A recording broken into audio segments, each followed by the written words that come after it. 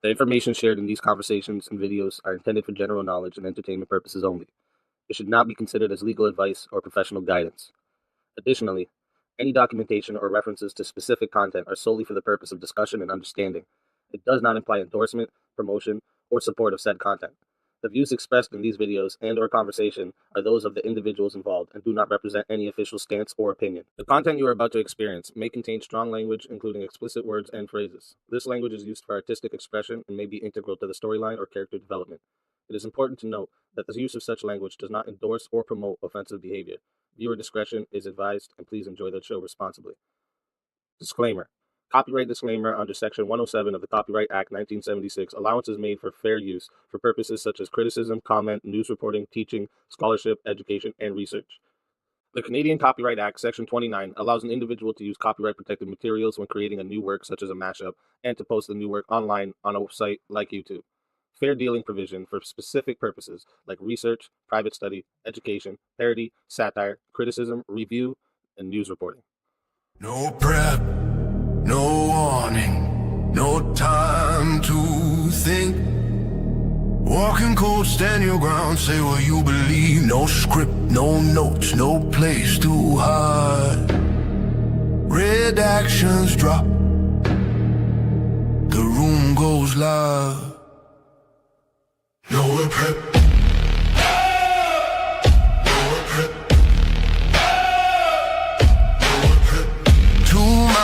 Enter one stance breaks. Nowhere prep, nowhere prep, nowhere prep. No topic, no opponent name. Just pressure, just fire, just debate. Nowhere prep, nowhere prep. No warm up, no safety net. You showed up, now defend it. This is nowhere prep debate.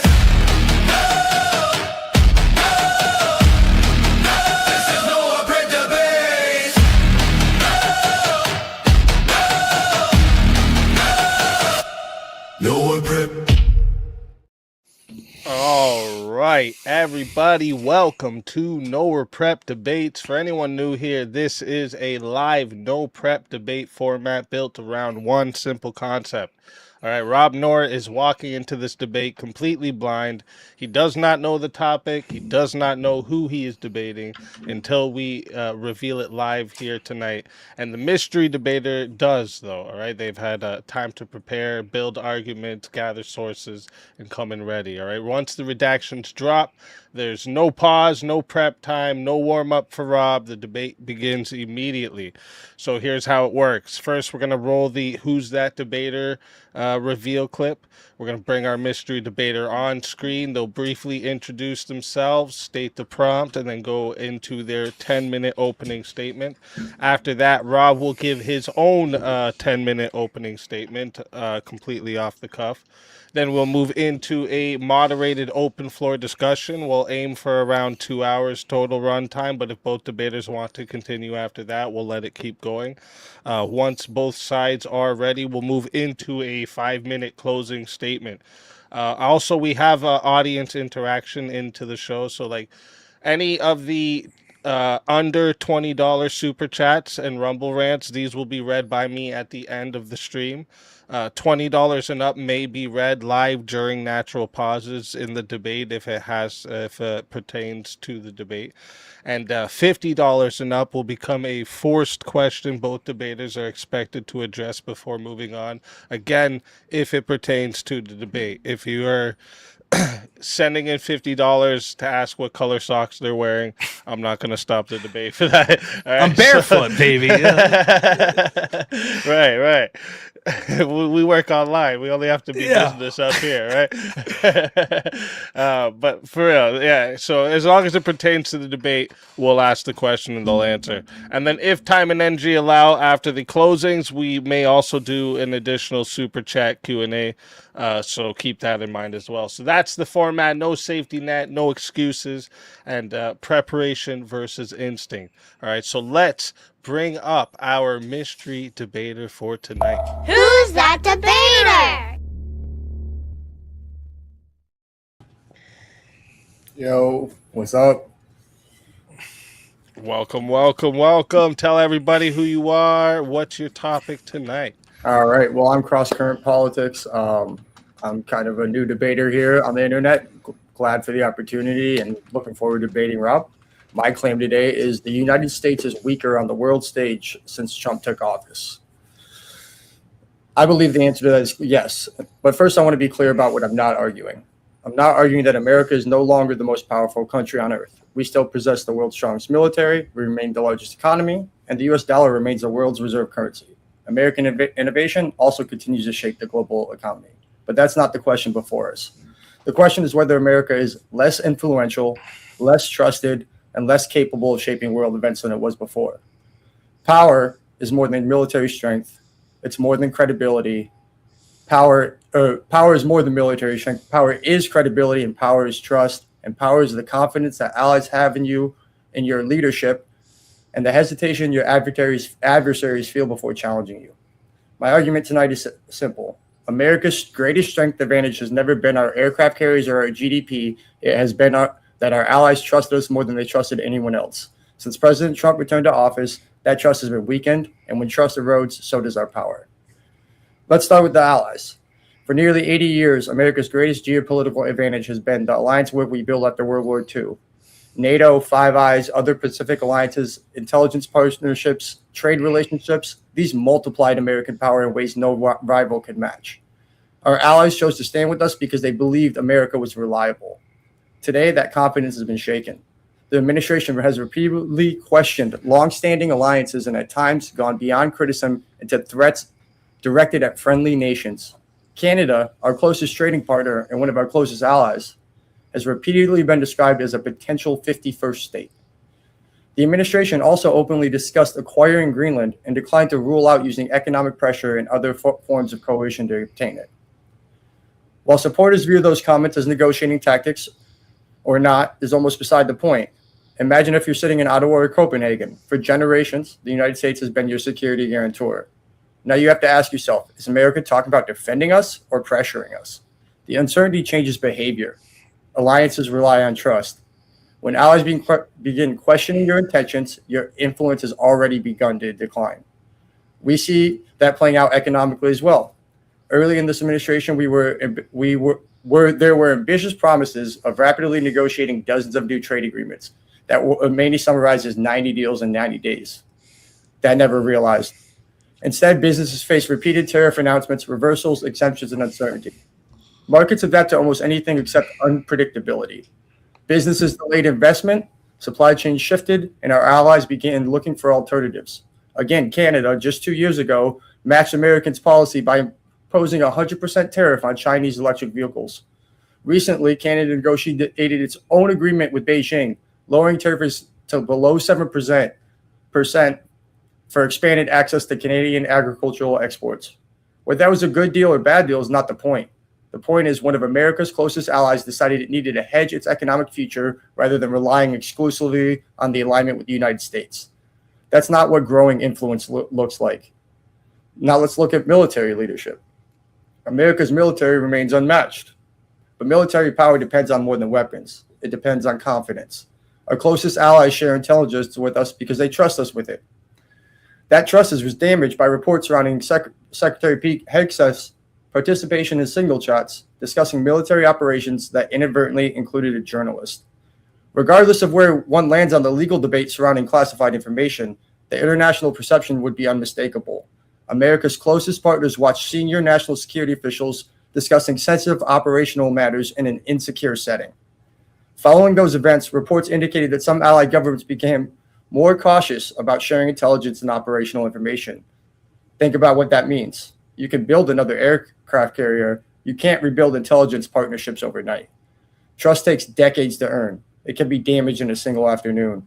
And at the very moment allies were becoming less certain, America's adversaries were becoming more coordinated. Russia, China, Iran, these nations increasingly cooperate economically and diplomatically and militarily. American grand strategy for decades sought to prevent hostile powers from aligning against us.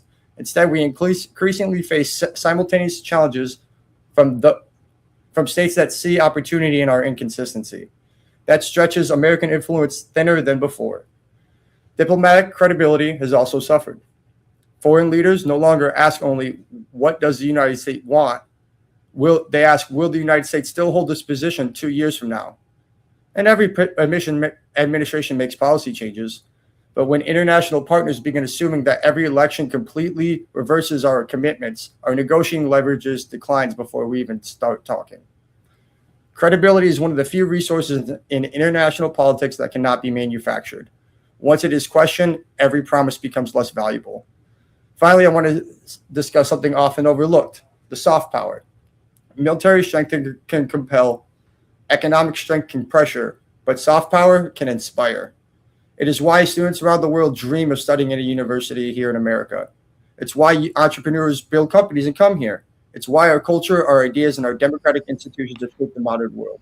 For decades, the United States didn't simply have power, it had legitimacy. The Research Center's Global Attitudes Project tracked international confidence in American leadership for decades. Its surveys consistently show the global confidence rises and falls depending on perceptions of Americans' competence, stability, and commitment to allies. When confidence in American leadership declines, so does our ability to persuade others. Soft power cannot be measured in missiles, but history shows it is often more valuable than missiles. Now, my opponent will probably likely point to America's continued military superiority. I agree. They may point to allies increasing defense spending. That's true, but increased spending can reflect something very different. Allies are preparing for a future in which they are less certain the United States will be there. Those are not signs of growing confidence. Those are signs of uncertainty. America remains the most powerful nation on earth. That is not the issue before us tonight. The issue is whether we've become weaker relative to where we were. Our influence declines. History teaches us great powers rarely fall because another nation suddenly becomes stronger. They fall because little by little, their friends stop believing they can be counted on. Aircraft carriers can't manufacture trust. Tariffs can't create loyalty. And military strength can't replace credibility. America's greatest strength advantage has always been when the world faced uncertainty, the other nations looked to Washington first. Today, more countries are beginning to look elsewhere, not because we've become weak, but because we've become less predictable. And unpredictability is not strength. Leadership is measured not by how loudly you speak, it is measured by how many nations choose to stand beside you. For those reasons, I affirm the United States is weaker on the world stage today than it was before Donald Trump returned to office. All right. Thank you for that opening statement. And with that, we're going to hand the mic over to Rob. Rob, whenever you're ready, I'll start the clock back here, and I'll let you know when you're a minute away from 10. Sounds good. Cross Current, nice to meet you. Thanks so much for doing this speak. Thanks for being here. Thanks everyone for watching. I know we're competing against the greatest president ever, Trump, who strengthened us so greatly in the world stage, giving a speech right now. But no, it's a great topic. I much enjoy it. So the exact prompt, I believe, was the U.S. is weaker on the world stage since Trump took office.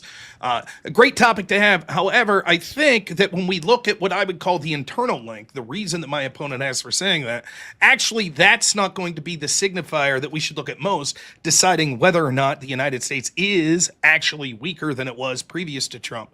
For example, it seems that his biggest link is confidence with our allies, and I maintain that our allies weren't really our allies. Our allies were mooches that were sucking off the power and the prestige and the wealth of the United States, claiming to be our friends while attacking us, ignoring us, and enriching themselves off of the backs of particularly the middle class in the United States. The Trump administration, one theme that we're going to see here, and I think this is a great topic because there is literally a diametric opposition between me and my opponent's worldview.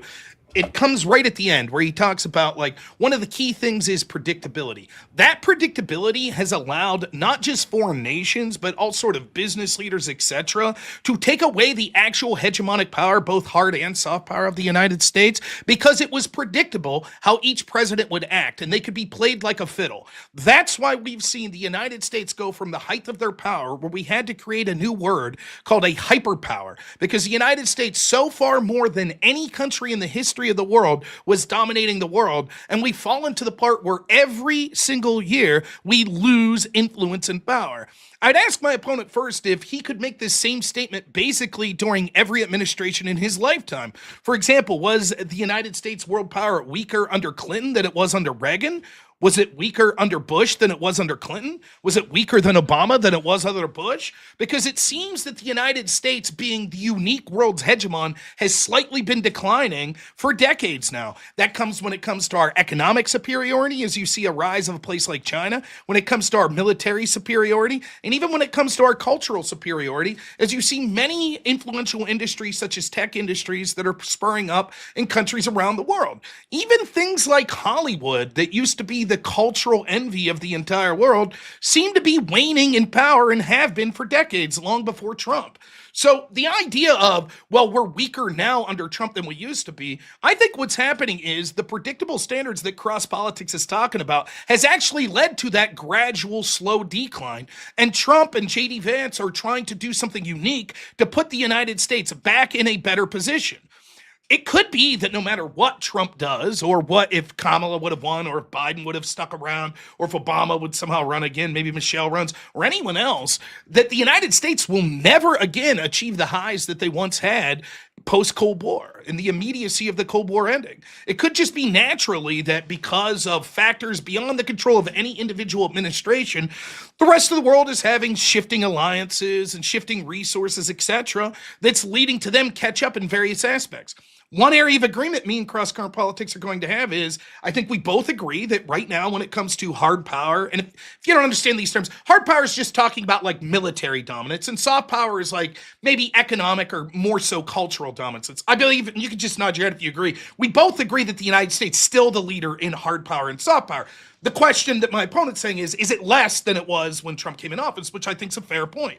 I'm arguing that it's almost always less under any administration, and I actually think Trump's doing a lot to changing it. The question shouldn't be, are we doing what our allies like? Any more than the question would be, would we say that France's power is waning if the people of the United States think the French president or premier or prime minister is doing better? No.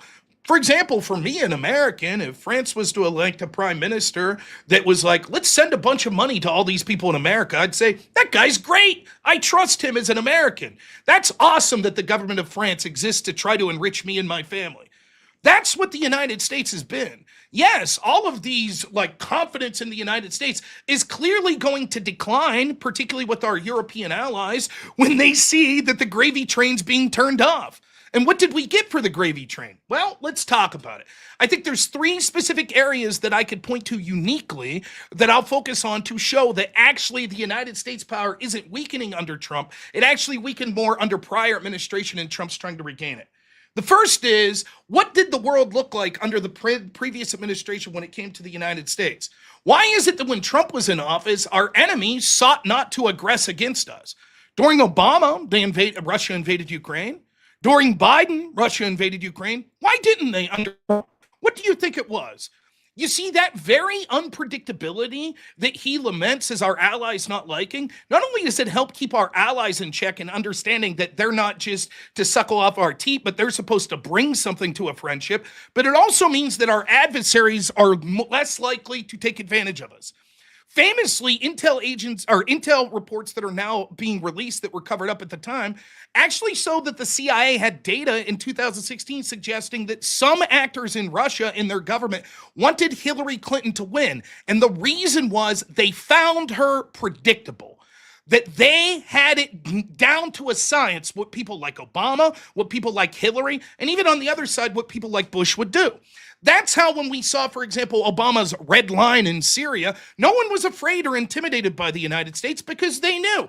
Ultimately, at the end of the day, those administrations would apologize and say America's the bad guys and, oh, well, we don't want to do these things. Simultaneously, you might say, well, that's a good thing. Maybe Obama was a president of peace, but it's not true. We went into disastrous wars like Libya with NATO, by the way, our allies, and took a former country that was, with all of its problems, and I was no Gaddafi fan, had the highest literacy rate in sub-Saharan Africa, and all of a sudden we turned it into a place with open-air slave markets. All the while, Gaddafi told us that the vaunted NATO allies and the United States was actually arming groups that were Islamic terrorists. And wouldn't you know, he was exactly right. That's what happened when the prestigious United States under the Obama administration went in. We also saw how weak the United States looked on the world stage when Biden's disastrous Afghan pullout happened. What a joke. The rest of the world had to realize that the United States was a paper tiger at that point. We were literally so desperate that we had to rely on the very people that we were fighting for near 20 years, the Taliban, to provide security. As the prisoners that allegedly they freed in Bagram Air Base, ISIS-K, bombed our troops, killing, I believe, 13 of them and countless Afghan civilians.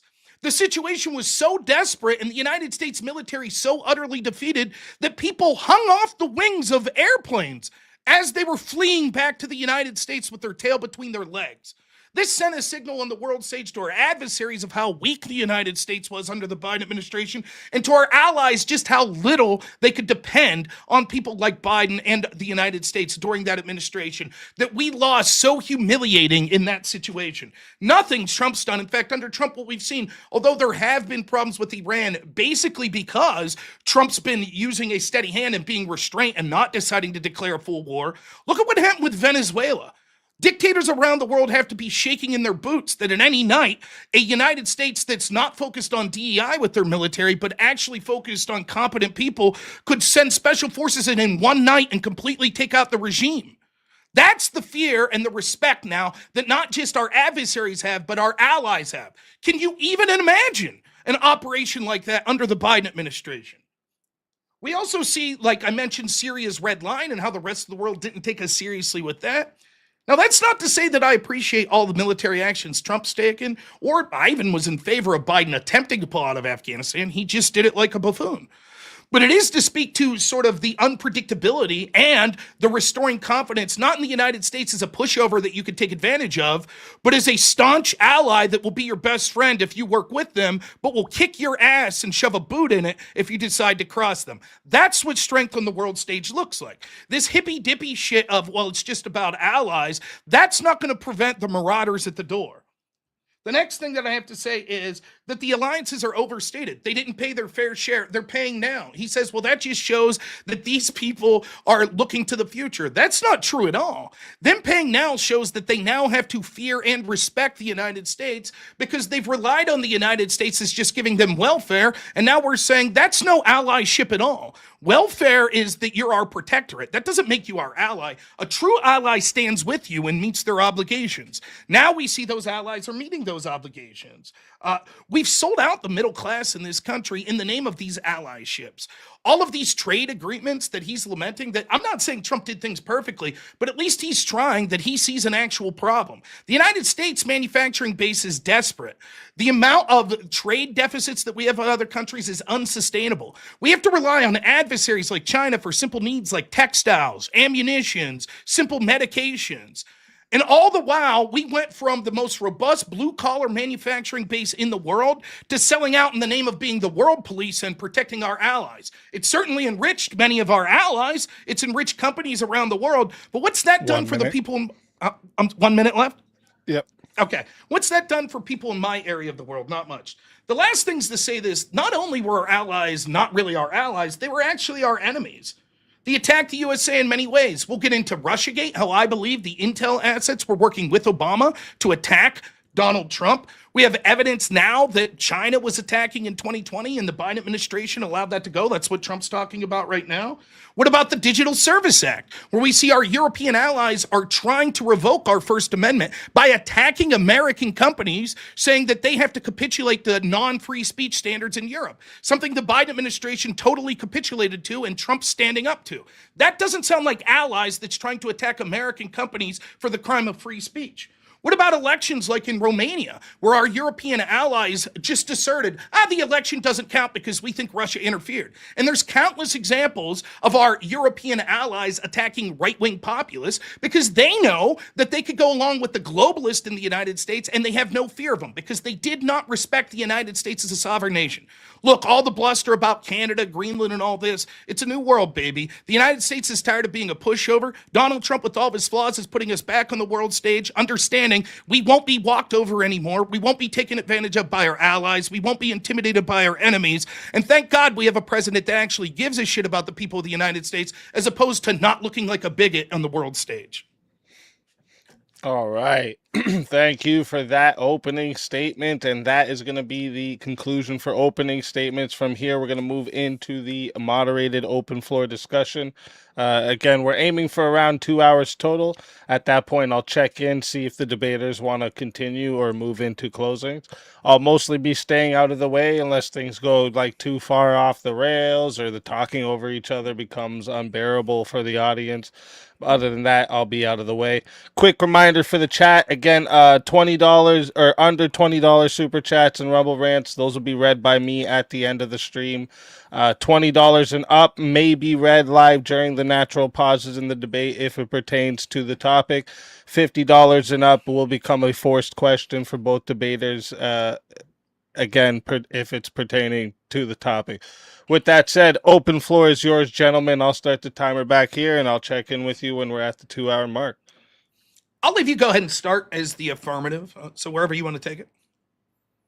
Oh, you're muted, bud.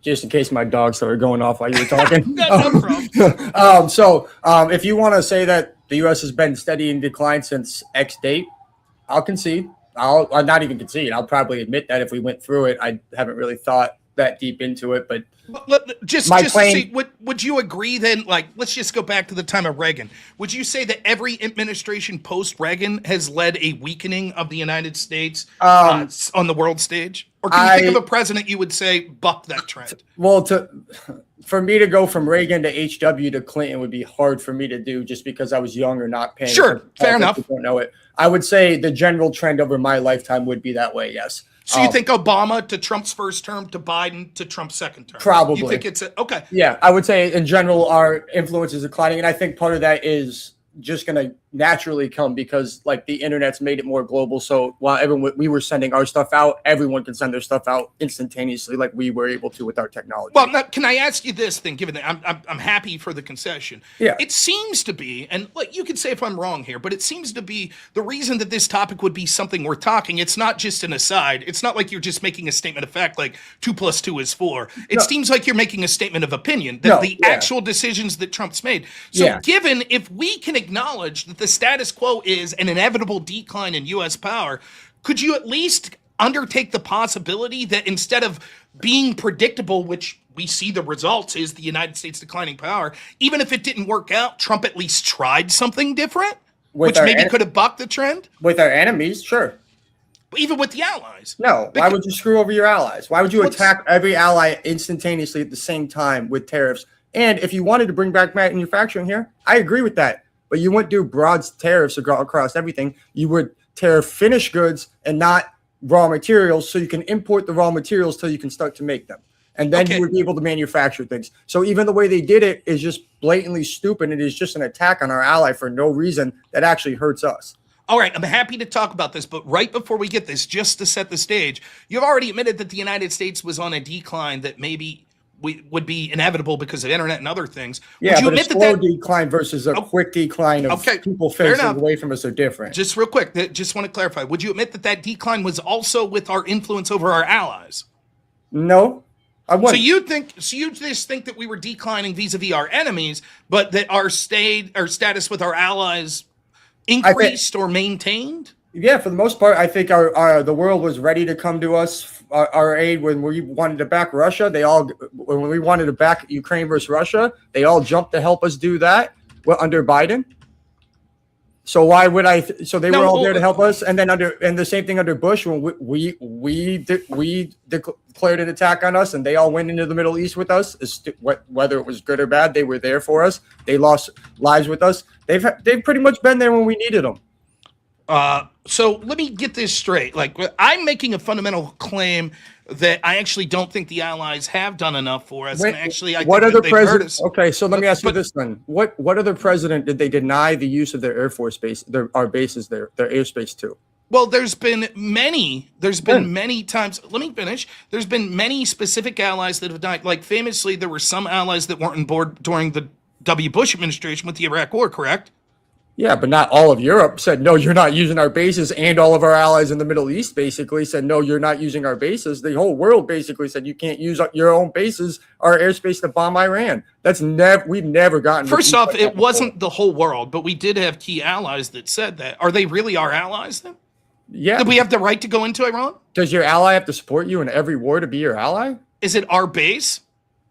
Is it their airspace? It doesn't matter. It's our base, right? Right. What is the point of being in a military alliance? Let me finish. A defensive what is the military point? alliance. Okay. Nonetheless, we're in a defense. Okay, so your argument is these were our allies, right? But we should be okay with them, and it's our fault that they're like, you can't use your own military bases to achieve military objectives in a conflict that you're in. I think what you're missing is that, and you're saying and this also points to when you said confidence doesn't matter from the rest of the world. It does directly, because if the world's mad at us and no one support, and all of the French citizens don't support the Iran war and don't like Trump and aren't going to back him in anything they do, their politicians can't back him because they're going to lose their election. That doesn't speak to whether or not the United States is weakening their strength. In fact, I would say, I would say that that's signal that the United States is exercising their strength, where they're so powerful that other nations have to rely purely on the stance of the United States for their own elections. If these were really our friends, as you're suggesting under previous administrations, why did they have net more tariffs in many cases against the United States? If they're our allies, they would have no reason to punish us economically like that, correct? Because you do tariffs for different reasons. I'm not against tariffs, and I don't think tariffs are inherently an attack. Just because you have a tariff on certain things, we should be protecting industry. There should be, and if you want to redo the trade, if you want to redo the trade agreements, fine. Why can't we get any done? Okay, so then your point is Trump bad man. He attacked our allies for trying to have tariffs, even though they tariffed us previously, and that was okay. That was still them being our allies. No, it's the way he went about it. He blindsided them with blanket tariffs that didn't actually make sense in any way. He was tariffing islands with penguins, famously, because it wasn't an actual plan, and he didn't go try and negotiate them with them beforehand. Why would, if they're your friends, if you go to your friend, you don't go, hey, do this right now, or I'm gonna attack you. You say, hey, can we talk about this? Can we talk about this? Did Europe negotiate with us before they tariffed us? Can you explain those negotiations? We have a trade deal with them. What was their negotiations when they decided to tariff us? I'd have to look up what in response to our tariffs. No. They already tariffed us. For example, European Union tariffs our automobiles. Yes. What was the negotiations they had with the United States before they enacted that I'd have to look up the trade deal that they signed with the EU. But you're positive it happened. Yes. You're positive that it came, and the United States said, that sounds fair to us. That sounds good. Okay, let's go. Let's forget that. Let's go with the USMCA. We signed that. You're saying Canada was screwing us? Was Canada screwing us? Why forget that? Because you don't have an answer? Because I don't have the exact trade. I don't know. Okay, but I want you to explain to me how that works. Was the United States, for example, under in trade deals, typically you negotiate the tariff rates. Yes. Why don't you leave me get my thought out, and then you could respond? Sure. Okay. Do you think under the Biden administration or the Obama administration that they were happy with automobile tariffs against the United States? Probably not. Okay. So why would our allies and friends do that? Because sometimes they have to protect their auto industry too. And as your friend, you talk to each other about it. You sign a trade deal about it, and then you go, okay, look, hey, we're Germany. We got to protect our car industry, so we're going to do this. This is what we're going to give up or let you tariff, and you sign a trade deal. That's how it works. That's how trade deals work. The way it worked here with Trump, like with Canada. No, it didn't. No, Trump just went off and changed it. Right? He didn't negotiate.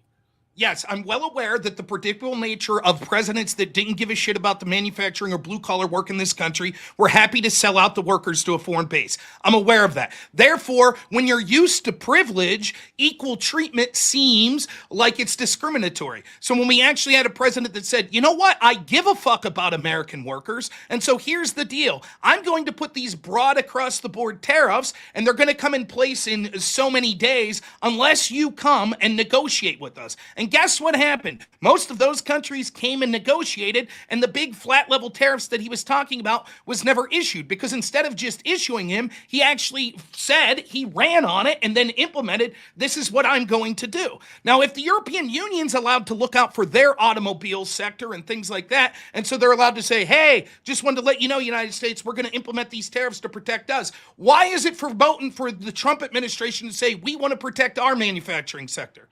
It's not. It's the way you went about it. Again. So what was so wrong about what he went about it? Because when you go with your okay, let me ask you this. Say you need to make a deal with your friends. You need to make plans with your friends tonight. Mm-hmm. Do you threaten them before you say, hey, I would like to do this, and I need a little help with this. We should go here because it's going to help me out. Or do you say, hey, we're all going to go here right now, or I'm going to cut off your access to me forever? I would say that both are a horse apiece to me, but I'm not a pussy, so maybe it's different. For me, what it is if you say honeyed words to say, hey, I'm going to fuck you over and steal your house, that's no different than just saying, hey, fuck you, I'm going to steal your house. The honey words don't make it better to me. So the idea that it's like, oh, Europe came to us and said, United States, you guys are great. We're going to tariff the shit out of your automobiles. But hey, you guys are good. Whereas Trump saying, hey, you motherfuckers have taken advantage of us. We're going to give you 2 months to negotiate trade deals with us. To me, the harsh rhetoric of Trump doesn't make that bad, but what Europe did okay. Okay, so you're telling me Canada's been robbing us? No. Canada's had certain tariffs on us. The United States, what they're doing is, were those let me finish. The United States is a world power. What they did was they were like, we're going to set out one flat policy for the entire world. Then we're willing to negotiate with each specific country, right, for the specific things that we want out of a trade deal. Canada, there were 2 things going on. There were things that we wanted to reciprocate when it came to sort of trade deficits with them and specific tariffs that they had. There were also other things, such as non-cooperation with illegal immigration, etc., that the Trump administration was trying to use tariffs as leverage to get them to cooperate on those things. Okay, do you think that our allies moving closer to China, that you would say that maybe not screwing us over, but wanted to renegotiate, that Trump negotiated those tariffs in his last term? So I guess he didn't care about blue-collar Americans when he negotiated those tariffs in the USMCA. Those tariffs, the milk tariffs, all the tariffs are in the USMCA that were negotiated. It is true that the USMCA that came under the Trump administration had tariffs and things like that were brought on board. And it doesn't mean, let me finish, it doesn't mean that the Trump administration coming in and saying we want a better deal for the United States is something that's bad. I understand that many people, and it seems like you're one of these, is more concerned about the rest of the world patting us on the head and saying good boy than actually working for the American people. I say fuck all that. I don't care what a failing country, socialist wannabe country like Canada that sees their GDP declining precipitously and sees the entire cultural makeup of their country. I don't give a fuck that their feelings are hurt. Sorry. Yeah, you might not, but when their feelings are hurt, they stop buying our weapons and start buying Swedish manufacturers. And so then how's their so then GDP of the United States has gone down?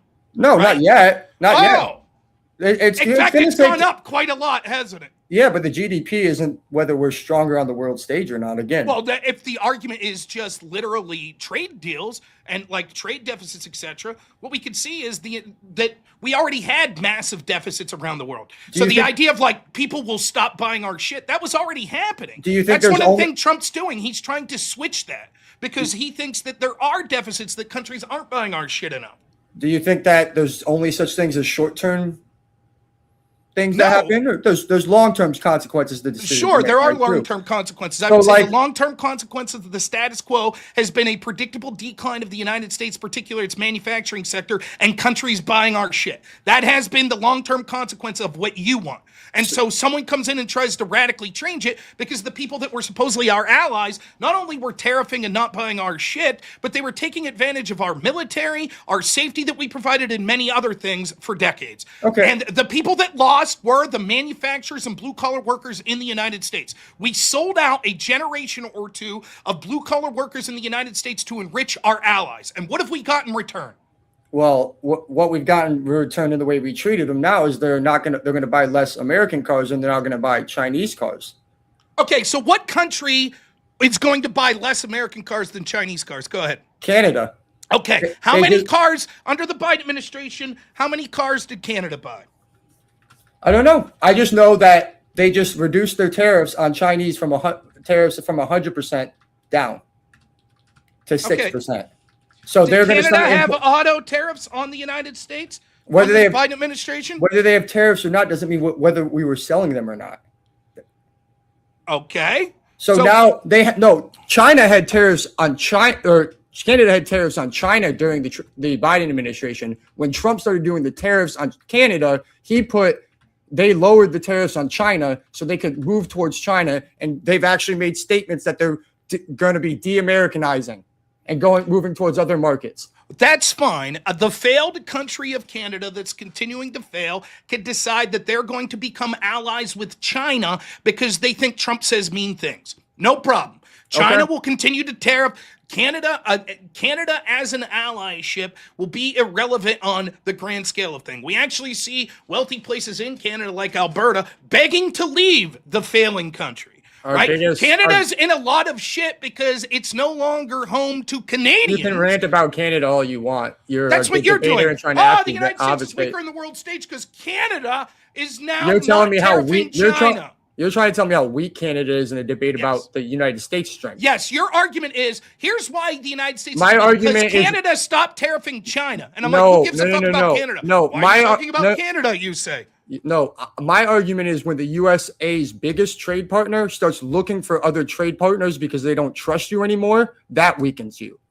I don't think it will. I don't give a fuck I don't think it will because I think that what you'll see is that manufacturing will increase in the United States, which means that we'll be able to buy more stuff in the United States that will not only create more jobs in the United States, but will actually be then more affordable for the consumers of the United States. And those manufacturing plants in the United States will lead to more selling of our products around the world. And if Canada chooses, because they're pissed off because Trump's a big meanie, to say that we're not going to engage in any trade with the United States, fine. We'll have many partners around the world. Well, it's not actually. Europe is also doing the same thing, and so is all of our NATO allies are actually doing a 2030 readiness plan where they stop buying United States arms, or get down to 28%, where they previously bought like 72% of their arms from us. When was that proposed? The EU unveiled a Readiness 2030 strategy. March 19th was the article I read about. Okay, so what's this article say? It says the EU wants to break its security dependency on the U.S. and buy more European weapons. So great. It's moving its military spending from majority U.S. to majority European. So it sounds like our defense contractors are going to lose a lot of money, and there's not a lot of like other options. It's not like there's just new countries popping up. Great. Two things. One, we can see that there's already talk that U.S. needs to resupply their munitions and stuff. Great. That'll make the United States military more robust. Secondly, I don't really give a shit if the United States defense contractors start to lose some money. I'm more concerned about industries. Right? I'm more concerned about industries that not just create jobs, but create jobs that are doing good things in the country. That's what I'm more concerned with. I'm perfectly fine with not being the world police. I'm fine with that. I think the net benefit of not being the world police, if that means, but Rob, we get to sell a few less missiles to France. That's fine with me. I don't give a shit. And all the stuff you're talking about hasn't been proven. It's just hypothetical bluster that what could happen in 2030 or that our GDP could go down in the future. They signed a deal. They signed a deal. This isn't what does that have to do with? What does that have to do with anything? For example, it's not hypothetical if they've already allocated. For example, the money it looks like the United States' actions of ramping up domestic energy production while fracturing OPEC is going to lead to the United States energy being sold to partners around the world much more. Cool. Do you think Europe's going to spite themselves and say we choose to not get energy because Trump's mean words? I don't know, but I do know right now in this country, manufacturing jobs are down and energy prices are up. What we see is when it comes to the first up, not true, not compared to the highs of Joe Biden. Second, what we see is the jobs that were created under Biden This debate is from since Trump took office. Okay, you want to go back to Biden, but that's before January 1st, 2024. Can you reread to me the topic? Can you reread to me the topic? Yeah. The United States is weaker on the world stage since Trump took office. Okay, does that imply that we would compare it to the administration before Trump took office?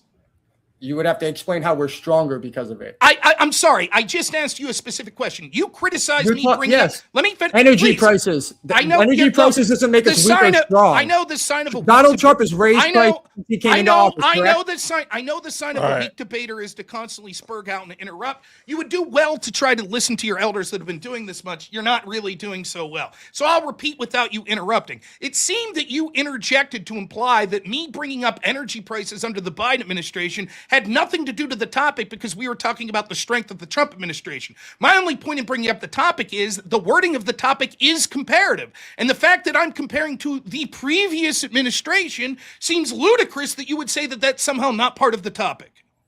Well, to me, when I'm saying energy prices have gone up since he's taken office, it's because of the things he's done. Sure, at some point under Biden, they were higher, but your claim is the things he's done since he took office have made those energy prices, are going to make those energy prices lower. But since he's taken office, my energy prices have been way up.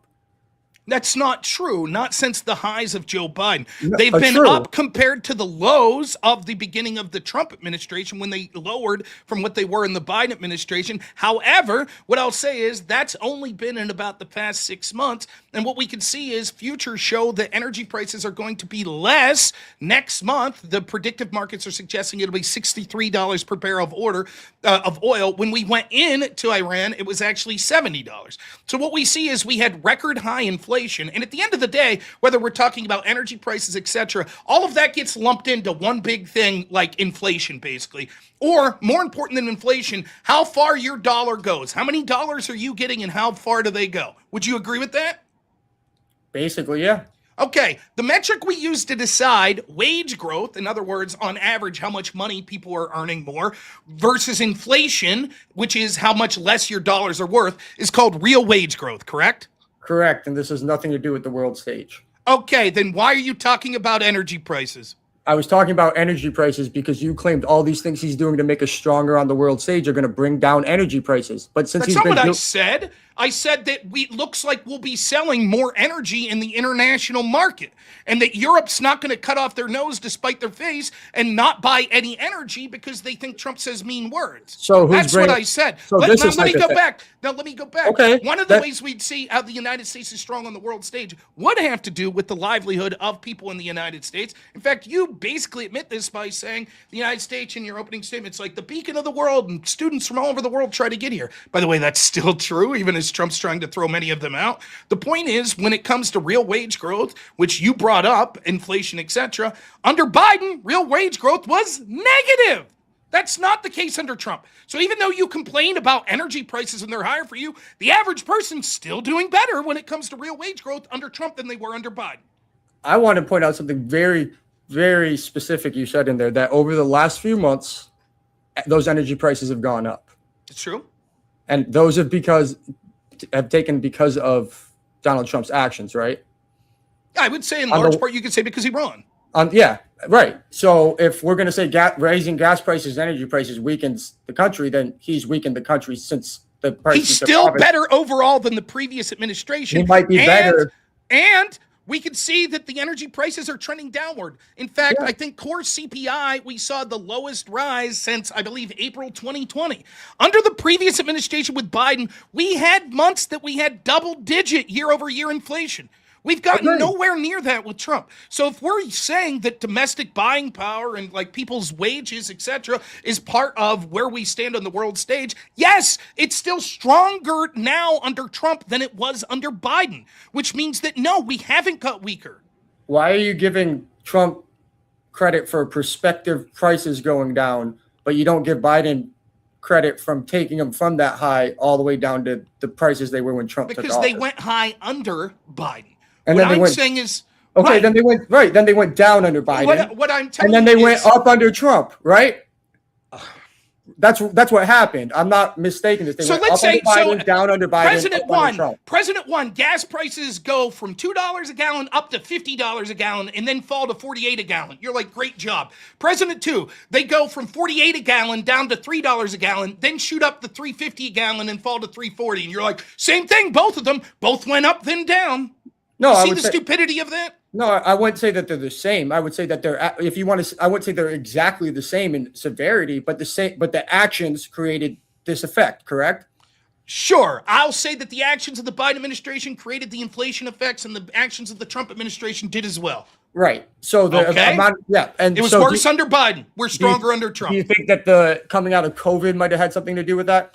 I think the disastrous policies of the Biden administration in their handling of COVID, and particularly the lockdowns that Democrats enforced and wanted, is largely exactly what caused all of the supply chain crunch and the inflation that we saw. Well, most of those lockdowns were under Trump. By Democratic leaders. That's fine. You can blame them, but it Yeah. was then that means Biden inherited. By the that way, too, not right? most of them were under Trump.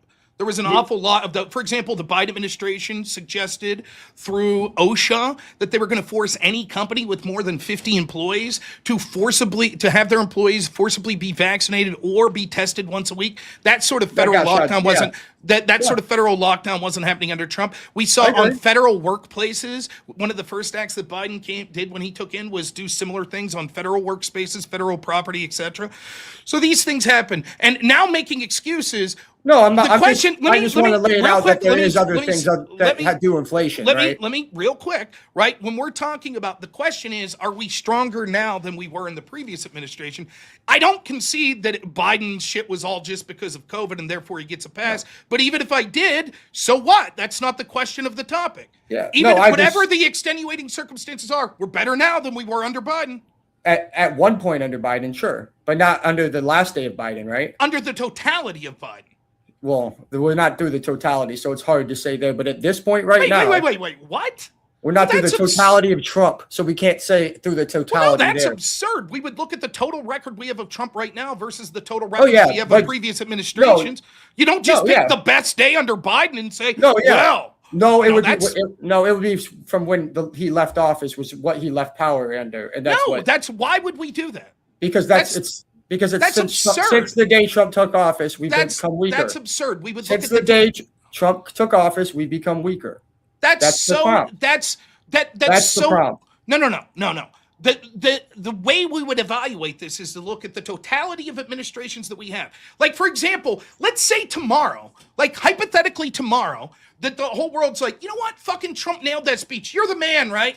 Yeah, we want new trade deals. Would you all of a sudden say, based on that one statement people said, today things are looking up? No. The United States is of course not. Of course you wouldn't. You would say, wait a minute. We got to get a picture of the totality of these things. Sure, but the debate prop would be the totality of the day he took office from there until now. Yes, the day Trump took office, we had stagnated real wage growth, and now we have positive real wage growth. But we had 2.8% inflation, right? And I don't know what the exact. It was sub 3, and now we're well above 3. And so okay, so as a totality, the Trump administration has been markedly better than the previous administration. Fine, but since inflation itself is not the metric we should look at. You already conceded we would better look at real wage growth. It's up over the previous administration. I would say real wage growth tells us the strength on the world stage. I would say the value of the dollar would be the best way to look at that, which is also down.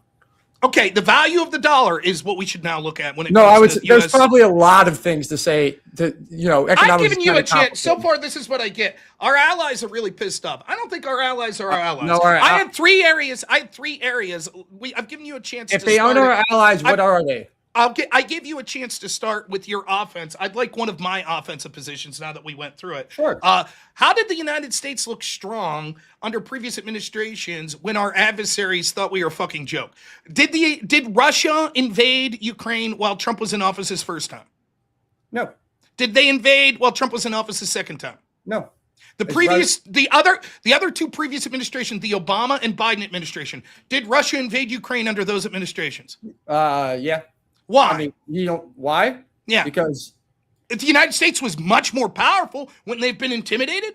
Well, it's not like they weren't fighting. Were they doing? Do you think they were doing nothing on the Ukraine fronts during Trump's administration? I think that they were largely backtracking. Right? What they were setting up the Ukraine invasion. No, I don't think that's true at all. I think what happened was as follows. I think that they saw that their under the Obama administration and their meddling in the region, which actually makes the United States weaker, that led to sort of the Maidan Revolution, which Russia felt was a color revolution by the United States. And so they decided under the Obama administration that they were going to invade, which is exactly what happened. When Trump came in, Trump was incredibly hostile to Russia, despite what the media said, was doing things that Obama was unwilling to do, like selling Javelin missile systems, etc., anti-tank systems to Ukraine, and Russia backed off. They were sort of, and this is what the intelligence shows, that they didn't know what to make of Trump. They were like, fuck, this guy's a lunatic. He may attack us. So they were like, we ain't invading. Then Biden came in and it's like business as usual. We know about Biden. He's the exact extension. Biden's an empty shell. He's got dementia. The whole world knows it. They know he's a fucking figurehead, that it's ran by people behind the scenes. And Russia's like, we know exactly what we could do. And so they invaded and they got away with it. Right? So then when Trump comes in, like the rest of the world knows, like they see what happened with Maduro. They're like, holy fuck. Biden administration, our allies, like his son, the previous administration, Biden, you want to know who his son was working for over in Ukraine? He's working with, not my words, but Vice President Biden at the time's word, a corrupt pro-Russian oligarch named Zlochevsky. That was paying You want the to Vice talk about President's sons working with corrupt national leaders, oligarchs? Sure. Yeah. Sure? Yeah. So you don't think anything you think that like anybody in Saudi Arabia is corrupt dictator? Is Saudi Arabia our ally? Sure. Is Russia our ally? Sure. Is Ukraine our ally? Wait. Russia's our ally. Ukraine, but he was working for a Ukrainian energy company. He was working for a Ukrainian energy company that was under arrest or being investigated for being pro-Russian and siphoning money out to Russia. He was considered a Russian oligarch or pro-Russian oligarch. In addition, in his own emails, Hunter Biden admitted he was working for, quote, the spy chief of China. Is China our ally? No. Okay. Under the Trump administration, do you think China would have the balls to fly a spy balloon the entire way across our country? There's reports that it did happen, and they just didn't know about it. Show me.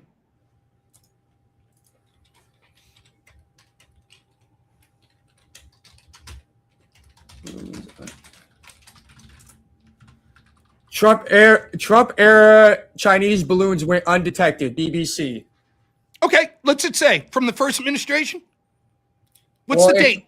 It was February 7th, 2023, so it was before his second administration. Okay. So what it was the BBC, at least 3 suspected Chinese spy balloons flew over the U.S. undetected during the Donald Trump presidency, defense officials have said. So the Biden administration said that let them go. Oh, trust us, this happened under Trump too? That's what the BBC state media is saying there? I'd have to go through and check all the receipts right now, Rob. Let's say they were undetected. What do you think? But you said that they won. That's right. I did say that. You're saying they didn't. But that's right. I am saying. I have reported. Even if that's true. Even if so, that's it's just true, your word versus the reporting. Yes, probably that's exactly more too. That's just the first thing. Okay. Yes, that's exactly what I'm saying. Secondly, right, even if it did happen, we all saw the one from China under Biden, and they said, we're not going to do anything. Did that happen under the Trump administration? Well, if they didn't even know about it. Okay, so what's more of a sign of weakness? Our greatest adversaries whipping their dick out and saying, we're going to fly our fucking spy shit over you, and you guys are just going to point and say, what can we do? And Biden says, nothing. Or Rob, they did it, but had to do it clandestinely because if the Trump administration would have found out, they'd have did something. Do you know if we, jammed it or anything? Or are you just assuming that everything were just able to freely do whatever they want? I think that it freely floated the entire way across our country. Yes, but obviously that spy balloon, if it's collecting information, has to send it somewhere, correct? Was the United States more hostile under China under Trump or under Biden? Well, China's been expanding its power since we. Was the United States more hostile to China under Trump or under Biden? Well, right now Trump seems to be real friendly with them, so I don't know. You do? You think that? You think Trump's been more friendly? He asked them for help in Iran. He asked them for help in Iran. So just to be clear, that's a sign of weakness that he's trying to get an international coalition to help with Iran? No, but I think that's a sign that they're less of an enemy than you think. No, I think what Trump's trying to do is be harsh against our enemies like Russia and China, but also try to give them opportunities to come to the table to not be adversaries, as opposed to places like the Biden administration that were saying things like it was an act of war that Russia interfered, while at the same time covering up that China was doing the same thing. So, I mean, I don't know what to say. And what about the Afghan pullout? Did that make us look good in the world stage? Was that a sign of strength on the world stage? People hanging off airplanes? No, probably not. point to me the Trump situation where that occurred in his first or second term? Well, I mean, the negotiation where they basically surrendered to him was pretty bad. That Surrendered to whole who? negotiated pullout. Surrendered to who? Do you not? Rob, why don't you tell me what Trump negotiated in that deal and who was present at the negotiations? In what deal? Who are you talking about? Iraq. And the Iraq deal, pullout deal he negotiated. The Iraq pullout deal. Yeah. Okay, I believe Or Afghanistan. Afghanistan. I'm sorry. The Afghanistan pullout deal. I apologize. Okay, in the Afghanistan pullout deal, what Trump did was negotiated a gradual pullout that would have actually been something that had the Biden administration done would have been something I was in favor of, a gradual pullout to give power to, what was it, the Afghan ANC, whatever the Afghan forces there. That's what Trump negotiated. What happened was the Biden administration decided what they would do is they were going to pull out of Bagram Air Base, which was secured by the U.S. military, which they did, which predictably then led to the Taliban freeing terrorists that were housed in Bagram Air Base, which then meant the United States had to use civilian air bases controlled by the Taliban to withdraw, which predictably led to those same ISIS people, so we're told, bombing our troops and killing them. Which then led to people hanging off the wings of airplanes as we fled with our tail between our legs. Just saying, well, Trump also was negotiating a pullout that didn't occur, so therefore I think that shows a sign of weakness is absurd. You haven't gotten to my. You didn't even let me get to my point. You assumed my point. So, who was that? Who signed those negotiations? Who was there at the negotiations? Was Afghanistan the people we were supposedly giving power to there, or was it just the enemies in the United States and they cut them out of the deal? No, I believe the head of the ANC, whatever the Afghan that would be security forces incorrect, was sir. there. That would be incorrect. They were just cut to out be of the clear, deal. That's why okay. they cut and ran, because they did not. They didn't negotiate this deal at all, and they were scared as shitless, and they didn't. That's why they weren't going to fight. And yes, Biden fucked shit up too. I'm not going to sit here and say that. Of course he did. Okay, so just to be clear, Trump had negotiations purely with the Taliban that he specifically said that the leaders of the Afghan security forces were not allowed to attend. That's your argument. Specifically say he negotiated with them while I'm there. Can you show me the link?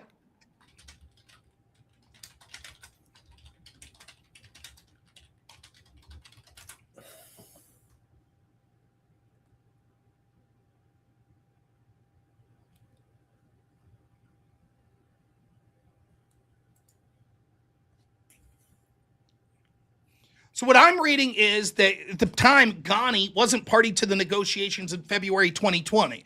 The timeline was a full withdrawal by 2021. The Taliban made certain pledges to prevent al-Qaeda, et cetera, et cetera. It didn't require the Taliban to stop attacking, I guess they called it ANSEF. But the deal was that we thought, that was said under the Trump and the Biden administration. So in that deal, you just said that. Say again? I can't hear you. Are you muted? I'm sorry, I lost you there for a second. Oh, okay. I said I couldn't hear what you said. Or no, I think I lost. Hello, can you hear me now? I can hear you. No, I think my internet cut out for a second there. Okay. So yeah, it looks like good? When Trump was signing the deal in Doha that the Afghan president or whatever wasn't there. Nonetheless, it's irrelevant. The point is that it was the way that it was implemented is what was the. It is relevant. The way that it is not relevant. The way that it was implemented. That was wrong too. Okay, just to be clear, your argument is the Biden administration did plan for plan what Trump suggested, the exact playbook, and therefore Trump gets part of the blame. Okay, then what's the point? The bad shit didn't happen under Trump; it happened under Biden. No, when you say we're gonna retreat.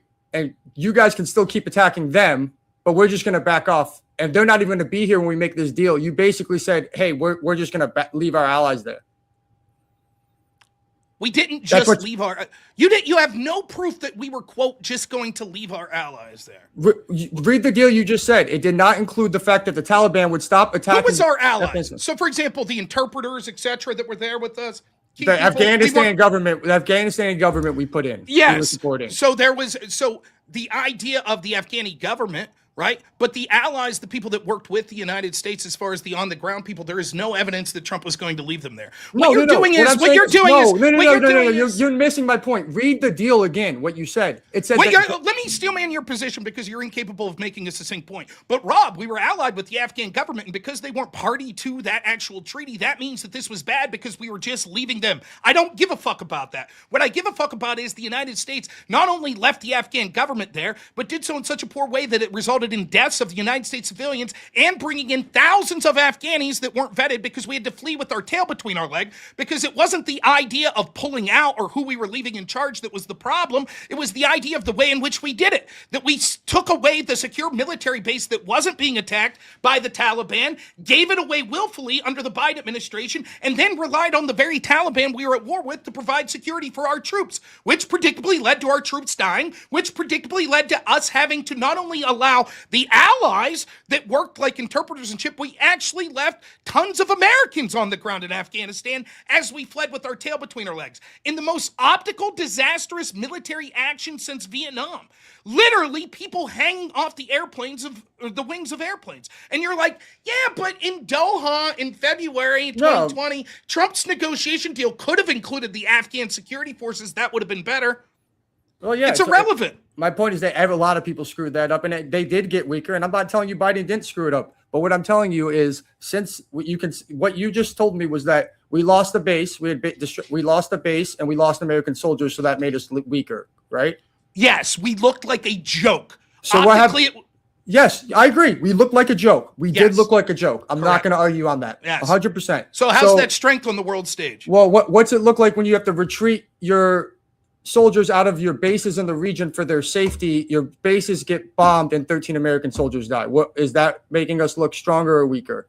When you're in an active military conflict, first off, I want you to be honest. If I was an to tell active you, military conflict, yes, I agree. Okay, they're both active. They're both active military conflicts. Well, you're very confident for someone who's doing so poor here. I love it. Would you, if I told you that we would be in an active military conflict with Iran, a far more robust military than the Taliban? In fact, some people say the strongest military in the region, maybe Israel.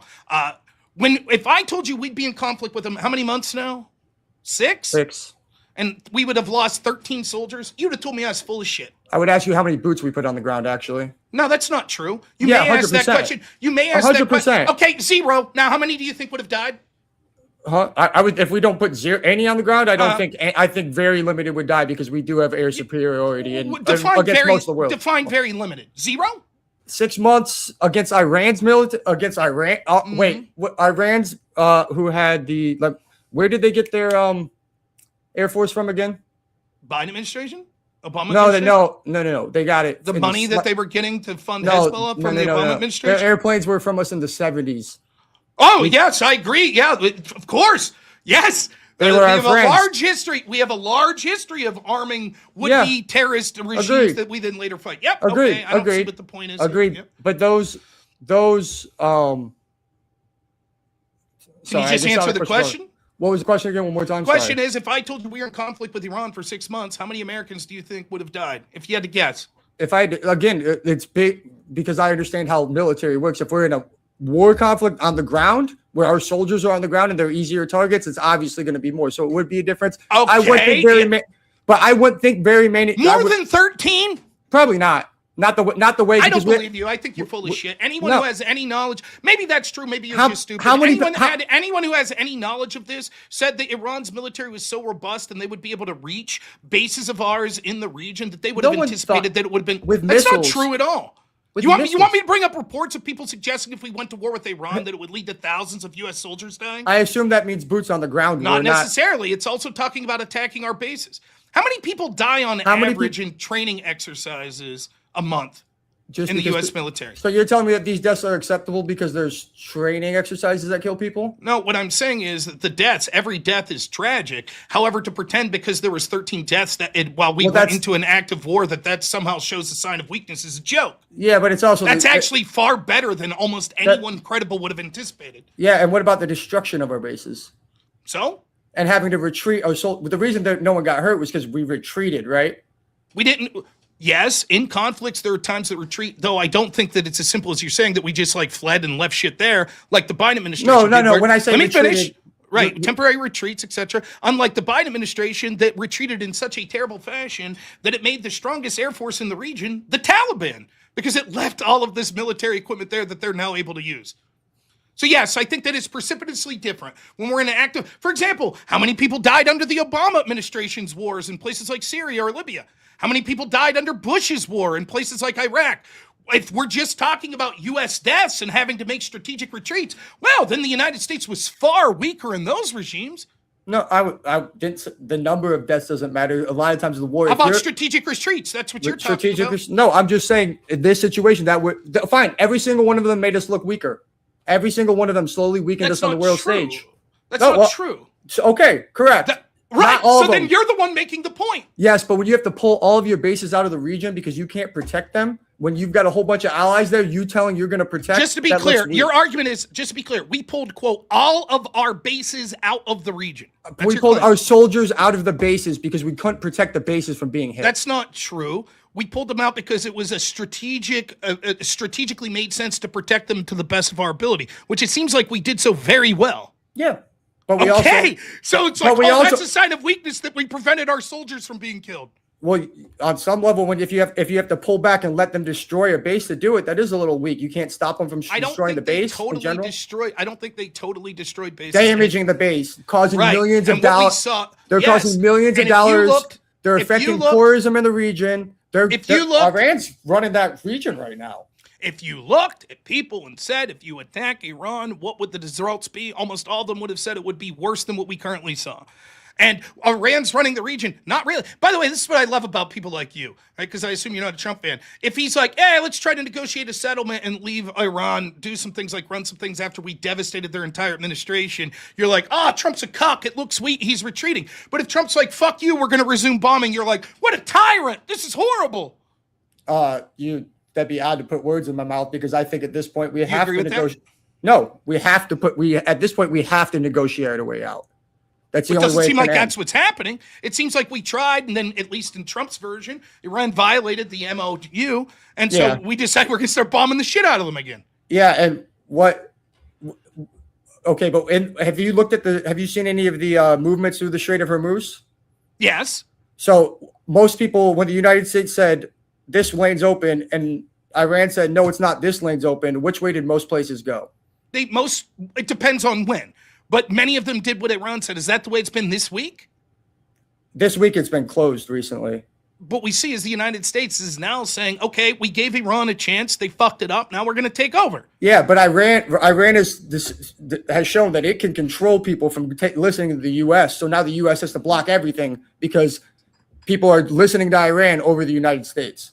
We'll see. We'll see how it ends up. What I'm telling you is see it. Yeah, we in the Strait of Hormuz. We see people saying. Give me your prediction right now.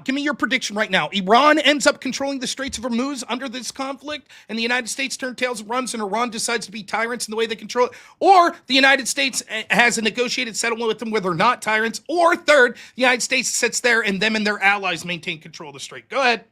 I think that there's some. You gave me some. There's a lot of range in what you said. Well, then give me your exact. So I think at some point we negotiate something, but I think that Iran will control some sort of tolling system or have some kind of control over the Strait of Hormuz they didn't have before. And they will come out strong. We'll see what happens. I think if the Iranian regime decides to be more in alliance with the United States, it would still be a net benefit. The point I'm trying to make is it's a false dichotomy to compare these two things anyways. When we compare the weakness of how the United States looked with the Afghan withdrawal to, well, we're in an active conflict with Iran, very similar to I could point to the same types of shit. We lost soldiers in Syria under Biden. There were strategic withdrawals in Syria under Biden, etc.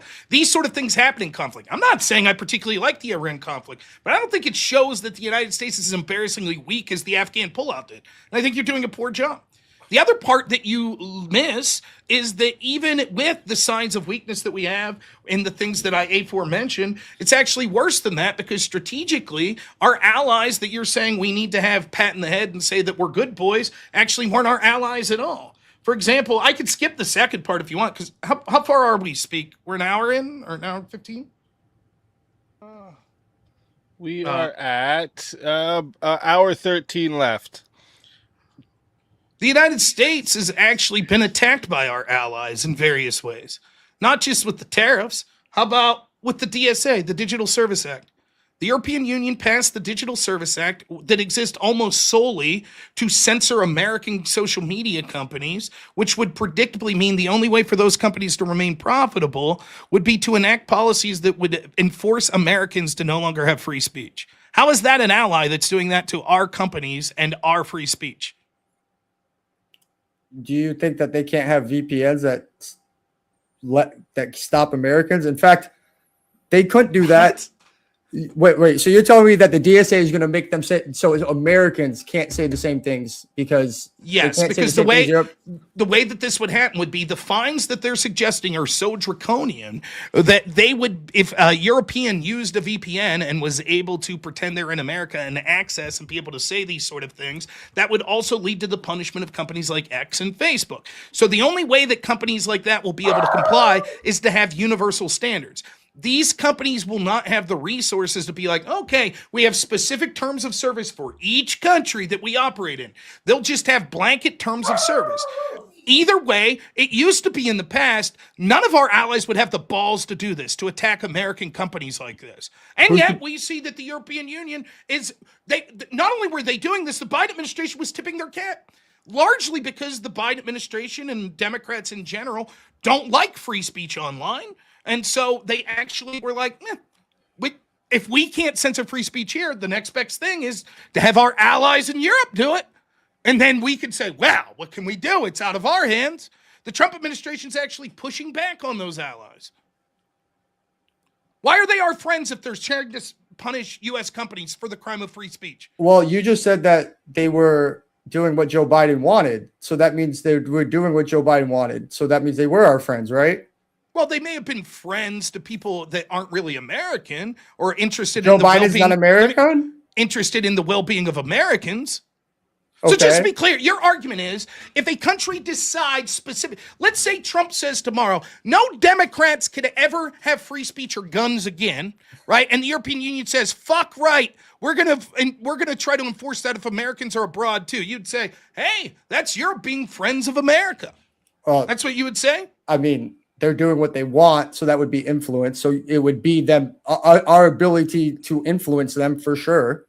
I think it's not whether it's good or bad. I don't think it's our ability to influence. I think it's more akin to the United States and the leadership of it being more interested in globalism and not actually giving a shit about the values of Americans. So what we see is the rest of the world says, you're fucking right, we could punish American companies, and there ain't a fuck all thing that your administration's going to do about it. And Biden says, yes, sir, you got it. So what's changed? Trump. What changed with the law? Well, Trump's pushing back and threatening with things like sanctions and tariffs. Has anything changed? No, Europe's struggling along with it because they're afraid that Trump's going to retaliate. So it seems like it's in the same position it was before Trump took office.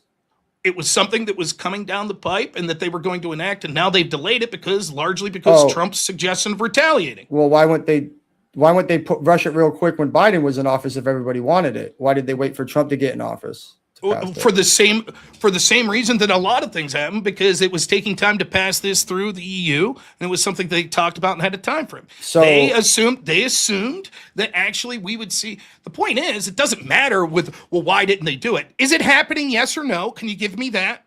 Well, if it's happening right now, still under Trump, is it happening? Yes or no? I'm not completely. I don't know about. I've heard of it, but I'm not very informed on this. Let's say it is happening. Let's say I'm assuming it's happening. I'm taking you at your word. Okay, let's assume let's just say yes, it's happening the same now as it would have under Biden. Okay, let's say that just for the sake of argument. I don't think that's the case, but let's say, okay, are they our allies? Well, I mean, I would say that Biden's influence to get him to do what they want, what he wants, and Trump not able to get him to change back to what he wants would mean that one has irrelevant to my question. Is that the action of allies? Well, if attacking them with tariffs is sure, according to you guys, you can do whatever the fuck you want. That's not what I'm saying. My entire point is that these allies are actually antithetical to America in the first place. And the way they've been allies is a bunch of leaders in this country are willing to sell out manufacturing and blue-collar workers in this country in the name of our allies. We kept sending them resources over and over, and the rest of the world said, yes, good boys. Then Trump comes in and says, hey, fuck this. Stop attacking us. Stop attacking free speech. Stop tariffing us. Start paying your fair share for our military alliance. And they say, we don't like this. We like the previous administration that just let us take advantage of you. And then dudes like you come along and say, see, the United States is waning in influence of our allies because they're upset because we're asking them to treat us fairly and to pay their obligations. All right. So let's say you're a mob boss, right? Okay. You got the biggest gun too. Okay. Biggest gun, most money. And you got all these people around you that are working for you. Okay. Maybe they're skimming off the top a little bit for themselves. Okay. Are they still your allies? Depends. Okay. What if they all decide, you got the biggest gun, you're the most powerful one. What if they all decide, fuck that, we're not going to work with you anymore. You've been being a dick to us. We're all going to go work together. And yeah, you got your biggest gun, but we got all these other guns and we got all this. So you got to do it all yourself now. That's who's stronger? The one that's getting skimmed off the top or the one standing alone? It depends. First off, the analogy doesn't fly for a numerous amount of reasons, but I'll answer anyways. Well, if your gun was big enough that you could blow them all the fuck away and still maintain your power, now you've just got rid of a bunch of leeches that were siphoning off your power and contributing nothing to you. So you're stronger now. Yeah, but you also have nobody to run nobody to get that stuff to do those things. That's not true. You just get new people that do it. We're talking about, but if you take this to the country standpoint, you can't just get new people if you attack all the countries. What are these countries doing for us? Go ahead. What are they doing for us? They're allowing us to keep our bases there for us. They're sharing intelligence information with us. Why is that good? Why is it important for us to keep our bases there? Has that made America stronger, having 400 something bases in hundreds of countries around the world? It allows us to react to something farther away from us, so we don't have to wait for it to get close to us. Okay, so give me an example of when that's paid off. When Libya paid off? Yeah, Libya, like that. That made America stronger, right? How about Syria? How about Afghanistan? Did it make America stronger? So you think we should give up all our bases in Greenland, Canada? No. On the Arctic Circle? No. Why? Why should we? Let me finish, right? I'm saying two things. One, you're fallacious that all of a sudden they're going to say, hey, you have to get your bases out. That ain't going to fucking happen, because the reality is they depend on those bases for their security, because their militaries are a fucking disaster because the United States has subsidized them and got next to nothing in return. That's number one. So you're wrong that they'll kick us out. Secondly, the importance of those bases is vastly overstated. What has weakened the United States, in my opinion, largely, is a focus on power projection like that across the world, while we can't even fucking secure our own border. So I think that if we had a military focus that was less about focusing on having bases to protect Belgium and Spain and the United Kingdom and Ukraine, and was instead focused more on securing our own fucking country, the Americans would be far stronger. And the Europeans will start to wane in strength as they decide to mass import immigrants that are a drain on their system. Okay, but you just kind of talked about here where if we pull them out, you're right. We have subsidized their defense. I agree. Correct. So what have we got in return? What have we got in return? We've gotten the ability to be able to ask them and tell them what to do most of the time. Give me an example. Did we tell them, hey, stop punishing our companies to attack free speech? Did we tell them that? No, when Trump did, they didn't listen, right?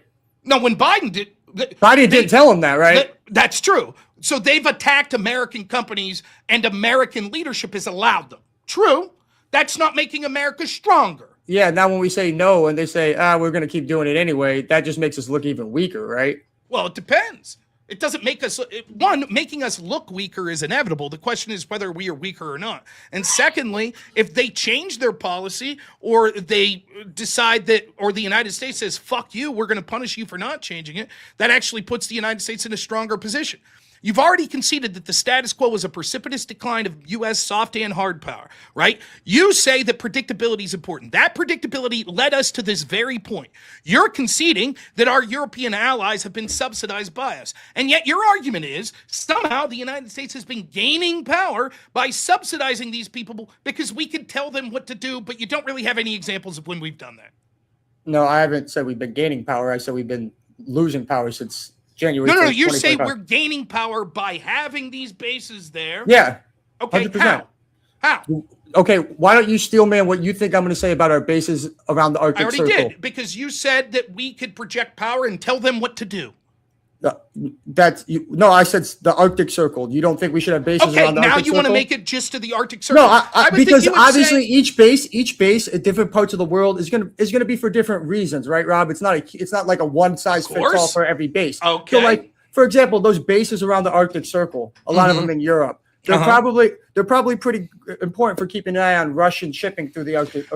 Right? Yes, that is absolutely true. However, once more, I go to your fallacious argument. One, you have yet to prove, seeing as how you're acknowledging that this is a subsidy to these countries, that they are going to kick our bases out. Second, if they chose to kick our bases out, then we would just fucking strong arm them and take places like Greenland, and there's not a fucking thing they could do. Yeah, but this is all just red herring scare tactics. Show me one of these countries that said anywhere credibly, we're going to kick your bases out. Just one. Of course, they're not going to do that now. Okay, No, that's of course, what I thought. of course. There you go. But Thank you. that's what their plan is. That's why they're planning. Cool. Then show me anyone credible that said that from the government in Europe. We're going to kick your bases out. Go No, ahead. they're not. Again, that's not my claim. But that's their plan. They're secretive about it. That's what they're really No, planning to do. they're saying they're looking for a future where they don't have to rely on the U.S. for security. Good. Okay, but you Okay. realize if they're not dependent on us for security anymore, they won't need our bases in the Arctic Circle anymore, right? That maybe So that of course would they're be not the going to case. do it now. They're going to do it when they get to the point where they can protect So themselves. just to be clear, they're going why to would string the- us along the whole time. So then all of a sudden Europe has a robust military in the Arctic Circle, which, by the way, I assure you the United States will maintain a position there, whether Europe wants it or not. But let's say hypothetically they don't, and then Russia is going to, like, what, send their military through the Arctic Circle, and Europe's just going to be like, Isn't Russia, isn't the whole fear-mongering, they're going to go into Europe. They're going to go into the European countries. So if Russia decides we're going to go to the Arctic Circle now and fucking attack Europe, fine. Let them fucking attack Europe. That'll give us plenty of time to buttress our defenses, just like in World War II, as we say, look at that. Russia's military is hitting a brick wall of European bases that can now defend themselves, and it doesn't have to be U.S. troops. Excellent.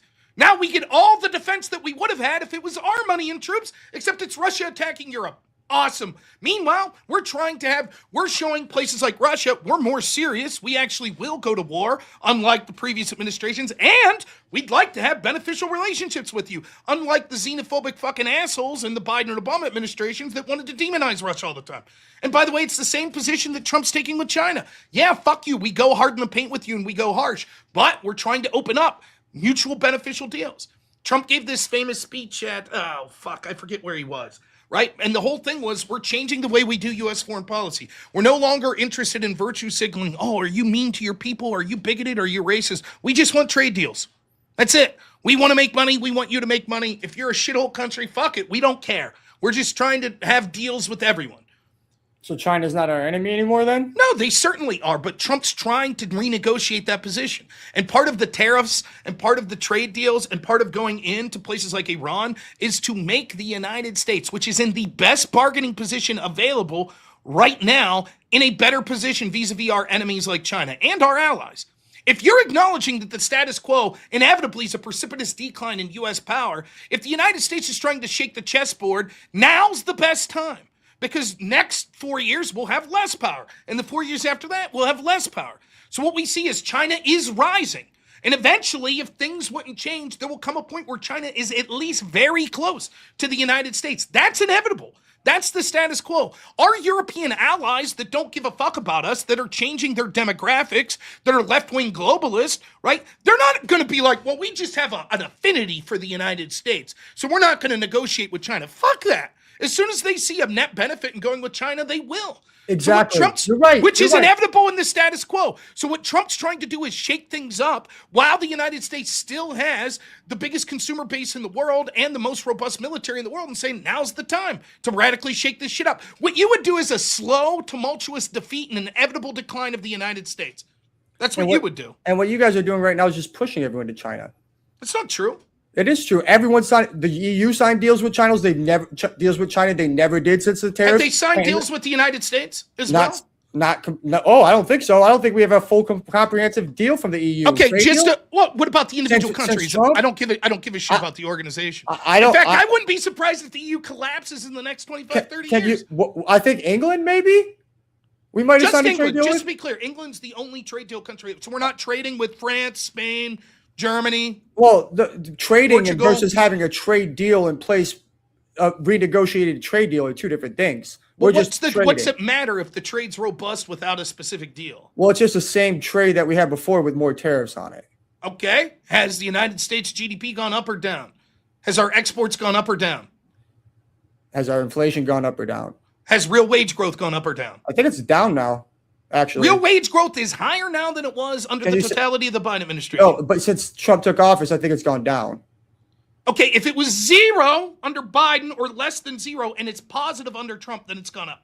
Oh, I don't know what happened under Biden. I'm just saying that it's been worse since Donald Trump took office. So I was doing better. I was doing better. If you don't know what administration. happened under Biden, right? Then how can you make a statement that we're weaker now than we were under Biden? No, I'm saying we're weaker now than the day Trump took office. I don't think that's the case. Real wage growth is up since Trump took office. Since the day Trump took office? Can you Yes. send me the link? Can you tell me where the link to that is? Sure. Well, you concede that you've lost the debate if I do. No, that's not the totality of the debate. Is real wage growth. Whether we're weaker or stronger on the world stage is real wage growth. Come on.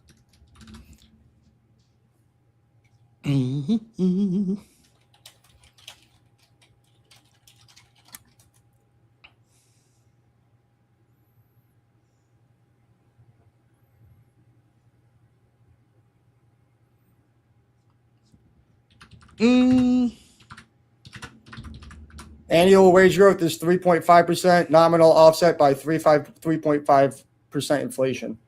So it's 0. What are you getting that from? From Yahoo Finance. What's the date?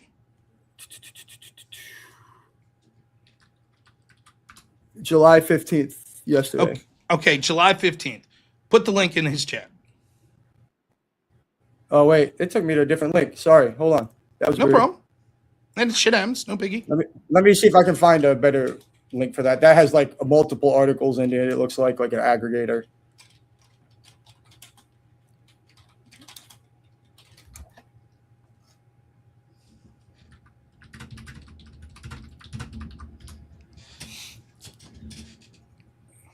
The Federal Reserve has 3.82 to 3.6, so 0.2% wage increase. So it's up. Excellent. Yeah, 0.2%. Yeah. So it's up. So it's better now than when it was when Trump came into office. Well, hold on. Let me read this real quick. U.S. wage in May compared to the same month. So that's month over month, actually. I'd have to look for. Let me see. Wages grew in May. Yeah, that was May to June.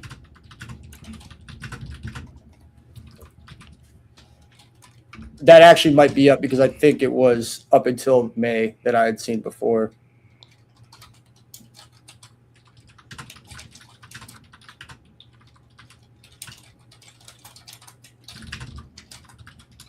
The problem is a lot of this data is a couple months behind. Yeah, and it's always month. There's a lot of month to month stuff, not from the January 20th. See, I got from January to April, which is not going to give us a. So, nonetheless, the point is, even if it was flat, which I think it's still up, it would still be the point that we're not weaker under that metric.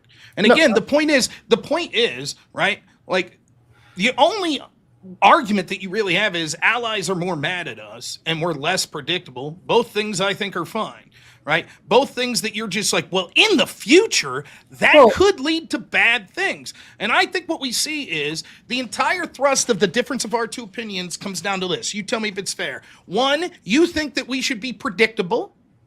Correct? That's number one, the big difference. And I say, I think the unpredictability. With our friends.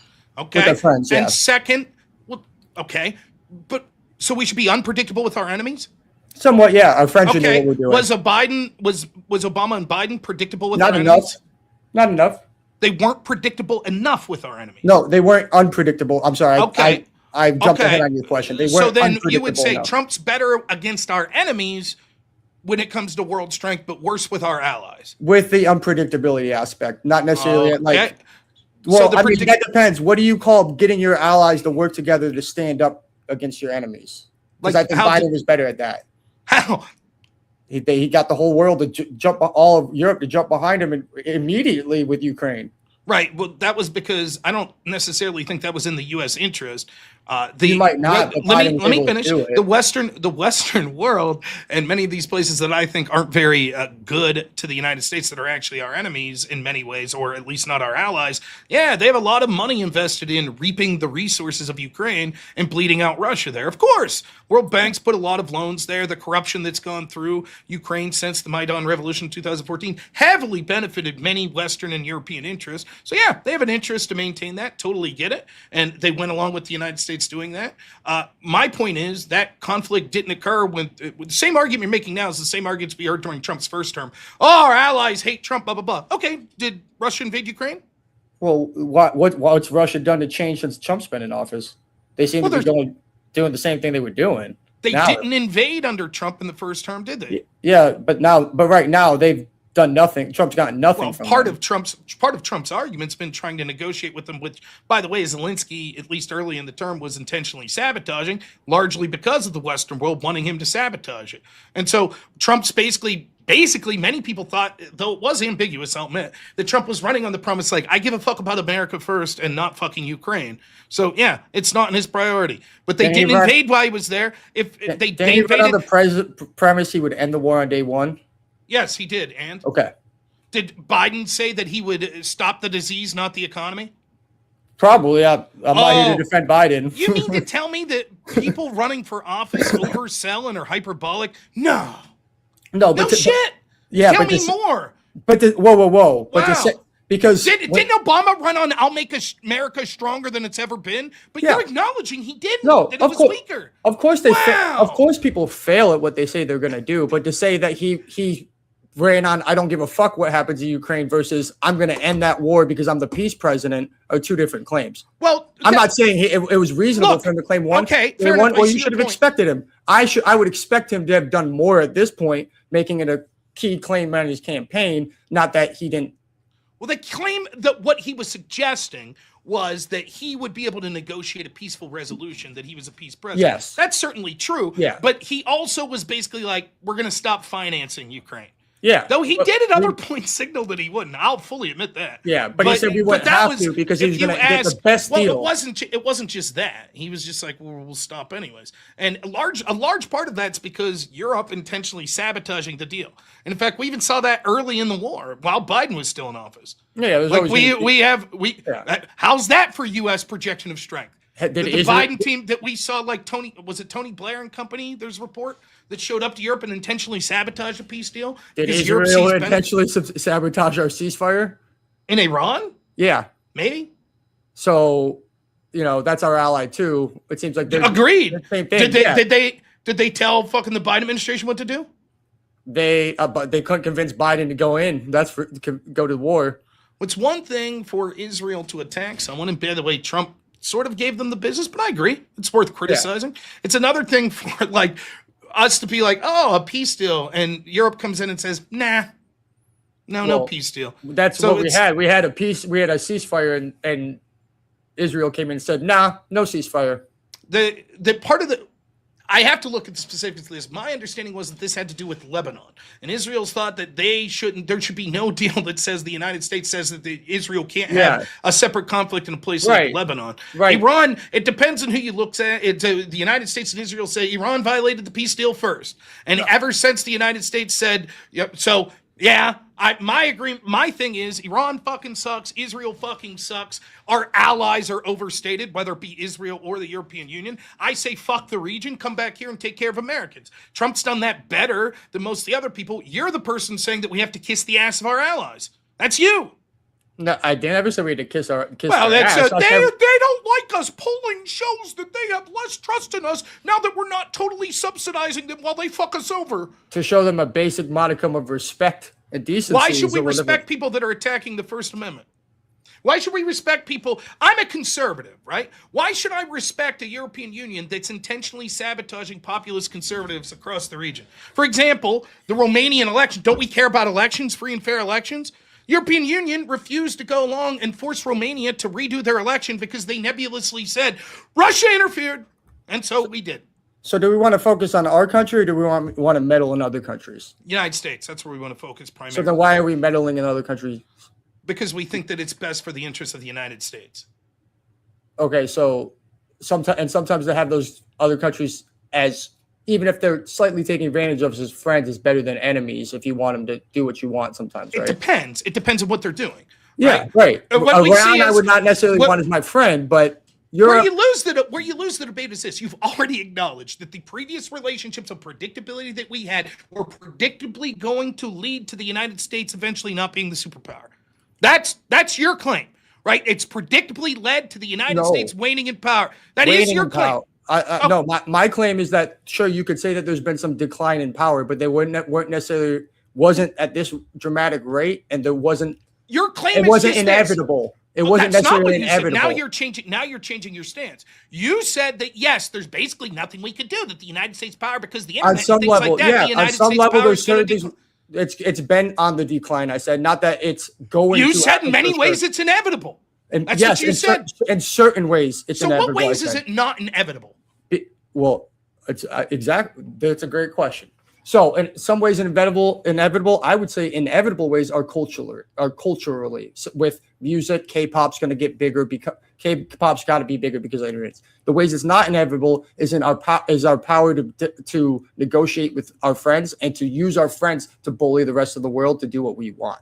That's not inevitable. Has that been declining? Yes or no? No, I don't think it has. Like Of course I said, it has. we've been able, since Trump's taken office, I agree. No, but for the most part, we've been able to get people to go with us no one's ever stopped us from doing anything. Did they stop us from doing Iran? They stopped you from using their airspace. Yeah, that's true.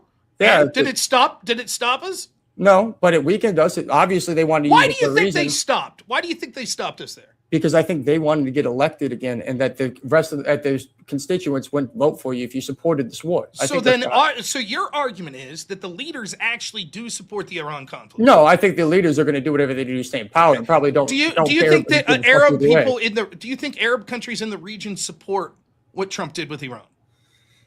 I don't.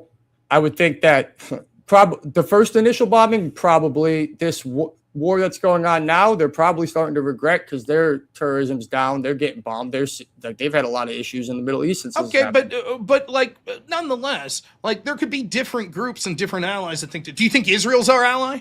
Yeah. Do you think Israel likes the fact we went to Iran? Sure. Do you think Israel was pissed off at the Obama administration? Sure. Do you think Israel was pissed off at the Biden administration? Sure. Do you think they were more pissed off at them and more happy with Trump than the European Union was happy with Obama and Biden and pissed off at Trump? Well, I think that you're going to have to, of course, you're going to make allies mad at you sometimes. Of course. Yep. Okay. But you can't make them so mad that they start going to China for their trade deals. Did they have any That's trade going to deals? hurt you. Okay. Is Russia our enemy? Yeah. Did Europe go to Russia for any trade deals under the Biden administration? When they have to, sure, they're going to go where they have to go. Did they do that under the Obama administration? When they have to, they go where they have to go. Did they have energy pacts with Russia, our enemy, even when we were financing Ukraine to go to war with Russia? Did Europe still have trade deals with Russia for energy? If they have to do it, they're going to do it. Okay, so then what's your argument here? Your argument is they don't have to go to trade deals with China, but now they are? That's your argument? My argument is they've chosen to trade with China on goods they used to trade with us because they can't predict us, and they say China is now more predictable. What if it leads to the fact that this precipitous decline that was going to occur anyways, we actually lead to increased manufacturing a year from now? Then what would you say? They're like, you know what? China wasn't predictable. Turns out they're currency manipulators. They're fucking bloodthirsty people. They steal tech and they use technological espionage more than any country in the world. Turns out they weren't more reliable to the United States, as everyone known. Well, then what? Then what do you say? What year is this? 2027. 2027? I don't think that happens by 2027. They're not going to say they're more predictable. You think China's going to fuck that up in 2 years when Trump's still running around? Yes, they're already doing it. Show me the trade deals. Show me the trade deals that the EU's engaged with China. Go ahead.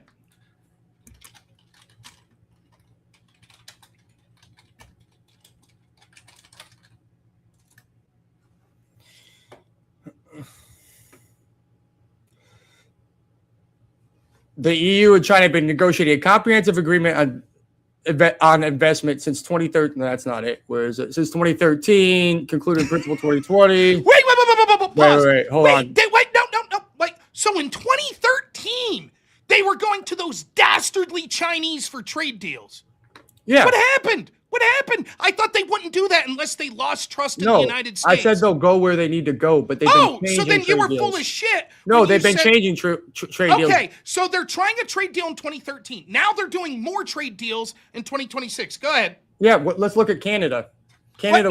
We're talking about Europe right now. Go ahead. Show me the trade deals that the European Union's. Here's what I'm reading. I'm reading from Politico. In June 2016, EU and China seek to head off trade war. The European Union and China agreed to establish new level consultation because basically what this is saying is Europe's like, you guys are fucking us left and right. We're about to start a trade war. So they're having emergency meetings to stop that. In fact, what I'm reading is it's actually in the most recent years, including the Trump years, relations have gotten worse when it comes to trade with the EU and China. Willing to read any evidence that you have to the contrary. No, you're right. When I first did this debate, it was over a month ago. You're right. That's happened since I first did. Okay, so just to be clear, then, just to be clear, when it comes to the far bigger base, not Canada, but the European Union, far greater when it comes to economic, military, cultural allies. Not economic. Canada's our biggest trade partner. Let me finish. When it comes to the potential base that they have in economics, right? They're actually, under the Trump administration, less likely to go with China. The base is yes, not the economics. Explain to me again. Wait. But that's not because of Trump's actions. They're not making deals with us either. You don't understand. Just because they're not making deals with China doesn't mean they're making deals with the U.S., right?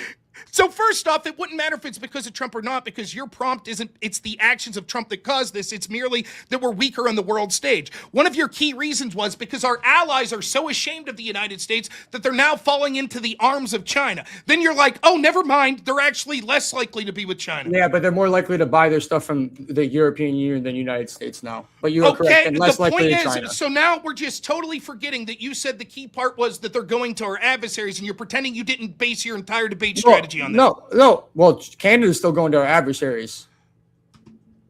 Okay, one country. By the way, there's a lot of fucking people angry about that in Canada, and they may end up losing elections in part because of that. So it probably won't end up the way you're thinking. Well, nonetheless, you were so certain that these countries, and again, I'm making the fundamental, just in case you're trying to decide this debate, the worldview is different here. You're admitting that there's a precipitous decline, that every president has been weaker on the world stage than the previous president before them, and that was predictable, that's what was good about those, even though it's all declining. I'm saying what Trump's trying to do is realize the United States will never be more powerful when it comes to trade negotiations, economy, and military than it is right now. So it's trying to radically shake up the board through things like tariffs, through things like trying to break up OPEC, which we see is a likely outcome of what happened in Iran here, through things like trying to make China in a worse negotiating position when it comes to the United States energy,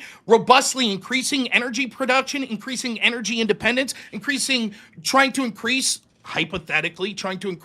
doing more manufacturing and shit like that in the United States. My point is, and then the only other point you have is like, yeah, but our allies, and I'm making specific arguments that our allies weren't really very good allies. And in the key things you'd say are important, they're not suggesting getting rid of. So you're like, well, it's important that we have bases here. No one suggested getting rid of those bases in these countries because they understand that it helps them more than it helps us. So they're not going to kick them out. But it also helps us for them to be somewhat dependent on us, right? That makes us stronger if other people depend on it. I disagree. Since the rest of the world's been dependent on the United States, like post Bretton Woods, has the United States increased or decreased in international power? You don't think the world's kind of dependent on the United States since World War II? Yeah, Bretton Woods agreement, right? Right, when the U.S. basically had an agreement to be let me finish. The U.S. basically had an agreement to be the world police in order to make the U.S. the world reserve currency. Now, there's certainly evidence that initially that helped the United States. There were other things, though, that helped the United States. Like, we were one of the only world industrial powers that didn't have our own land invaded. Like, Europe Right. was fucking ablaze. It's Yeah. crazy, right? So the United States comes out with the nuclear weapon. We basically the strongest military left in the world. Our industry just fucking through the roof because we've been pumping up through war. Yeah. Our country not attacked. And so we're in this position. But over the past, like, 40 years, as the United States has increased its military presence around the world, increased its bases, increased its activity as the world police, has that harmed or benefited the United States? Well, I don't think It's benefited. I don't know that you can correlate the two. Well, I think you can. I think that there's been a focus more international metric, and I think you can see it right here So domestically. you think you can Even- compare? Wait. Let me just make this. Let me Sure. just ask, because before we get too deep into this, so you're telling me that you can compare a time when Europe was destroyed and we're the only power not destroyed, why we're so much more powerful than everybody else? Of course, they're going to catch up when they rebuild, right? Inherently, Well, like there's yes going and to be no. some balancing, right? Yes and no. Right? Some Like, kids- yeah, intuitively, if they're at a low point, they'll eventually get better. So if this is the United States, right, and here's the rest of the world, then whoop, they all down here. The United States starts on a slow trajectory. They're going to increase. That's true. But what I'm saying is, while that increase was occurring, the United States was fucking kicking ass, and it was reaching heights in the world that have never been reached. Like, as far as an economic power, a military power, a social power, right? And what we've seen since the heights of that, particularly since the end of the Cold War, it made sense during the Cold War. We had a fucking adversary, right? We were going up against the commies. We were going up against the Soviets. It was kill or be killed. It was, look, everybody's on our side or you're on their side. I'm not agreeing with all this, but that was the vision. Since that's been gone, there's a solid case to be made that things like our military alliance in places like NATO, which existed as a counterbalance to the Soviets, has actually made conflict with Russia more likely. As NATO's expanded westward, Russia's been bitching like, dude, you're encircling us. Then the United States decides we're going to go after two of the countries that are basically bordering Russia that are their allies. First is Ukraine. The United States helps involved in a color revolution, overthrows Yanukovych, who was a pro-Russian president, installs Poroshenko, who's basically a puppet of the United States. Then Syria with Assad. Okay, we're going to go in. And meanwhile, we're talking about, adding new countries to NATO. We have bio bases that are right on the border of Russia. We station weapons getting further and further closer to Russia. So because of this alliance, which isn't giving us anything, the only thing that NATO alliance is supposed to do is keep us out of conflict.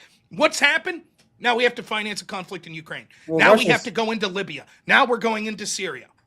Well, to be clear, there's two ways not to get invaded in this world today, right? One is to have a nuke, and two is to be in NATO. Well, that's not necessarily true. Is China being invaded? No, they have a nuke. They- though. They have a nuke. Well, fair enough. Fair enough. So if they have a nuke? There are certainly countries that don't have nukes that aren't in NATO that aren't invaded. And theoretically, isn't the whole fucking claim? Isn't this the scary scenario that's been offered to us? Eventually, if we don't stop Russia and Ukraine, they're going into the NATO countries.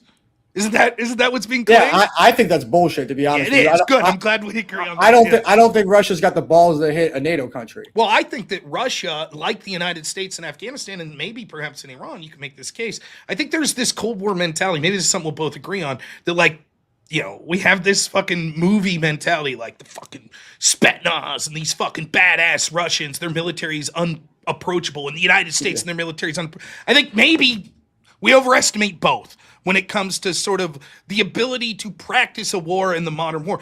I'm not denigrating either Russian troops or U.S. troops, by the way. I'm just saying as a full operational force. No. And so I think there's this misnomer, like, I personally was shocked that Ukraine held out as long as it has. And now there's evidence that maybe Ukraine's making gains back against Russia, which to me, and look, I want to be fully clear. I was not for financing Ukraine. I still think it was a fucking mistake when it came to this war with Russia.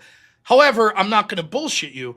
I think I'm shocked at how well Ukraine has held out. Granted, it's been because the Western world has buttressed them, but I sort of bought into the hype that the Russian military was like this fucking, juggernaut that would just march right through. Yeah, we and saw I think that. the same's true of the United States. Yeah, I think the military operation that I've seen that exhibited U.S. strength more than anything in my adult life was Venezuela. I bitched about it the night it happened. I was like, this is a fucking disaster, because I'm basically a non-interventionist.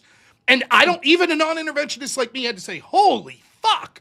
I don't we just know. went into a country with zero casualties, took their leader as a fucking convict back to our country.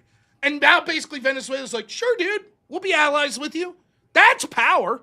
Yeah, You don't think the rest of the world's looking at that like, holy fuck, what just happened? I think Iran's there's- clearly different. I think there's very small amount of countries you could actually pull that off on, and most of them aren't very powerful. Well, or yes relevant. and no. You are correct. Like Yeah. that was never going to happen in Iran. It's not going to Just happen in couldn't. That's a Iran. different It's not going to state. happen in the UK. China. It's not going to happen in Well, China. I mean, Russia. who the fuck's invading the UK? No, I just mean, of course. of course, that's what I'm saying. But it's not going to happen to a well-run first world country with a great. That's true, but what it does is it shows the efficiency of the U.S. military if they decide to act and the willingness to act. Does it? Not I think show, that's what yeah. the difference is. But does right? it not show you that now you need some deterrence against the United States too? I don't know. But the same thing. But I mean, again, it's hard to evaluate. Let's say I accept that, but then wouldn't NATO also show that? So doesn't the mere existence of NATO show that China's like, well, we need deterrence against that, and Russia's like, we need deterrence? Isn't the expansion of NATO one of the big things that's driven like BRICS and like all these countries? Like, you have like India. Well, BRICS is a monetary alliance, not a right, but defensive alliance, right? Well, but the same thing applies, right? If you have to defend yourself monetarily, those countries are also going to be more willing to enter into military alliances if they feel.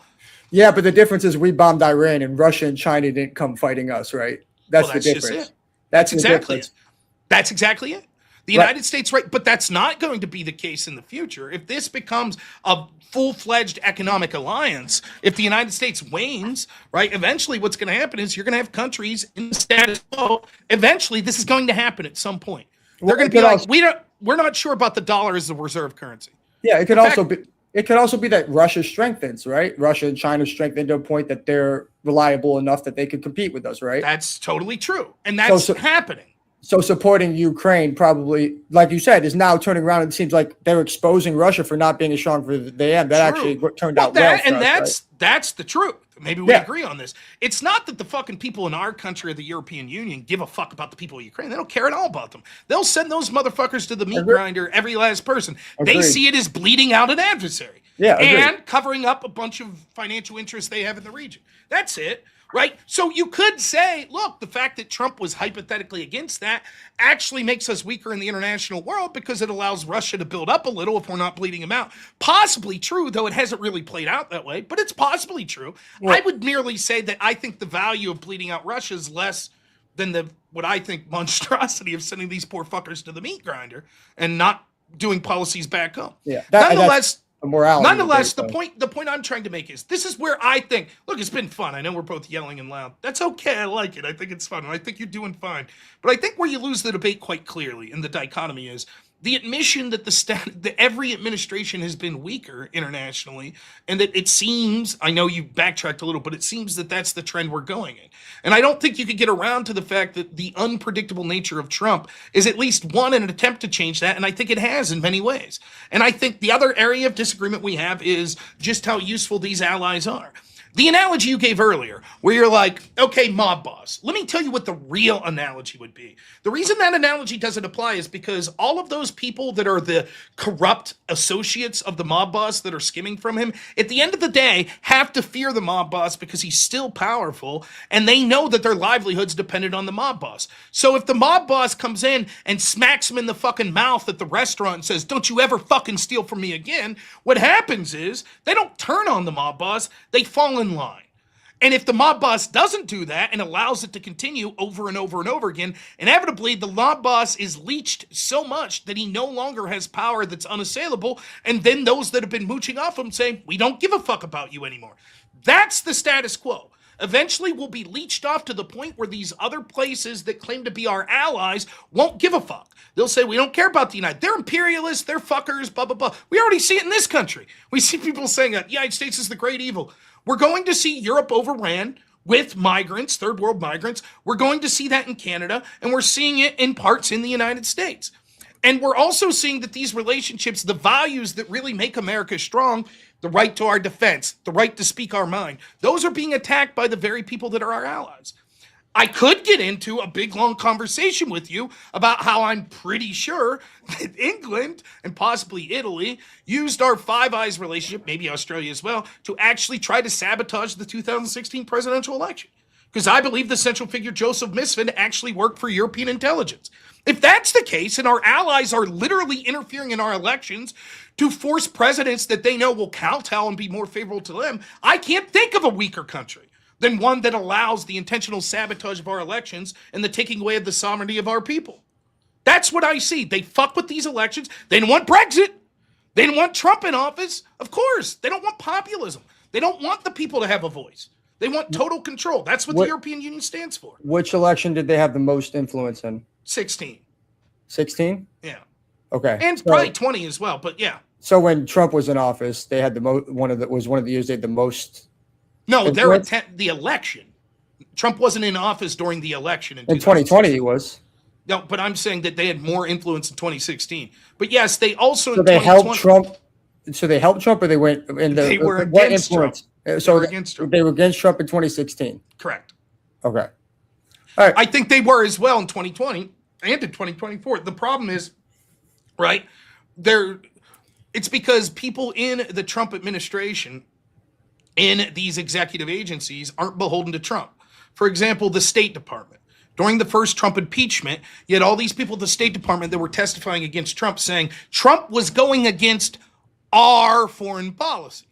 Now, the State Department officials work for the executive branch. Who's their boss? Trump. The president. He's the head of the executive, right? Yeah, the president, yeah. He sets the foreign policy.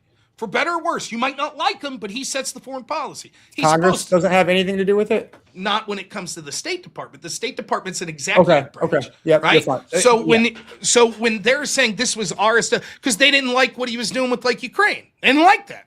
So they were like, oh, our foreign policy was, and that language says everything you need to know. That's why you had these whistleblowers. That's why you had all these fucking people at the FBI that were talking about insurance policies against Trump. And they were working for example, the government of Ukraine. We acknowledged there was this guy, this woman, her name was Alexander Chalupa. Ukraine's supposed to be our ally in 2016. Chalupa's in Ukraine getting opposition research, the exact thing they accused Trump's team of doing with Russia, and she got this black book that had Paul Manafort's name in it and accused Manafort of all these financial crimes in Ukraine.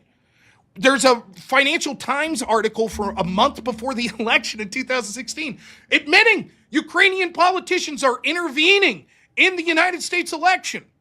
They've given this evidence over. They're trying to stop Trump from winning because they think Trump won't stand up to Russia enough. Ironic, seeing as how it was Biden that did it. This was 2016, you said? Correct, yes. So why didn't we do anything about it? Because it was exactly what the party in power at the time, Democrats, wanted. And Trump's administration, Well, that happened during the Obama administration. When Trump wins, he should have done something about it, but he appointed bad people. He appointed Bill Barr, who intentionally covered it up. Yeah, that's what happened. But putting bad people in is that's part of leadership, right? Absolutely correct. It's something that absolutely Trump should be criticized for. Yep. But the point is, what I'm trying to make here is these countries that are our allies, that's not the action of an ally to sabotage the will of the people that are voting in this country.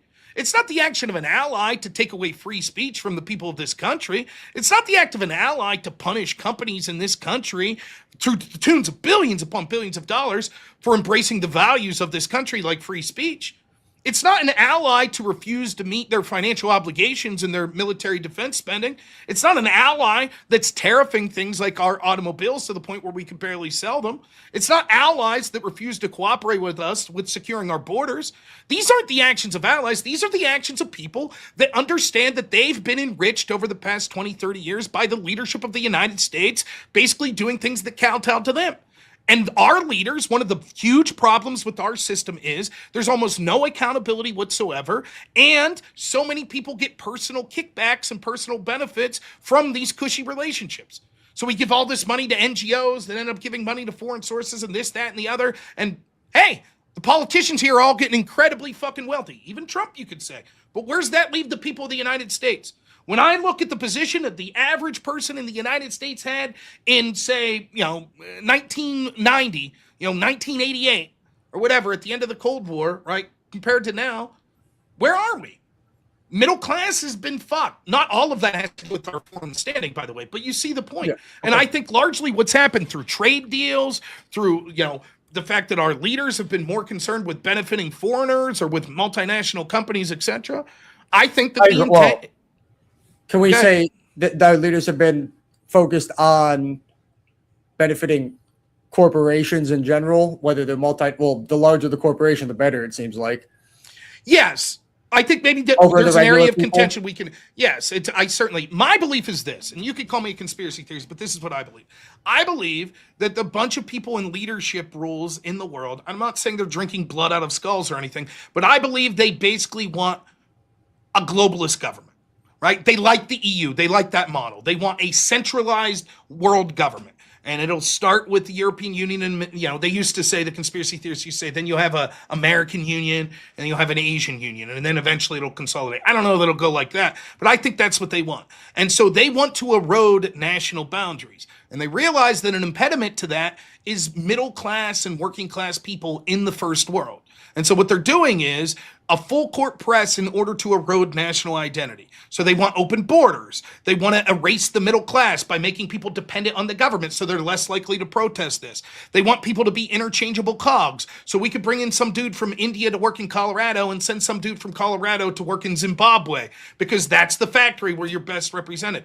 And it's not even super nefarious. It's because a lot of these people that own these multinational corporations, you don't want to jump through hoops in each individual country. You don't want a different law in Europe versus the United States versus Canada versus Africa, right? You just want it to be one governing body that you could lobby and get your way and consolidate power. And so that's what I think is happening. And that's why I think, because there's been a selling out of the American people, that the United States is actually continuing to lose power. And I think for all of its flaws, if you take these individual decisions the Trump administration is trying to make, like tariffs, Trump administration's looking at it like, look, 4 years from now, we will have less economic hegemony than we have now. It's inevitable. So we have a choice. We either right now try to use our position as still the clear economic, cultural, military hegemon to be like, we have to make moves now. It's like, did you ever play the game Civilization? Yeah. It's like you see your opponent building up, and it's like, I either fucking do something now, or 5 turns from now, they got me.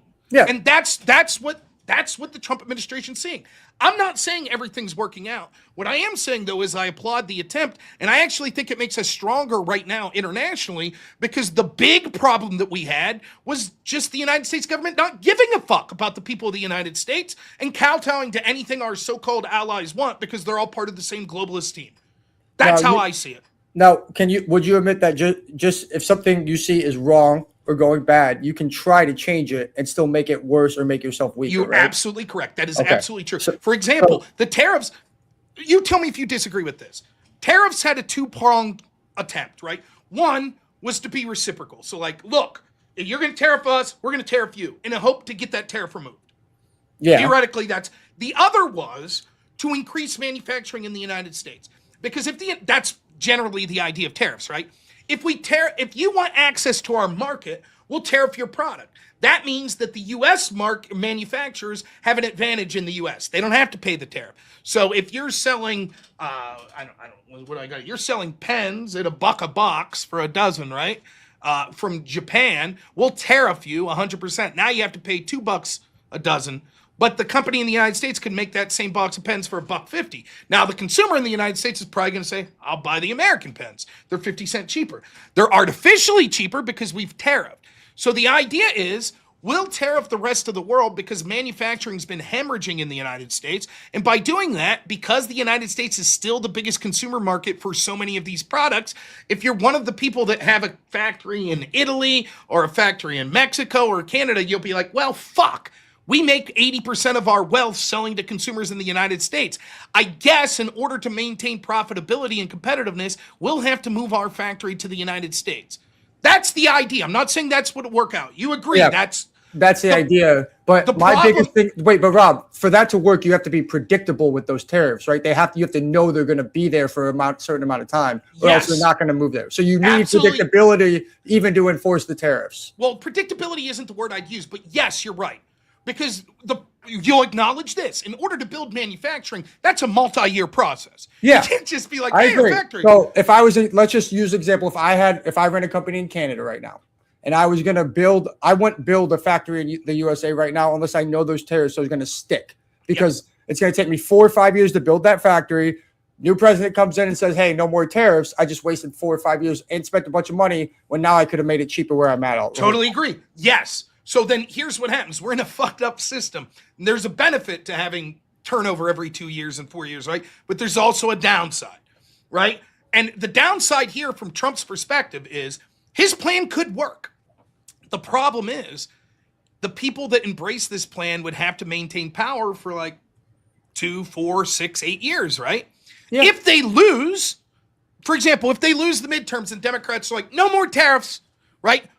That manufacturing company's like, oh, okay. We're not going to build in the United States then. No problem. You're absolutely right. So what I said, I actually was against the tariffs. I really was, because I said, I think what will happen is the market won't maintain stability in political leadership long enough for these benefits to occur.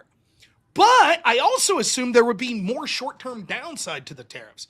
I assumed that inflation when Trump, because remember, Trump started the tariffs early in his administration.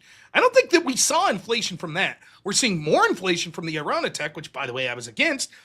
But as far as I'm concerned, I was shocked at the small amount of inflation we saw based on the tariffs. Yeah. So I was like, maybe it will work out. Now, Supreme Court ruled against.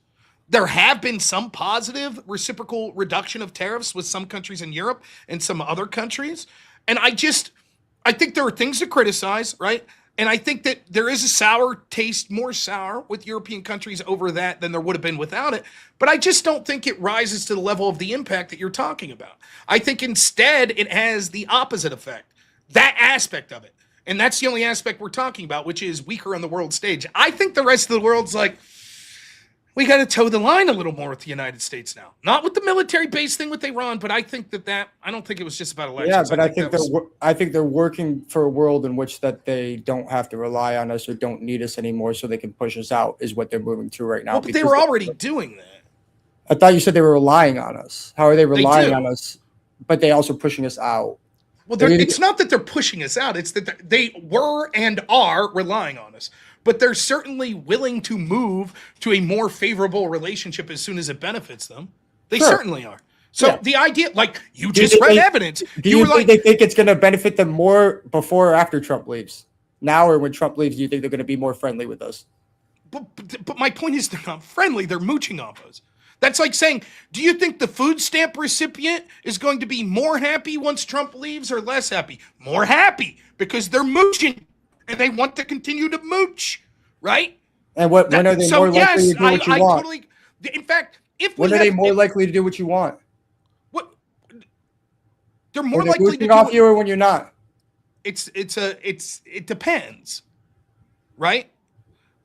I mean, if I'm going to get something from you, I'm more likely to do something than if I'm not. Are you more likely to do something of someone you fear and respect or someone you think's a pushover? Well, it depends on what I get more out of.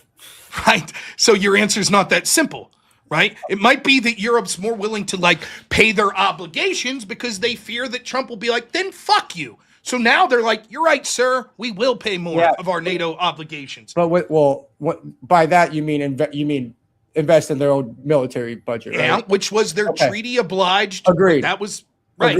Agreed. Now, were they more or less likely to do that before Trump? Well, more. But you're saying then why didn't they? Oh, wait, more or less likely to what? Spend? To invest in their military and meet their obligations more likely during Trump because they want to get away from us. They want to build. No, it's not that they want to get away from us. It's that they don't want us to get away from them. Well, they also want to. They're also talking about building in such a way that they don't need us anymore. But that doesn't sound like that doesn't sound like they're building to keep us around. Now listen, that's not building to keep them around. Just to be clear, we already went through this with tell me the people that have seriously talked about like we're trying to sever our relationship with the United States militaristically. Go ahead. You have like one or two Green Party candidates and some of No, they signed a whole. Hold on, let me find it. Let me predict what this is going to say. European leaders saying, look, we won't always be able to rely on the United States, and that makes us almost a vassal state. We should try to provide for some of our own defense. No, it basically says we want. Hold on, let me see what it says. There's no more. Someone said there's no going back. That was the quote I remember, but let me see if I can find it.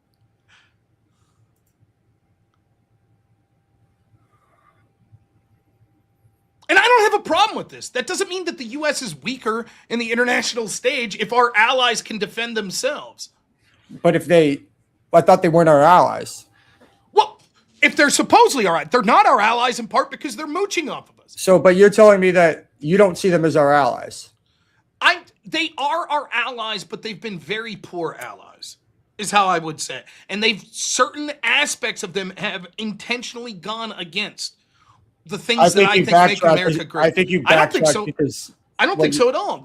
I stand by. They attacked the United States. I think they interfered in our election. You said our allies aren't really our allies. That's true. When they are a detriment to us, they're not than our allies. My argument is that they are on paper our allies and they claim to be our allies, but I don't know that we're getting anything out of that alliance.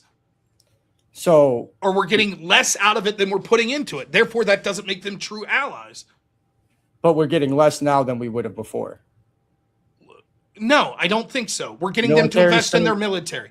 But not with us, not through our stuff, right? Well, take a pause for a second. Rely on us to buy their stuff. Why would the United States enter a NATO alliance that obliged them to invest in the military if we knew them investing in their military would inevitably be they don't have to rely on us? Why would we even sign that treaty? The point was for all of us to be able to work together to do it. Oh, right. And so if they're not investing in their military and not meeting their treaty obligations, and we force them to, and they go kicking and screaming and going, well, someday maybe we won't need the United States. Great. Well, you said our allies aren't even our allies. Why would you want someone who's not our ally to have a stronger military? Oh, my God. Repeat the question. Why would you want somebody who's not our ally to have stronger military? Because part of the reason they're not our ally is because they don't have enough of a military to be our ally, and they are mooching from us. So, for example, if one military, it's like, if the United States is allied with France, and we don't get anything from France except their military alliance, right? And then we go to war and military says, we have no soldiers.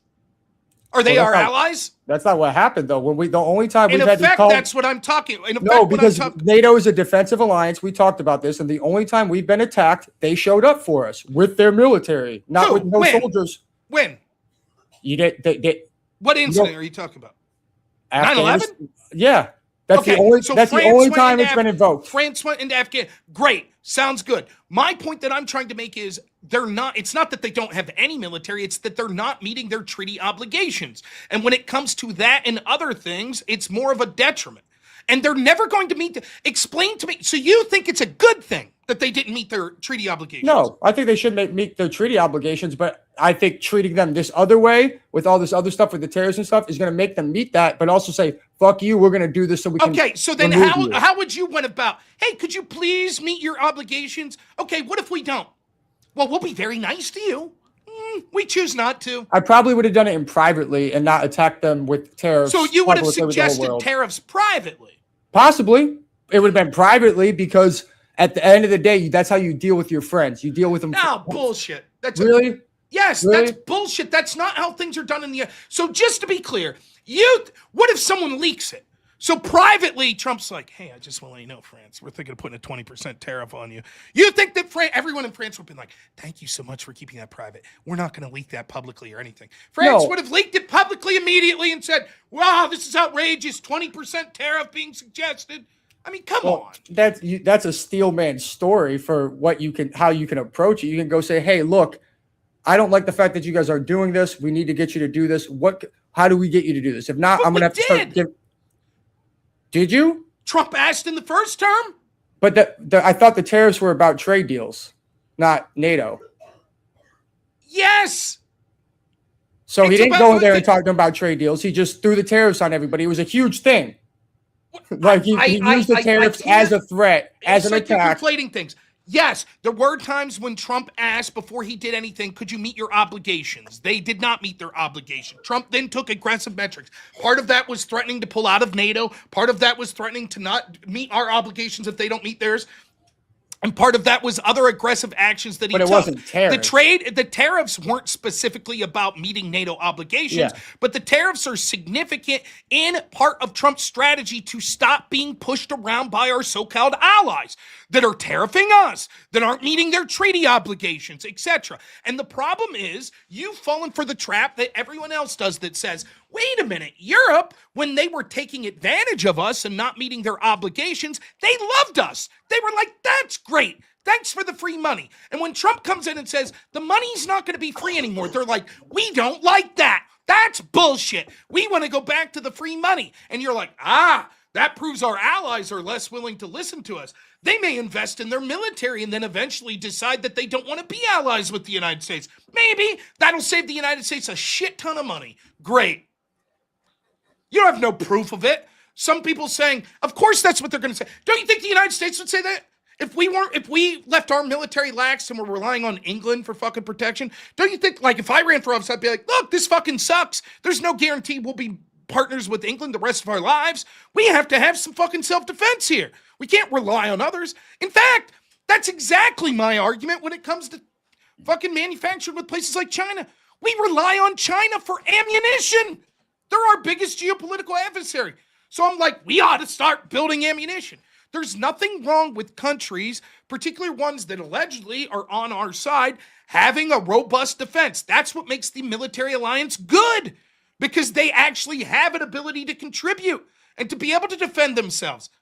And so I'm sorry that this comes down to like, well, Trump was just too mean. He just said things that were too mean.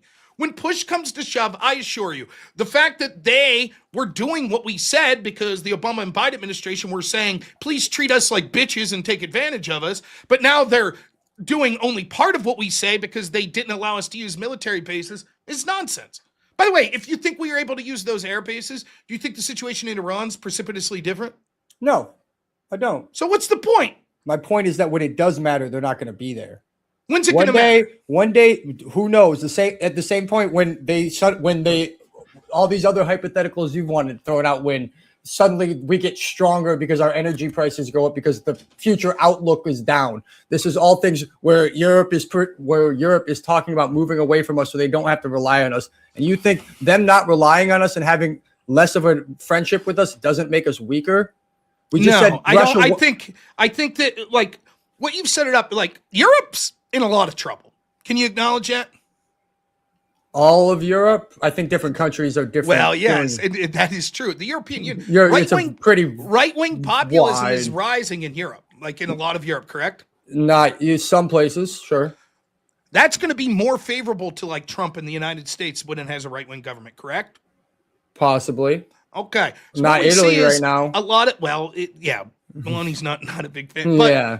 But what we see is... Because he pissed her off, right? She was a fan until he started talking shit, right? What was it specifically? I can't remember. He said that she was begging for a selfie with him and she basically had to come out and say Italy doesn't beg, and now they're like, fuck you too. Okay, great. You got to admit that's not good on the world scale for our relationship. Trump says shit, but I don't care. Like, I'm so tired. You don't care, but they do. That's the difference. We're talking about from them. If their willingness to help us when it happens. If Canada and Italy are willing to intentionally sabotage themselves by saying no trade deals, no alliance with the United States ever again, and fall into obscurity, that's on them. Doesn't matter. There's plenty of other countries that won't make that choice. When they become the world power, they get to demand respect and say what they want. Fine, great.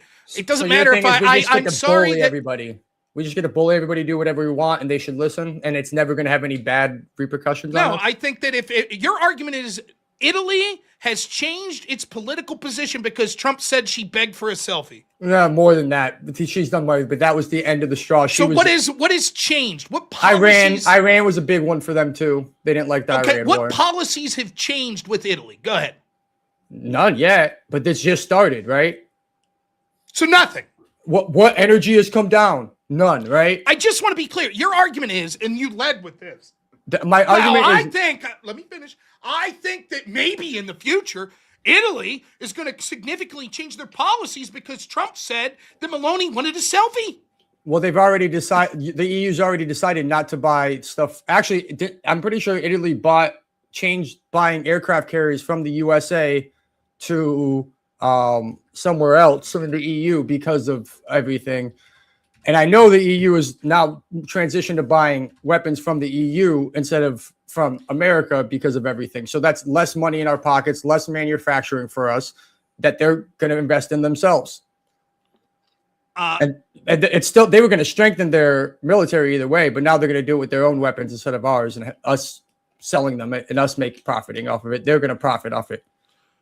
The point is, right, Trump has been talking about trade deficits, us selling to other countries and them not, right, and them not selling, or I'm sorry, them selling to us and not buying enough from us. When it talks specifically about the military, what we see is there's about a 30% decline is what I'm seeing of us buying products from Europe and a 6% decline of them buying from us. Yeah, but that's, at the end of the day, that what you can see is it's had far more of effect on the deficit, right, on the idea that we're buying more from them. And what you're going to see is, as this evens out, you're going to see Europe's going to have to sell somewhere. Europe's economy struggling mightily, many of these countries. They're going to have to sell somewhere. We've already acknowledged they're less likely to sell to China now. Yeah. Okay, so where are they going to go eventually? Well, right now they're selling their military equipment to other countries within the EU. They're just kind of shifting around the EU. Great. So they'll increase their manufacturing and Canada in their countries, and so they'll increase their manufacturing in their countries and sell to each other. Great. What's going to happen, what's likely to occur is, as the trade volatility settles down, that it's going to go back to them realizing, despite the fact that Trump said that Maloney wanted a selfie, we'd like our people to be wealthy. And so we're not going to spite ourselves by saying, nope, we refuse to sell to the United States. Sorry, not happening. But they're buying less from the United States. Yeah, they're buying their military. No. The 6% less overall. The deal is, but the deal going forward I want you to focus on this. I absolutely think it is a net benefit for the United States and the world for Europe to produce their own military equipment and to sell it to each other and become more self-sufficient so the United States does not have to subsidize their military. That is good. That is a good thing. You admit we're losing profit off the military equipment we would sell them. Government might lose 0.5% on their stock portfolio. Well, totally cool with it. No, but they're talking about buying 50% less by 2030. Okay, so then your argument that would hurt domestic manufacturing of weapons production. Do you think we would sell somewhere else, like domestically, to the U.S. military to revamp our military? Oh, geez, we're gonna keep forever expanding our military. What kind of military conflicts do you want to be in? So just to be clear, your argument is, hey, we need a perpetual war machine going, and we need to perpetually not leave Europe meet their own military needs and be weak militarily so that we could sell them missiles, because that's the key to increasing our manufacturing. No, I think it makes us a lot stronger when we control the world's best military manufacturing in the world, and that no one else can even come close to competing with us. So much so that they have to come to us because they're behind us. Great. So show me the evidence. Show me the evidence that Europe's about to surpass the United States when it comes to defense. It's not that they're about to surpass. It's that so then when you just said we have, I think it's advantageous for us to have the best. We'd still have the best. Yeah, but again, having the best, if you listen to my argument, my opening, I didn't say that the best was that we were the strongest. It's that we're weaker than we were. And when we don't, that doesn't make us weaker. It's not weaker if fucking Raytheon stock portfolio goes down 0.5%. That doesn't make the United States weaker. No, but if the whole world that was once not trying to compete with us with military technology, they're just buying it from us and letting us run it, is now competing with us. That's not good for us. They're not buying our stuff. They're competing. That's not true. And listen, though, United States making military stuff for the United States, it's very limited. It's not like you and me buy missiles, right? So there's a very limited pool of people who can buy these things, and we're cutting out a major block of countries that can actually afford it. So you're going to hurt some domestic manufacturing with this by having them increase their manufacturing so they don't buy from us. It's going to inherit. Okay, what do you think happens? Does the United States just throw up their hands and say, "Well, we're fucked," or do they say, I think the government subsidizes things. Perhaps we'll manufacture things that are more important. You think Lockheed Martin's just going to say, bankruptcy? What can we do?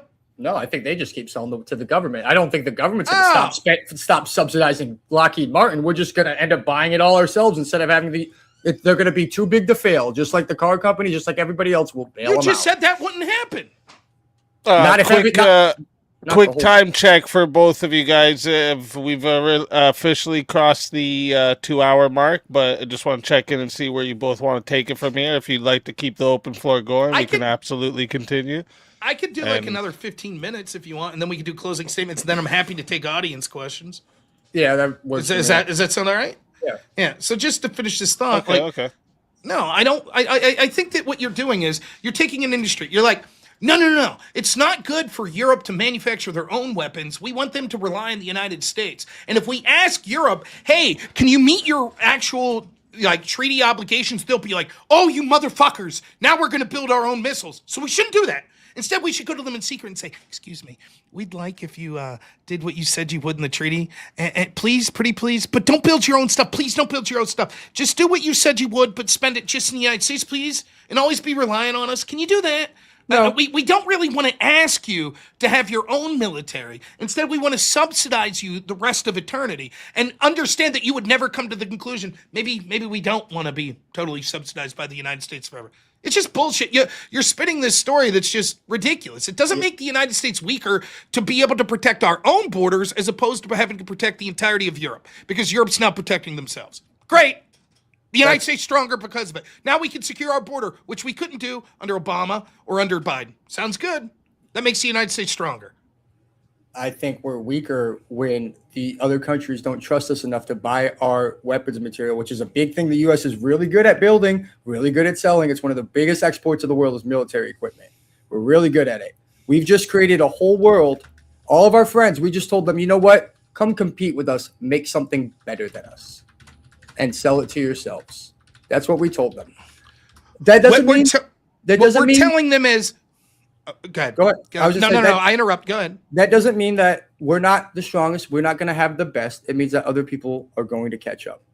And we're going to be weaker. Just because we're not the strongest doesn't mean we can be weakened. You would admit we're still the strongest, but we've been on a steady decline. So you can be weakened. You can still be the strongest and be weakened. Right. And the status quo is continuing that trend. What you're suggesting is we shouldn't try to disrupt that status quo because Northrop Grumman might lose some percentage of stock and sell a little less weapons to Europe. I didn't say that. I said we could go about it in many different ways. That we could, if you want to increase the military spending, there's a lot of ways to do it without just attacking them or threatening to invade Greenland. If this is all true, then what we would expect to see is since the trade disputes and the disrespect of Europe and Canada has began, that because the United States has to sell to these places and they're selling much less, what we would gather is the United States GDP has gone down compared to some of these European and Canadian partners. Correct? Because these things because you think we're selling less to them. So surely, comparatively, they're selling to each other.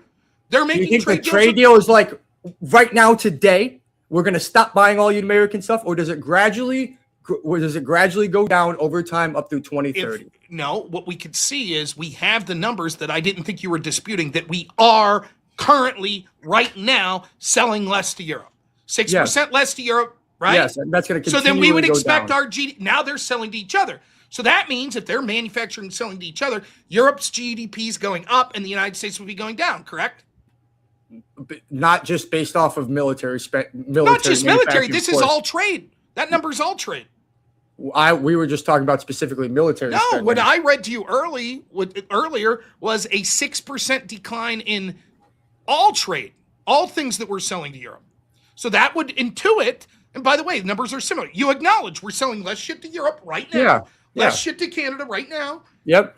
So we would expect that their GDPs would be rising and the United States would be falling. Not necessarily. Why not? Because there's a lot more than just import and exports that go to GDP. If the United States GDP is going up compared to the rest of the first world country, are we becoming stronger or weaker?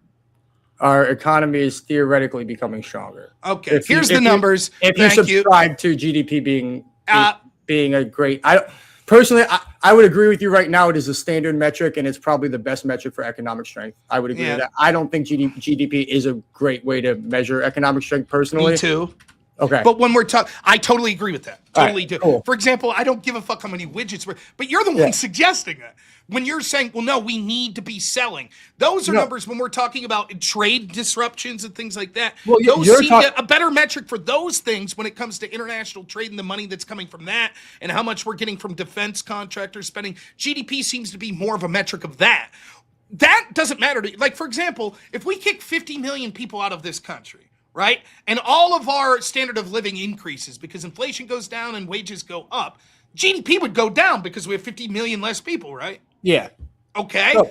But I would still say good, right? But Yeah. when we're talking about global economies, when it comes to trade, because you're like, these trade disputes are hurting the United States global economy. What I'm trying to tell you is not as much as Canada, not as much as the European Union.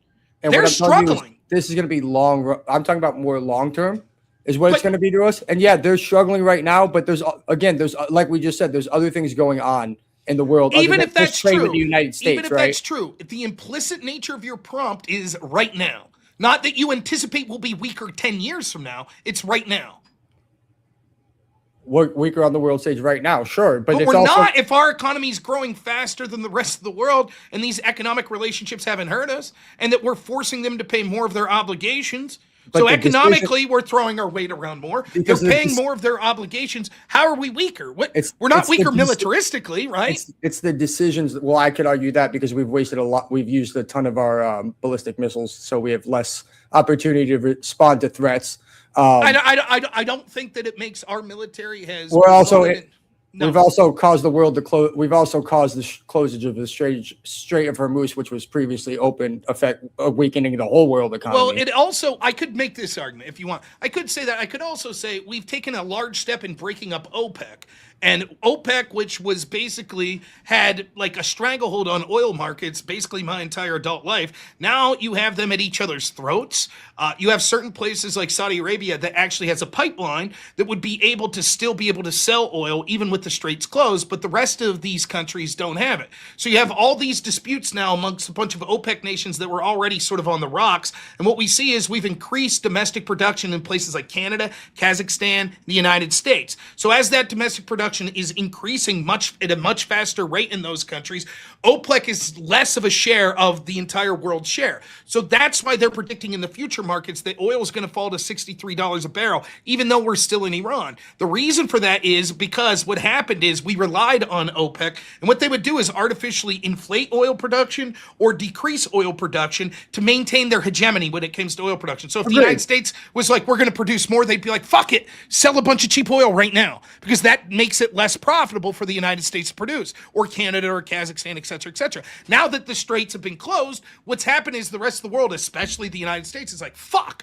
we have to up production. So we had short-term pain, but the long-lasting impact of that may be OPEC loses their monopoly. If that's the case, easily the United States is stronger in the world, because relying on these Arab nations for oil and basically being under their thumb was one of the things that took away a lot of U.S. power. No matter how strong we were, we still had to kowtow to OPEC.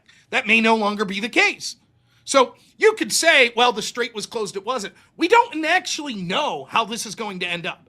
It could end up that this happens, that it means that China, that formerly was getting resources through the straits, are like, fuck, now we're having trouble. So they have to come to the United States and like have some sort of mutual trade agreement that's like, look, we have an incentive to want to resolve this. This is why the United States said, hey, China, do you want to get involved in trying to help this? They're trying to build these strategic alliances and these strategic trade deals. That's one of the things that's occurring. So for me, which trade deals occurred? They're trying to build, is what I said. Okay. So eventually, the United States They're real good at it, huh? I don't know. Like, there have been trade deals that have been made. Again, which one? Which trade deal? You want me to find a trade deal that's been made? Yeah. Under Trump and I'd like to know how it was better, how it made us stronger. And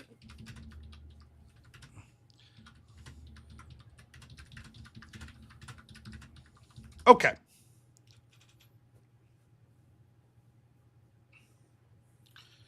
The Turnberry Agreement.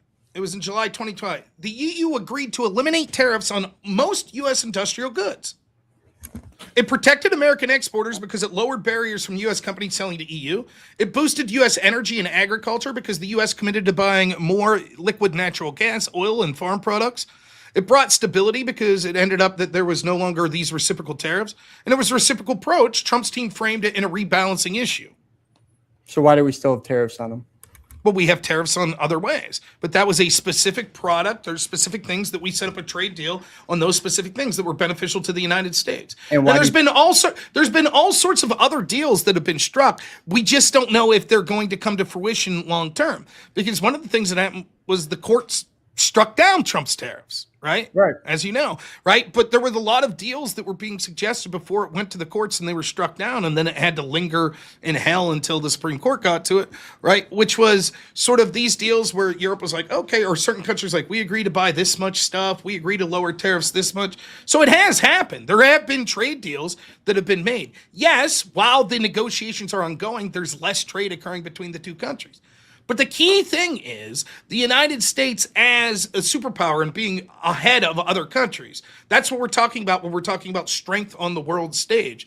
And I think that what's happened is certainly our adversaries think the United States is stronger because we're not fucking around, right? And I think our allies see that we can't be pushed over anymore, that they have to listen to the United States. Now, could it be that they're pissed off about this and they're setting the stage 20 years from now to usurp the United States more? Sure, but they were going to do that anyways. But the question is right now.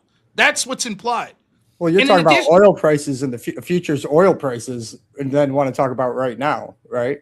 Well, again, even if we take oil prices now, they're actually not that bad. They're only slightly above where they were at the best moment of Trump before the Iran war, which was like, well, I don't know if it was the best. Oil, My gas went up 50 cents in the last 24 hours. I don't believe you.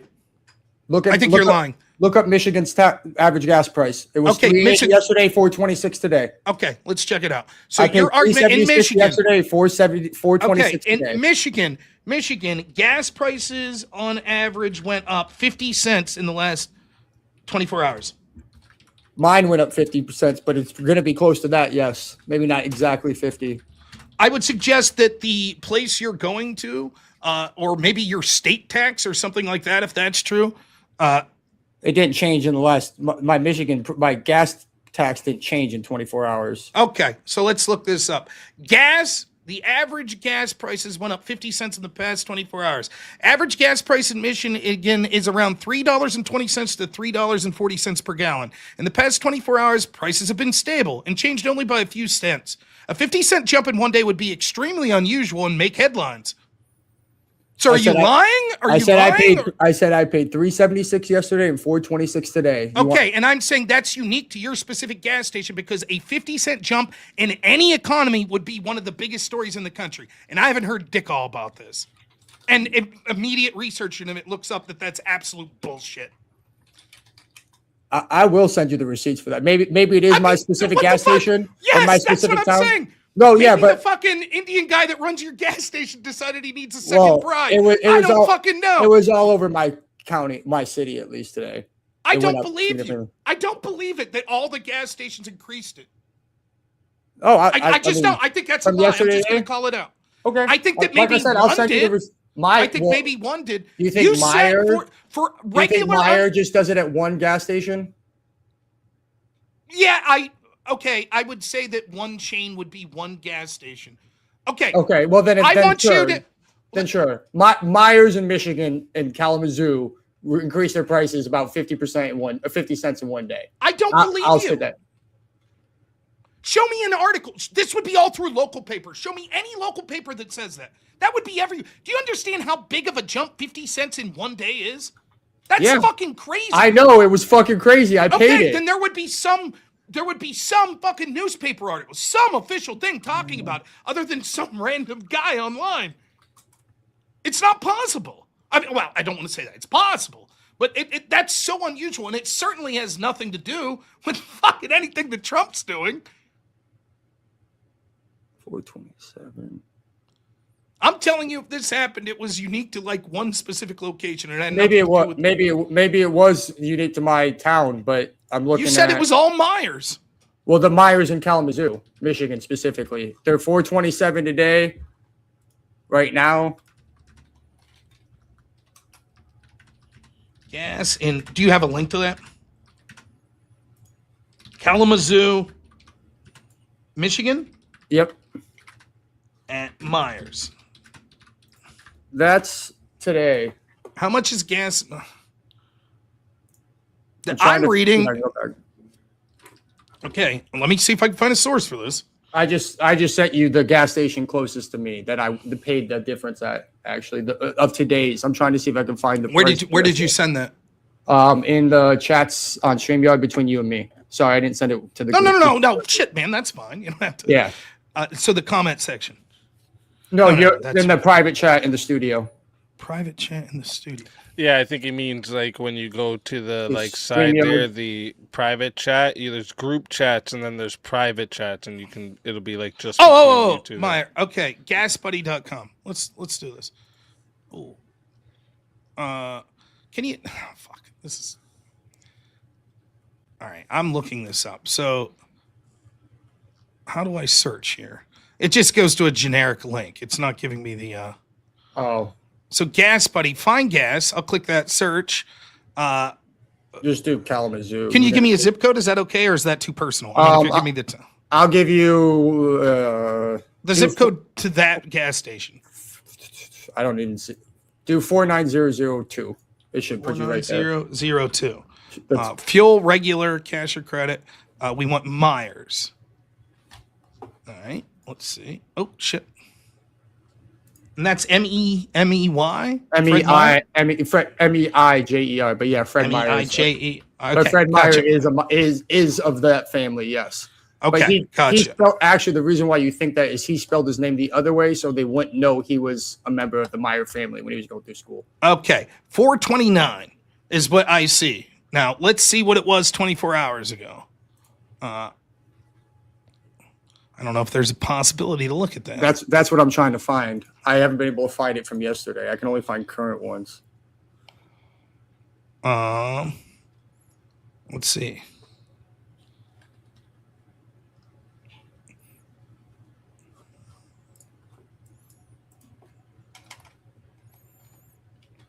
Yeah, I don't know.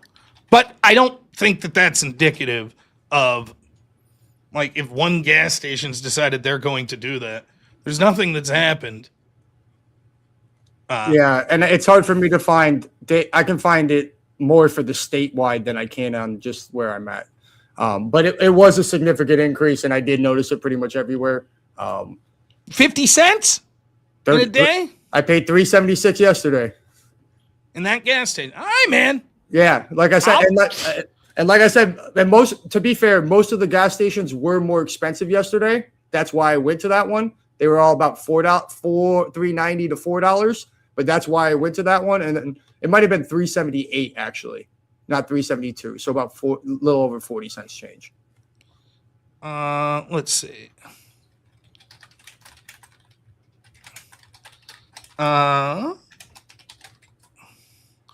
And like all the Myers I'm seeing in the rest of Michigan. Well, I guess those are marathons. It's like 370. Well, yeah. Well, it's going to depend. If you're in Detroit, it's going to be higher. If you're around us, we're kind of the biggest small city on the southwest side of Michigan.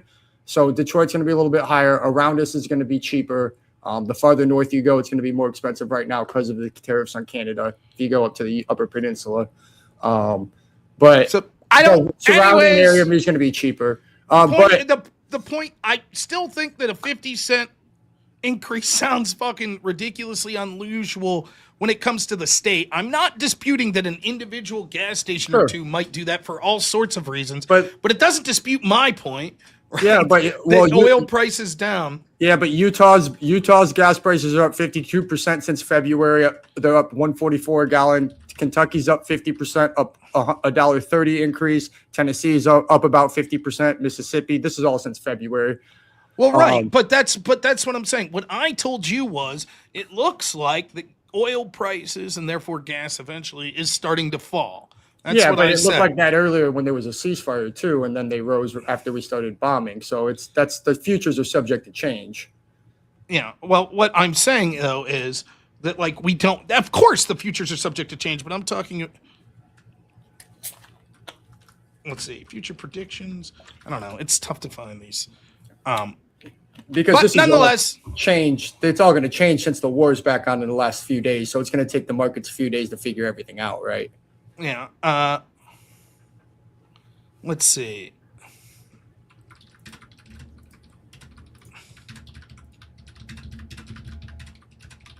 What was the oil prices at the start of the Iran conflict? At the start of the Iran conflict in June 2025, it looks like oil, the WTI crude, was $74 to $76 a barrel. As of right now, as of July 16, 2026, it's $78 to $80 a barrel. So right now, oil prices are, let's see, it's about $2 more per barrel. But are you looking at the futures market or the spot price? That's the spot price. Okay. I didn't hear which one you were talking about. So, yeah, if you're looking at spot price, then yeah, they're up $2 since then. But yeah, so I mean that's $76 to $78. Yeah, so, but I mean, at the pump, that's translating to 50% for a lot of. No. That's not since February. I should not right. Not February. Today, since February. Yeah. So the highs, right? No, but yeah. What I'm saying it's is up that it's 50% falling. since February. It's falling, right? Even though we've continued there, that it's falling, and that's what I was saying. That we've upped domestic production. There's other things going on, and so actually, from the highs, I don't disagree that we had highs, and they're still higher than they were in February. Yes, like right? Like what? That's like $1.40 in. Well, 50% in Utah, 50% in Kentucky, 50% in Tennessee, 47% in Mississippi. So, yeah. That is not true. We're talking about, right? We're talking specifically about crude prices, right? Oh, I'm talking about. That's what we're talking about. Like, yes, of course, when we're talking about crude prices, there is a lag. So what the price of a barrel of oil is, and that being produced and then manufactured, etc., there's a lag in time. So what I'm suggesting is that we see those prices falling. Yeah, that's assuming nothing changes and we just stay status quo right now, right? Well, that's what the market's predicting. That's what that's a prediction. But right? what I'm saying, if I buy a barrel of oil, and maybe I'm mistaken about, but I think I'm right. If I buy a barrel of crude right now, or I buy energy right now, and I'm going to manufacture that into gasoline, right? Not necessarily crude, I get that, but I'm buying energy, right? The price sort of is about what I'm paying now. So that might take a month to manufacture something. So if I pay 10% less now, a month from now, you'll pay 10% less at the pump. But do you understand? Now then, I oil prices. Saying, but it's not directly how it works because they're also baking in if it's going to go back up later, they got to take that money to buy more. Well, the business is obviously going to make a decision. Factor in futures. That's true. Sometimes they just leave the price where it is because they know they can get away with it, make some extra money, and that's not under. A lot of people on the left will say they only do that under Democratic presidents. That's bullshit. They do it when they can make money, they'll make their money. But the point that I'm trying to make here is that we actually see those prices falling, right? The question here is potentially falling. They are falling. The futures prices are falling. Yes. Let me say this as clean as I can. Oil prices, you ready? Yeah. Go up. And now they're like this. Yeah. Now the future's predicting it'll continue to fall. Have they fallen from where they were? From the highs, yes. Okay. So when I say they've fallen, it's not, well, maybe. They have fallen. That's the point I'm making. Yes. Right now, when it comes to crude oil, we see that basically it's $78 as opposed to $76 when it was at the start. Some futures markets are predicting that that's likely to fall to $63 a barrel. You're right. Anything could happen and that could change. The point I'm trying to make is when it comes to that we could actually see that there wasn't a lot of long-term pain when it came to that stuff. We see other metrics that are following this. For example, we see the lowest in core CPI inflation numbers for this month than we've seen since, I believe, April of 2020. What I'm suggesting is it paints an economic picture that despite what we've seen so far in Iran, we've seen the high water point, and now things are starting to decline. I don't know that you can say. I don't know if you can say that when the month that we had the decline in inflation was the month that we had the ceasefire in Iran and the Strait was moving out and Iran was selling their oil and everyone was getting their oil out. So I don't know that you can that was for that month that we had the oil coming out. So it dropped oil prices quickly. Now we're back to close straight. So that's going to change things back. Well, I don't know again. that that's necessarily true, because I think the month before that, if I'm looking at, let me check real quick.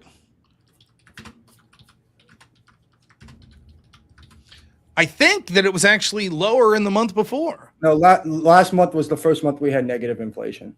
The prices went down.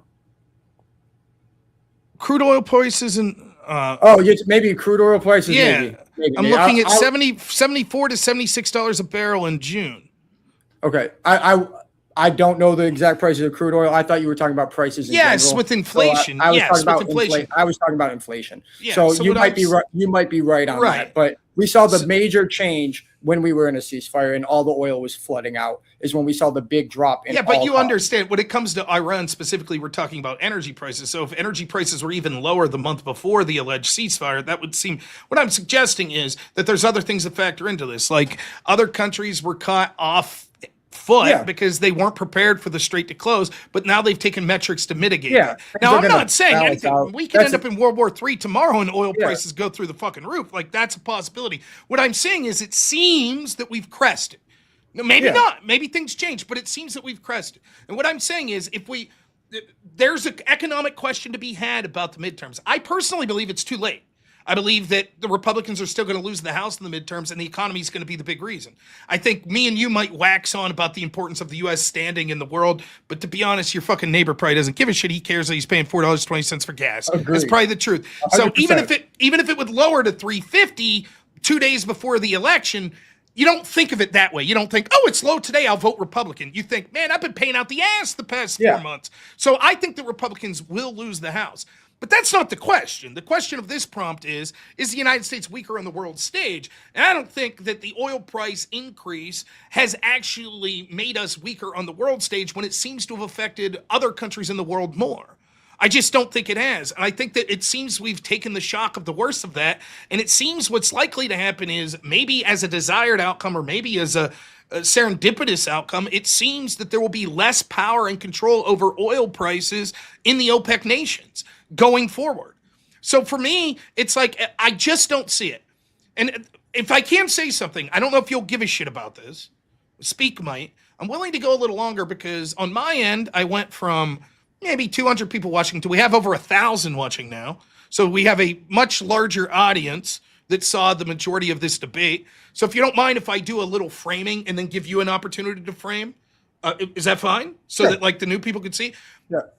My argument is when it comes to the U.S. being weaker on the world stage, we have two differences. The first is you're saying we used to be predictable and we're not. And I'm saying that's a good thing. It's a good thing with our enemies because our enemies have to be scared shitless with things like Venezuela now and know that actually we will be aggressive. And that's why they're less likely to do things that are as hostile to the United States. And even with our allies that I think were taking advantage of us. I think that they weren't meeting their obligations. I think that they were tariffing us.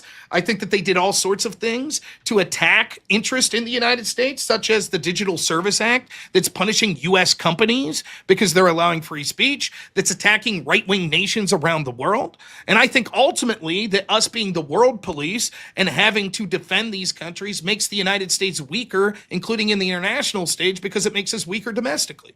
I think that even if there have been short-term negative consequences, the United States is doing far better than the rest of the world, and our geopolitical rivals are actually being hurt more by tariffs and turmoil that we see. And so the United States is actually stronger on the world stage because we're more respected and not seen as a pushover. That's my take. And my take is basically that history teaches us that great powers don't fall because someone else suddenly became stronger or people took advantage of them. They fall because little by little their friends stop believing they can be counted out and they start looking for other ways to do it. And that eventually the losing of as we lose allies, we're going to lose power because we lose influence in the world when allies aren't our allies anymore. I'm so sorry. Please. Yeah. No. And then we can see it throughout history as well. So.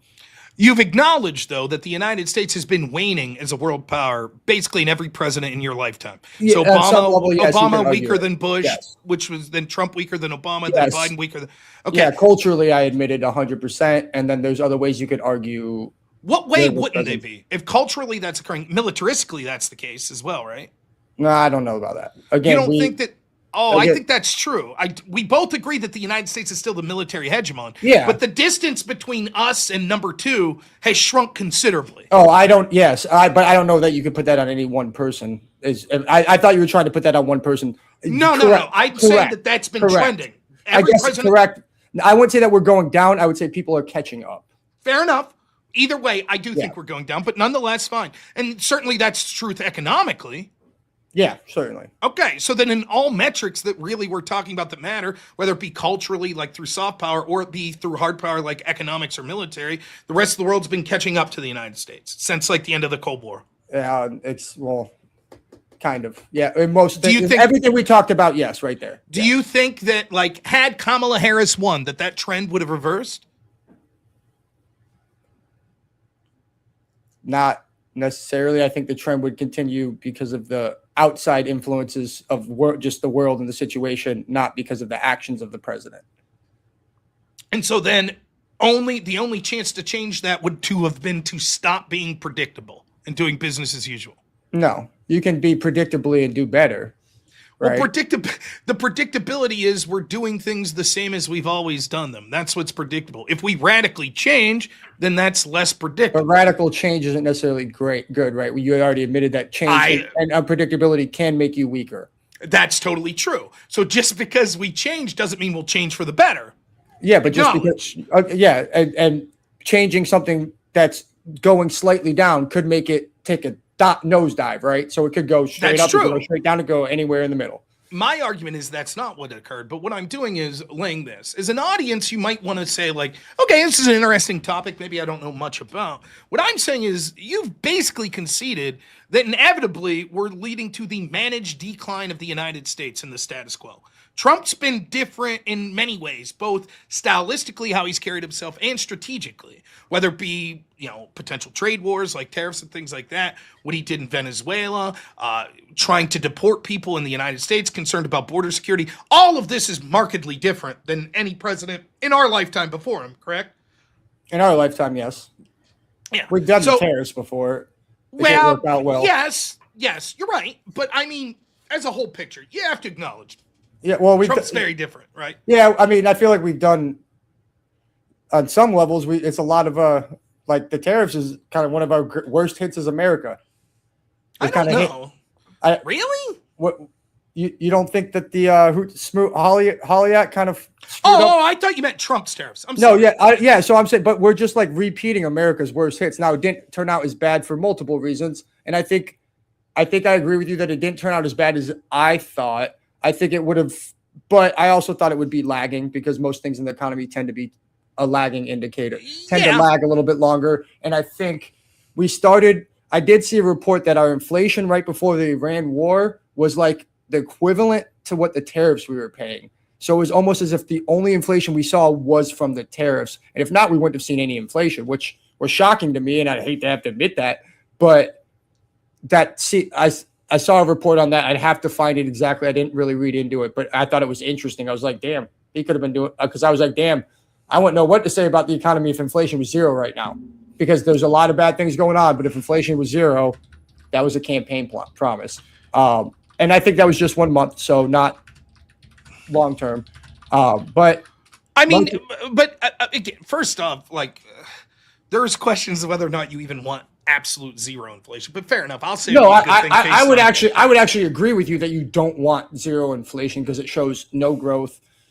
Just like I don't the debt, don't get me wrong, I don't want America to be in a huge debt, but I think running a little bit of debt makes sense because that means you're investing in America with your own money, right? You're borrowing against yourself to invest in yourself. So a little bit of debt isn't bad.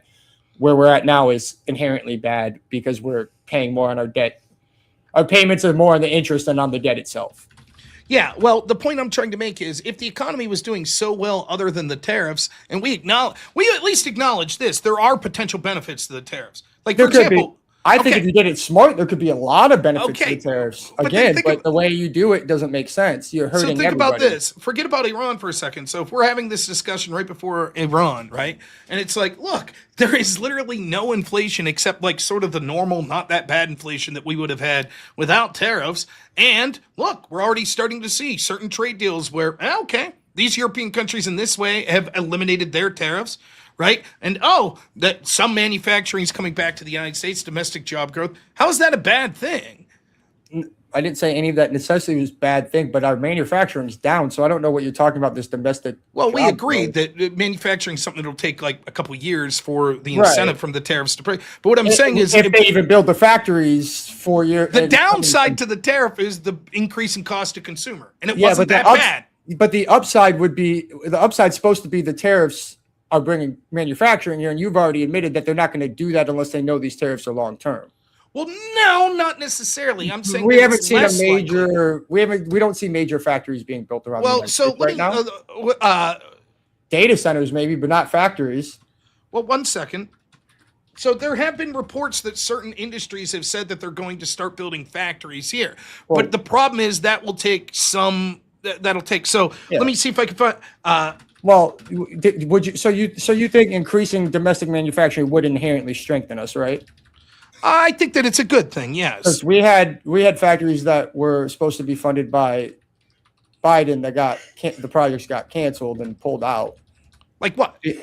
There was a factory here, a battery plant in Michigan was supposed to come here that decided they weren't going to, that they got the funding pulled out with the because it was green energy. Well, wait. Say again. We had I'm sorry. we had a battery factory, we had a EV plant here that was going to be built that ended up pulling out because all the funding for it basically got pulled. Yeah. Well, funding for subsidizing inefficient green energy is fine. I don't think we need any more cylinders. Oh, it was for Ford EVs. I'm pretty sure it was to help the domestic car manufacturing. Let's see. So I want to get a source for this because I don't want to bullshit you and say something that doesn't say what it actually does. But there seems to be a lot of announcement. Yeah, there's a ton of announcements about EV. I'm looking for it right now. There's a ton of EV announcements. Okay, big manufacturer. This is according to Investopedia, May 20th, 2025. Since tariffs were announced, a number of companies announced multi-billion-dollar investment in U.S. manufacturing. Big manufacturing investments are coming to the U.S. as tariffs threaten supply chains. Last month, Swiss drug maker Roche said it was putting $50 billion into expanding the U.S. footprint. However, it didn't cite tariffs specifically as a reason. Trump said he's planning to oppose 25% tariff on pharmaceuticals. Other companies, Honda is reportedly moving production of the Civic hybrid hatchback to the U.S. Hyundai, which said it would bring a new factory to Georgia. Taiwanese semiconductor manufacturing company, a computer Was that chip said. before or after they raided the Hyundai plant and they all said, "Oh, we're not bringing it. We're not going to build anything else anymore." I don't know. Nice. Maybe that's true. A Taiwanese semiconductor said that was investing 100 billion. Chip giant Nvidia says it plans to do 500 billion. IBM plans to invest 150 billion. Apple says it would do 500 billion. Yeah, Apple said that when he looked at Trump and said, "How much am I supposed to say again?" and then said it. So I don't know if we're actually going to get any of that. I'll believe all that when it manifests.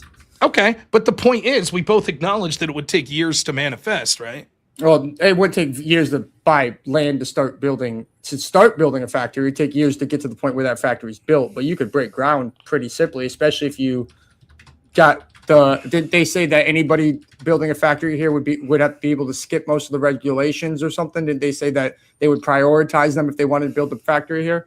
Which I don't disagree with them doing that. Depending on the regulations, I don't mind them fast tracking people building factories and right. The problem is, I think some of these they are buying land and doing stuff. It's just that we're not going to see the jobs necessarily for some time. Well, I would just like to see the breaking of ground. Okay, I don't necessarily see the jobs. Okay, The starting. So we'll take one. We'll take one example. Apple. So.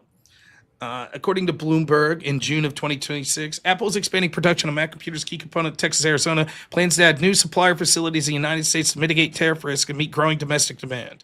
That's from Bloomberg in June, right? So that they're already increasing production, which will lead to an increase in jobs. They plan on it.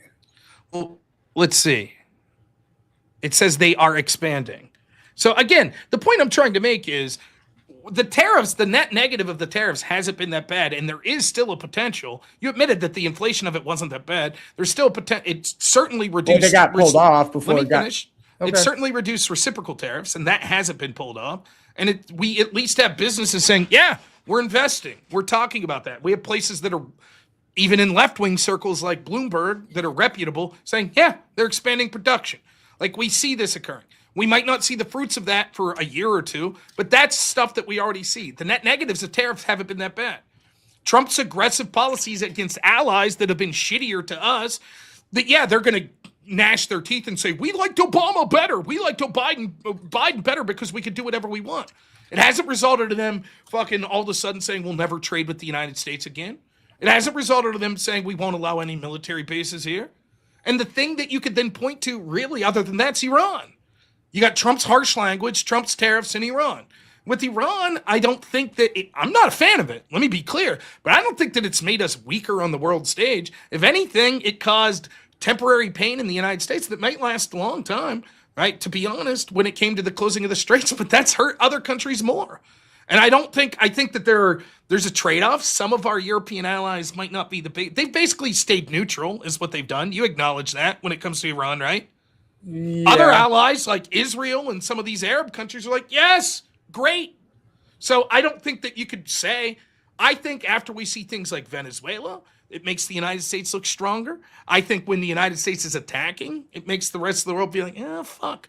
I think that the evidence I cited that our foreign intelligence of our adversaries said they liked Obama, they liked Hillary, they liked Biden because they found them predictable. And so they knew exactly what buttons to push. I think the fact that you've conceded that the status quo is the managed decline of the United States when it comes to their strength on the world stage, all of this points to that this radical change was necessary, and it's not 100% guaranteed to work. But right now, I think we're in a stronger position. Our allies are paying more for defense. Our enemies are more afraid that we'll attack them. We're having more of a control. Our GDP is going up compared to the rest of the world and our allies and our enemies. Now, to be clear, I want to be honest. There are certain countries the GDP's gone up faster than the United States, but they're like African countries and shit. I think we could acknowledge that's different, right? Like, yeah. I think we already acknowledge that GDP. Lesotho having a good GDP quarter is kind of just the only way we have to measure it right now. Well, but GDP is a bad metric for me and you. And let me explain. Right? No, I agree. We don't got to go into GDP again. Okay, right. But it's a good metric for the total strength vis-a-vis the rest of the world economically. It's the best metric we have. I'll give you that. It is the best metric we have. So I just don't think.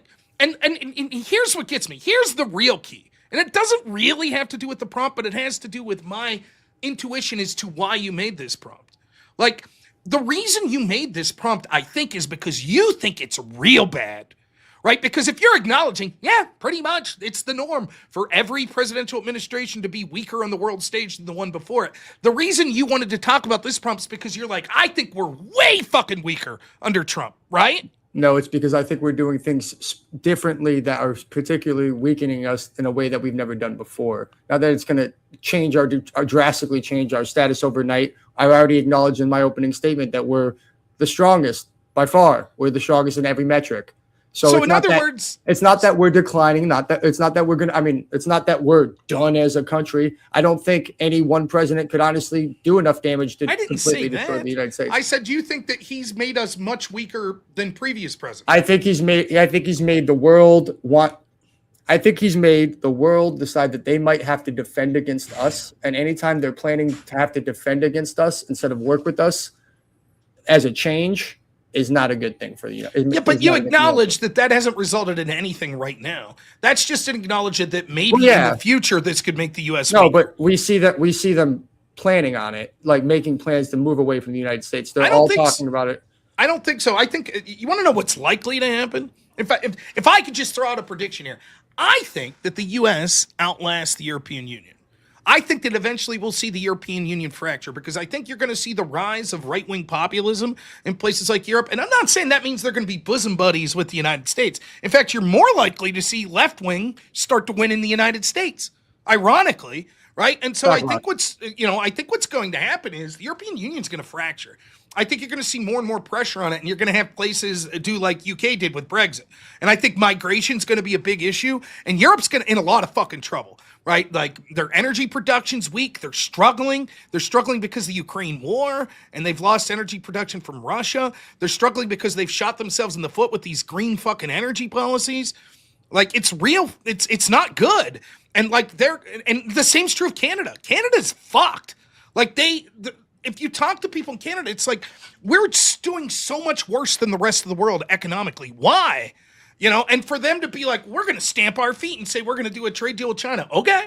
Like they're fucking themselves. And so I think what you're likely to see is all of this. Like, I think the most likely scenario is this. Eventually the rest of the world says, look, we're going to have to kind of not take advantage of the United States as much as we used to. We're going to have to meet our obligations. We're going to have to rescind some of these tariffs. And yeah, that might mean that we get a little more, barrel-chested when it comes to like the United States at the UN saying this, that, or the other. And we're like, we don't have to listen to you always. But ultimately, I think it's going to be to treat the United States with more respect. We had pushovers over and over again, like Biden, right? They're the pushover. Oh, please, the United States we're bigoted. We have systemic racism, blah, blah, blah. It's our fault. And Trump's the opposite. He's the bull in the china shop. And I think that ultimately that's what's needed to equalize it, where it's like, look, it's not that we fear. It's not that we know we can take advantage. It's that we respect. It's that we acknowledge, look, as it is right now, the United States is a superpower. And the fact that we're in the best position now, as you agree, that there will continue to be decline, this is the best position to try to make these attempts to negotiate. So I just don't see it. I don't think that the rest of the world's like likely to be like, we don't respect the U.S. military. I don't think the rest of the world, they might be upset, but they're upset because they were on the gravy train. And Trump's like, yeah, we're taking you off the gravy train. So for me, that's not a sign of weakness. And the last thing I'll say on this, I can't state this enough.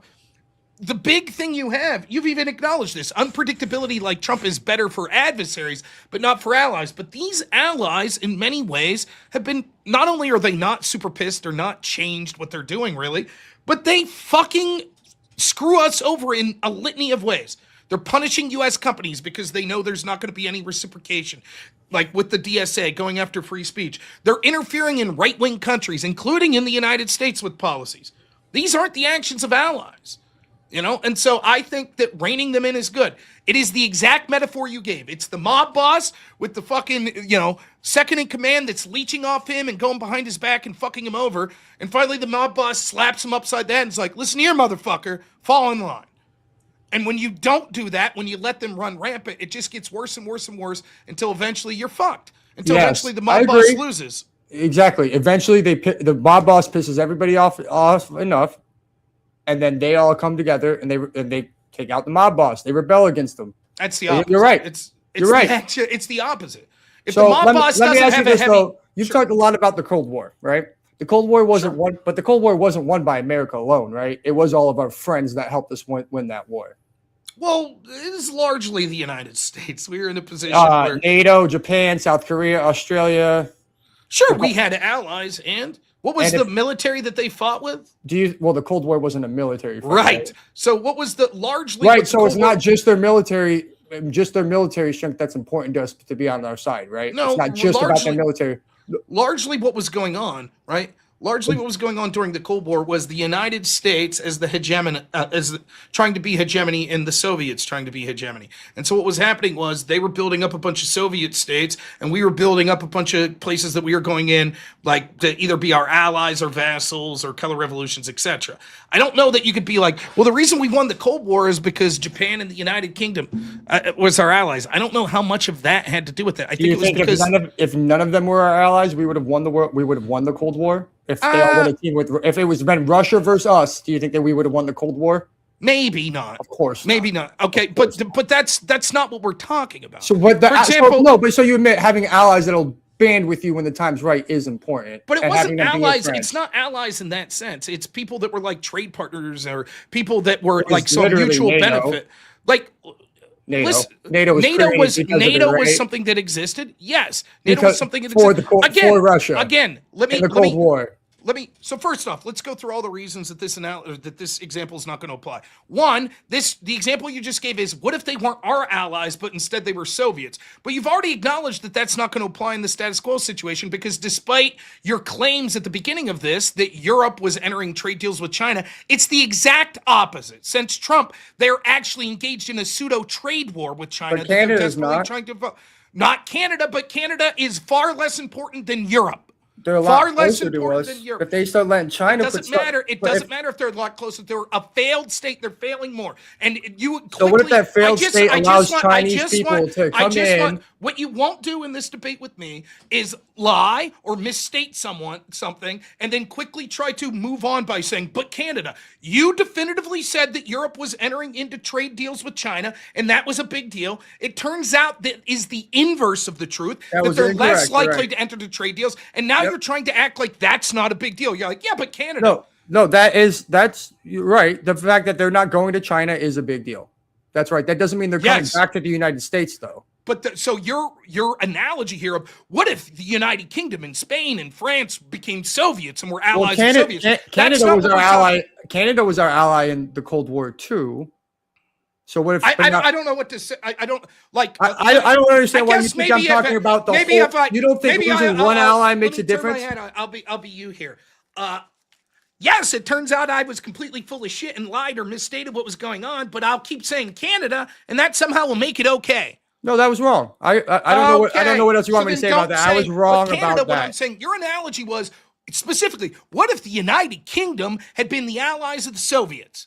And I'm saying, but that's not analogous, because we're actually seeing the United Kingdom. I'm not trying to make that analogous. Let me finish. That's what you said. What we're actually seeing is the United Kingdom is even less likely under Trump to be with the so-called Soviets, which is China now. So actually, that would prove that this is better. And then you're like, yeah, but Canada. Now again, show me the trade deal that Canada signed with China. Again, they reduced their tariffs on Chinese cars from 100% to 6%. Okay, so how many more? So this all of a sudden again, wait. But again, let's go back again. Are they allies with China, not the United States now? Is that what's happening in Canada? No. Okay, so again, what's the point? They're buying a few more cars from China. The point was we couldn't have won the point was we needed our allies to win the Cold War. So when you say they're not our allies, they helped us win the Cold War and get into the power that we were, and that we need allies in these situations to be able to compete. We can't single-handedly take on the whole world ourselves. That was the point. Who said that? The point I'm trying to make is... if you keep pissing everybody off, eventually you're going to have to. Okay, what I'm saying is it pisses people off when you take them off the gravy train. In effect, what your argument is, whatever the rest of the world says that they want from us, we have to give them. No. Else they'll be pissed off. And if we piss them off, we would have lost the Cold War. So if they say, we're going to play zero for NATO, and we're going to tariff you at 1,000%, and also we want you to send us $1 billion a year, we have to do that. Because if we don't, let me finish, if we don't, that'll piss them off. And if we piss them off, we couldn't win the Cold War. So we have to do whatever they want. It would be rude of us for us to be like, could you please stop tariffing us? It would be rude of us to be like, hey, could you meet your treaty-bound obligations to pay? That would be, it would be rude of us to say, please stop fining our companies for the crime of free speech. It would be rude of us to say, could you stop interfering in elections when right-wing governments win like Romania? That would be rude. And then we would lose the Cold War. No, that's exactly, you're telling me what I want you to do. I want you to go talk to them about that. You just said it would be rude and that's not what I want. But earlier I said I want you to go talk to them about it, not just attack them first. Have you ever heard how people like Winston Churchill or Lyndon B. Johnson talk? How do you think they talked? Lyndon B. Johnson used to whip his dick out and smack it on the fucking desk. He used to talk to people from the shitter, right? You want to hear how fucking Churchill talked? So your argument that's like, the whole problem isn't what Trump's doing. It's the fact that he said it rudely and he didn't say it in private. You just said fuck that. Well, you just said we can't go ask nicely. So you were completely mischaracterizing my position. My whole point was we should negotiate and ask nicely. No, we already did that. And they say no. Then what happens? So then we should threaten to take over their country. That's like the next logical stuff. What? Like Greenland? Greenland, we were talking about buying. In fact, we were just buying. He said we will control Greenland one way or the easy way or the hard way. Yeah, that's called negotiating.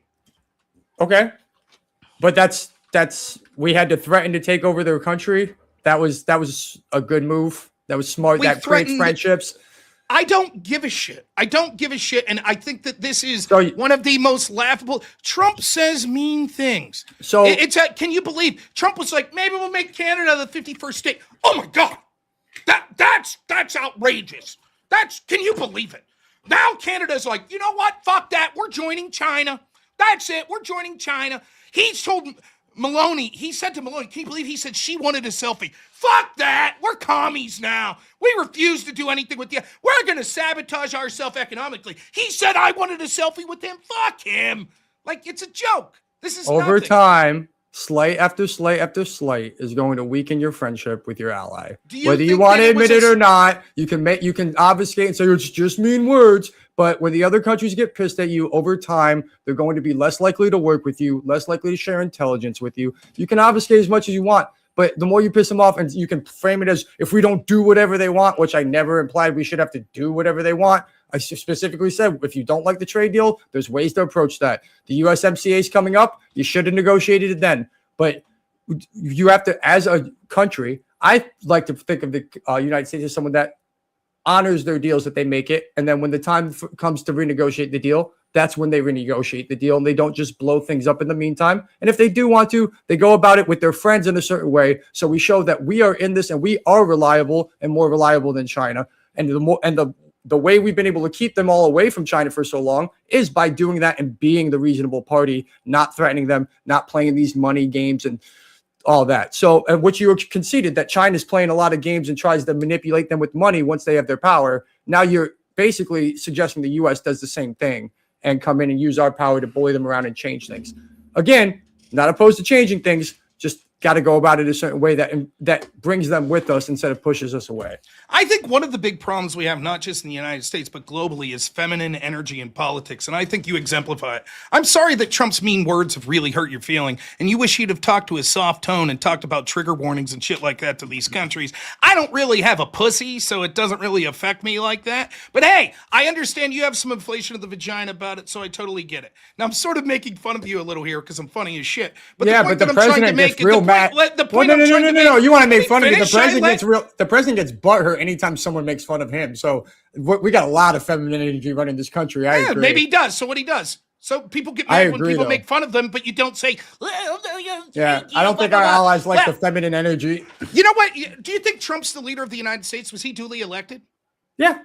Was it a slight when every year after year after year after year after year, our European allies didn't meet their NATO treaty obligations? Was that a slight every single year? Yeah. Okay, so would you acknowledge that then eventually they're going to suffer the repercussions? Sure. But you get upset when the repercussions come and say, well, we shouldn't have the repercussions because that's a slight on NATO. Well, do you think there's levels of repercussions? What was the level of repercussion you would have liked to see? Go ahead. What should Trump have done? Go ahead. I would like to see him go privately and negotiate with our Okay, friends. so privately he goes and negotiates. Yeah. Do you think that that's happened in the past with the United States, that they privately said, could you please meet your obligations? What was the results of those private Well, I don't know. asking? I was told I had a master negotiator, so I thought we would negotiate something and not just threaten people. Just to be clear, what was Trump supposed to do in this private negotiation? He says, could you please do this? Let's say hypothetically they said no.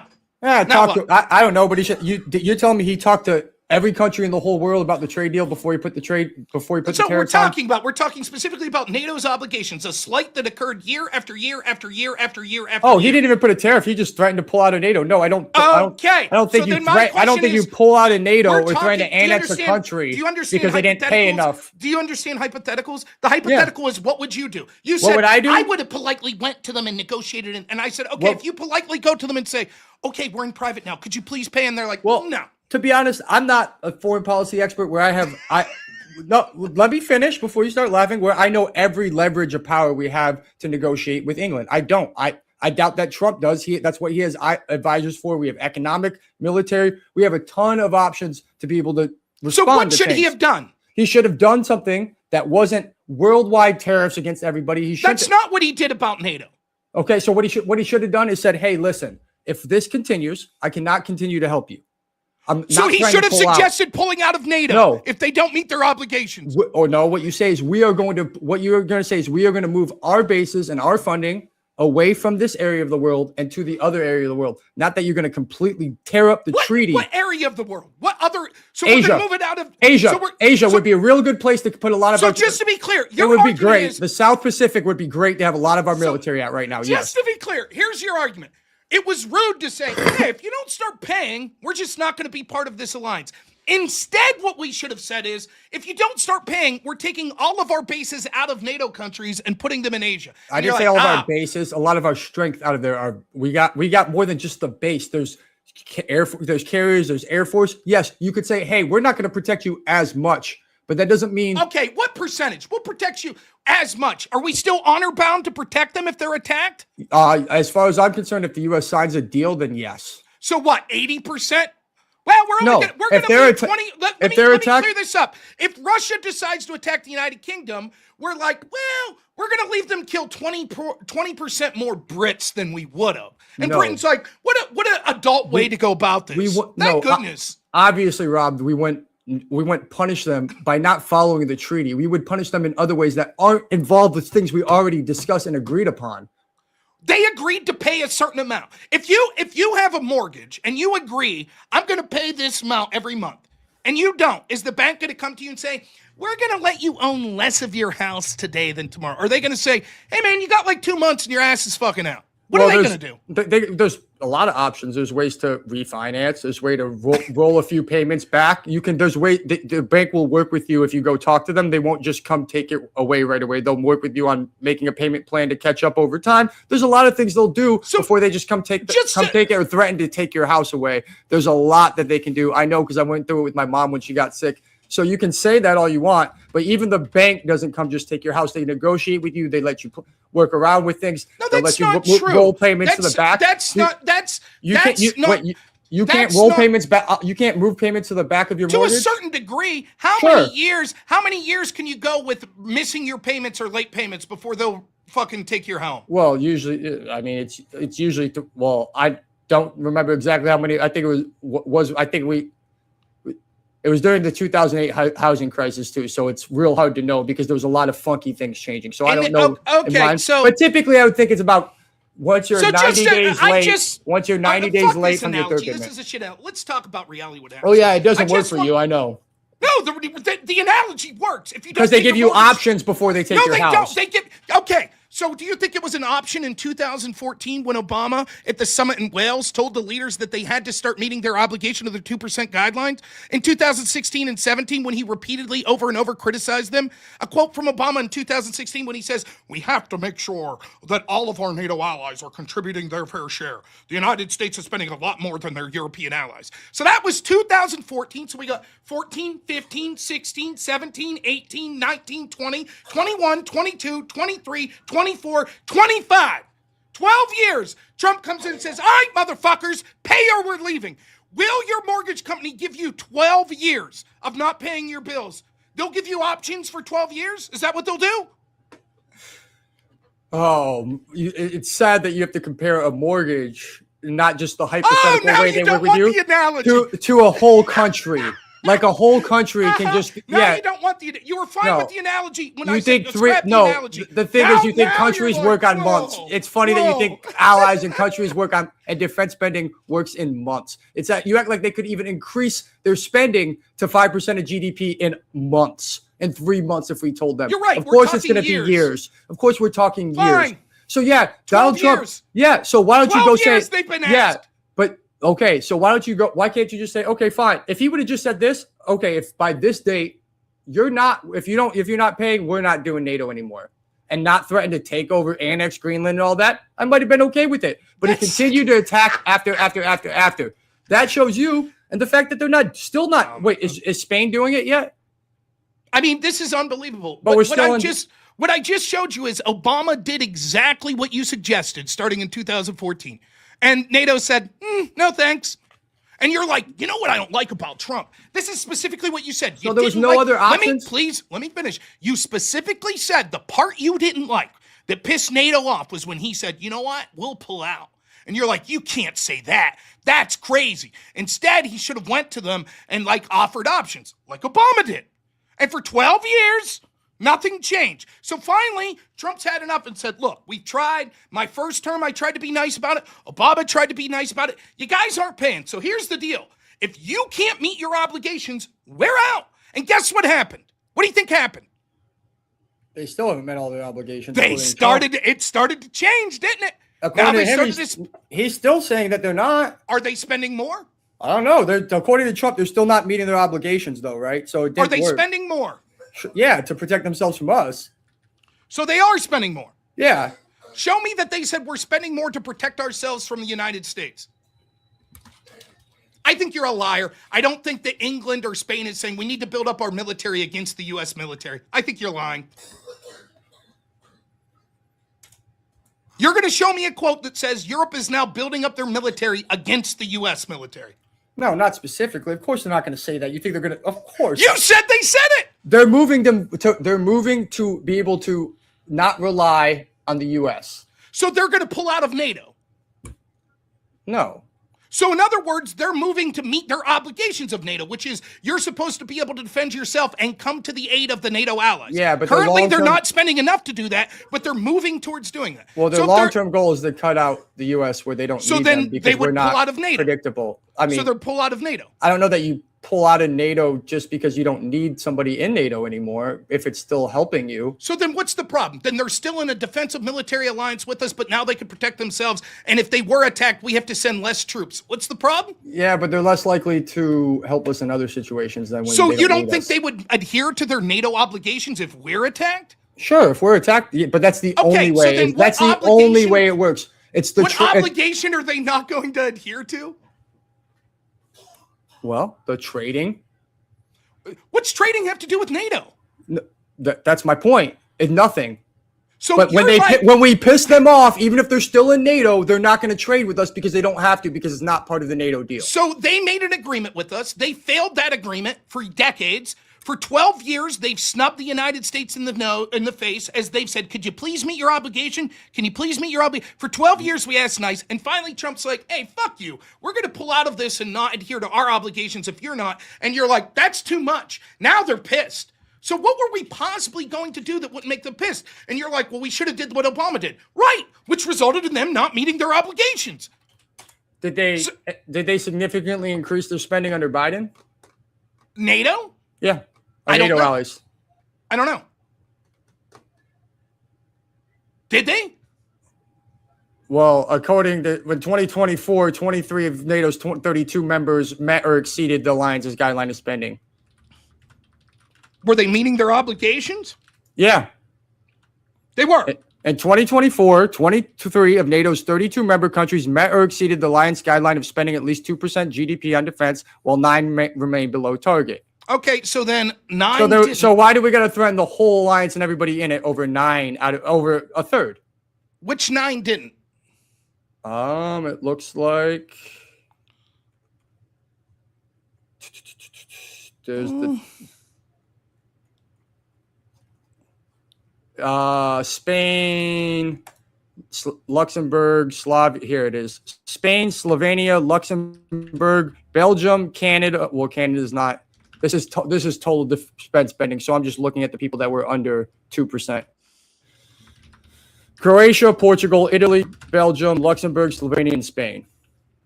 In 2015, did they meet their obligations? Don't know, but they did. I'm sorry, 2025. So, I don't know, but they did under Biden in 2024. Let me see. I don't here. Let's see. Poland, Greece, Estonia, Latvia. In fact, Poland and Estonia spent higher percentage than we did. Right wingers, Poland, yeah. Yeah, but it looks like the majority of them did hit the 2% target. So it looks like what happened is in Trump's first term, he both publicly and privately, which this is true, threatened to pull out of NATO because they weren't meeting their obligations, right? Yeah. Why are we still doing it when most of them are? And so then what happened was they started to meet their obligations, right? Yeah. Did they meet their obligations of the back pay that they owe? Is there a back pay? It's defense spending on their own country. It's not like a bank. It's not like a bank account where you pay into, right? It's the amount of money you spend on your own defense per year. Yeah. There's not like a What's- bank account they're sending money to that they owe money to.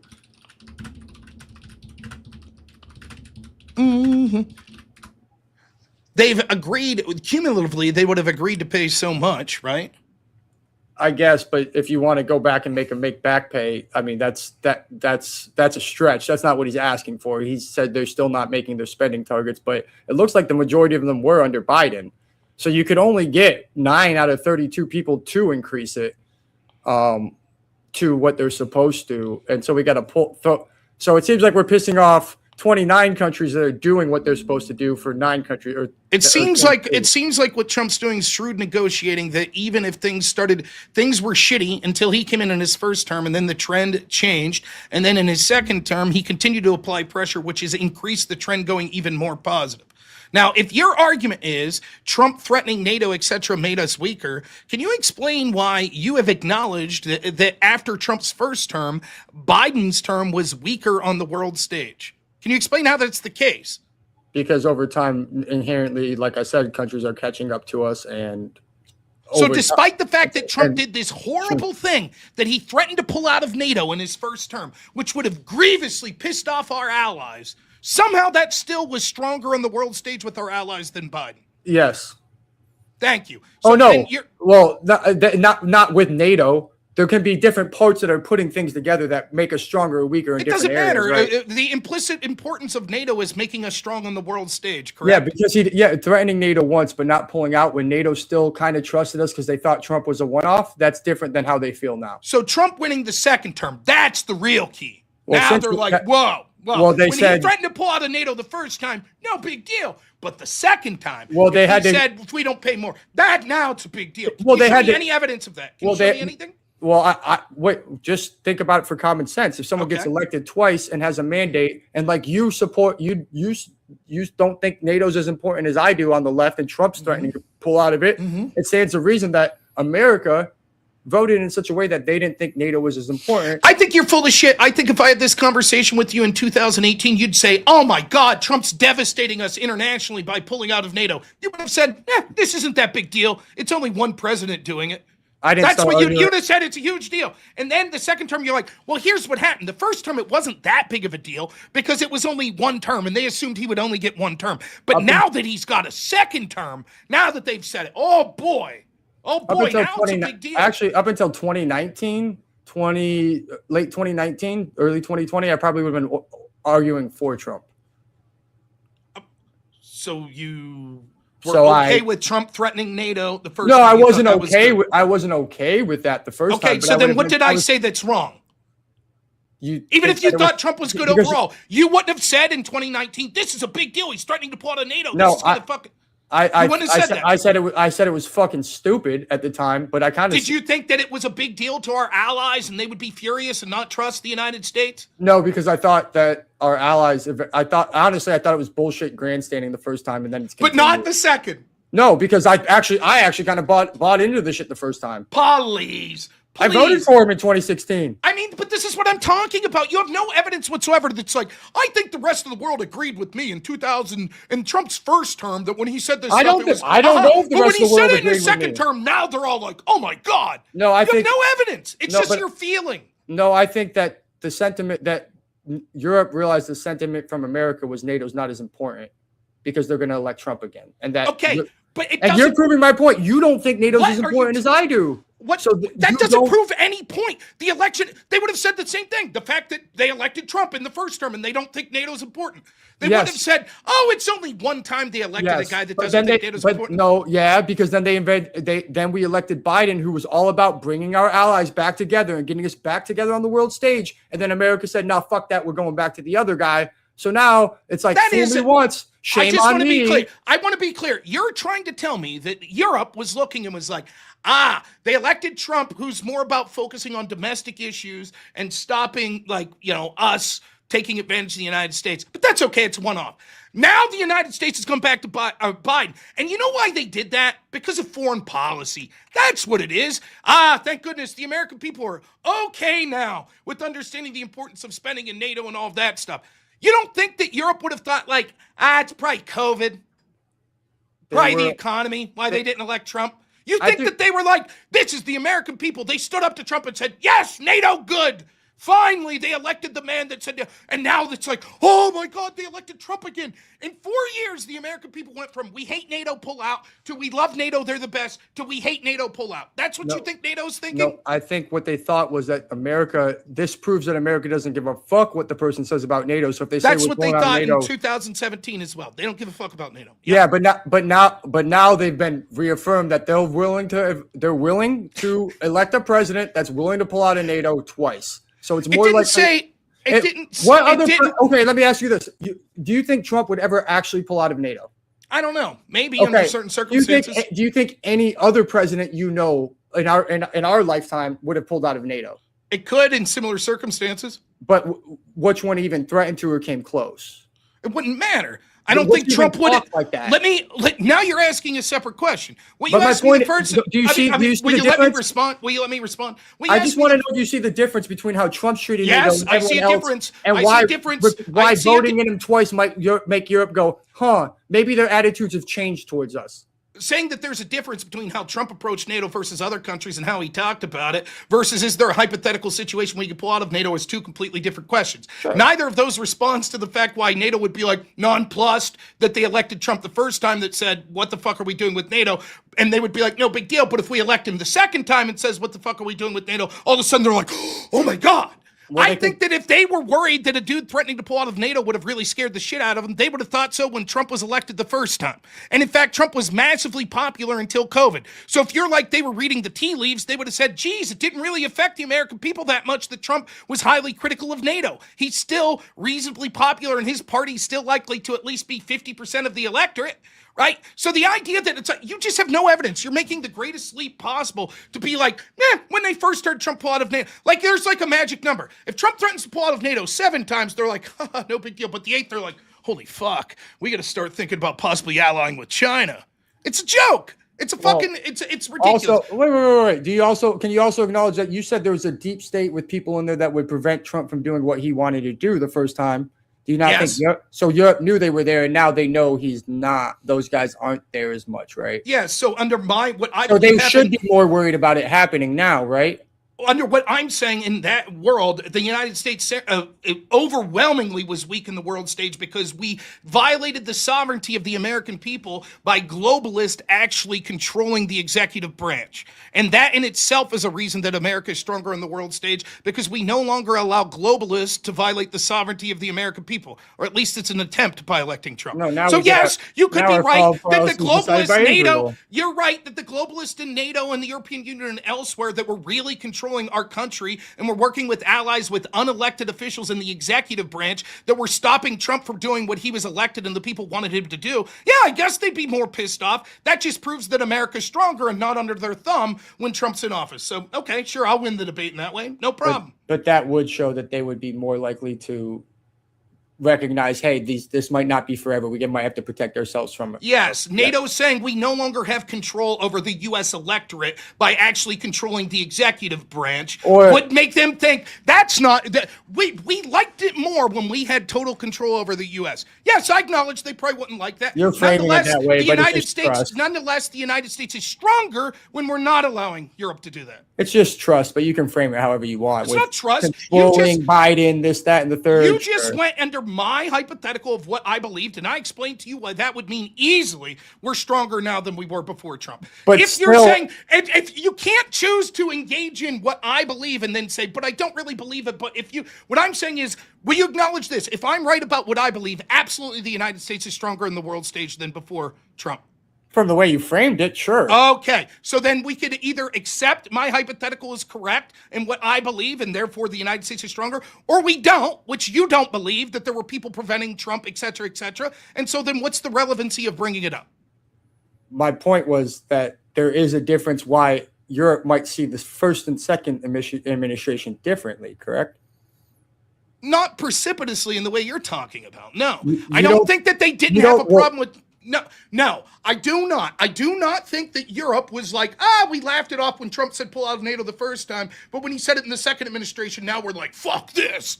Do you want to compare their Secretary of Defenses and who's more willing to support pulling out of NATO?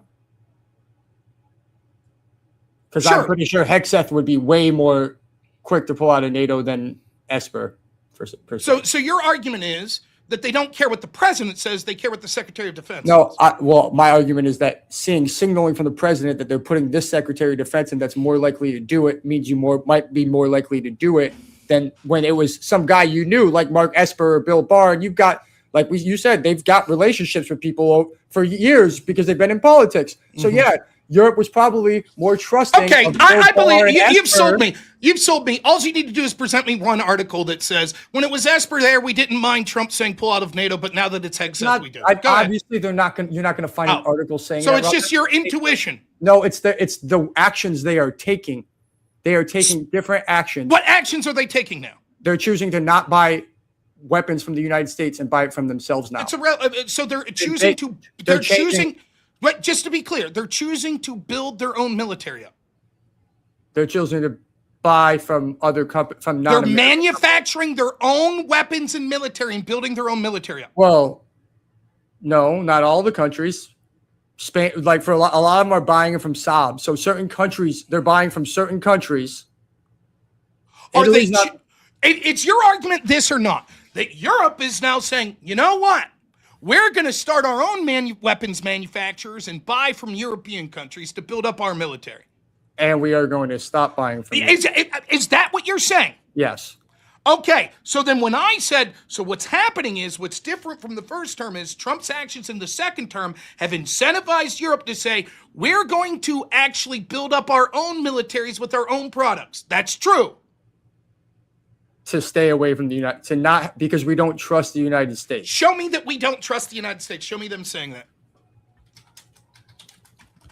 I bet what you'll find is they'll saying, we can't always rely on the United States. We should have our own defense. I bet that's what it has. You already said that they're building up their military against the United States. And I was like, that's bullshit. And you were forced to admit it. Let me find the quote.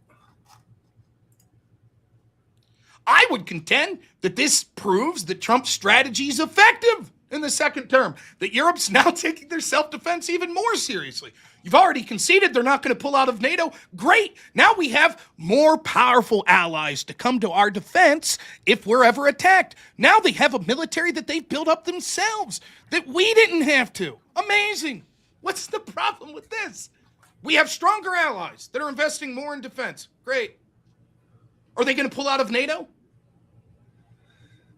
No? Oh, okay. Thank you. The EU representative for foreign affairs says the free world needs a new leader.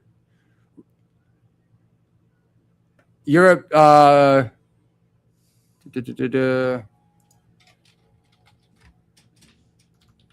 Who is the EU representative for foreign affairs? Kaja Kallas, Kallas. Kallas. We got some radical left winger that's like, we're pissed off that right wingers are winning in the United States. Is that what we have here?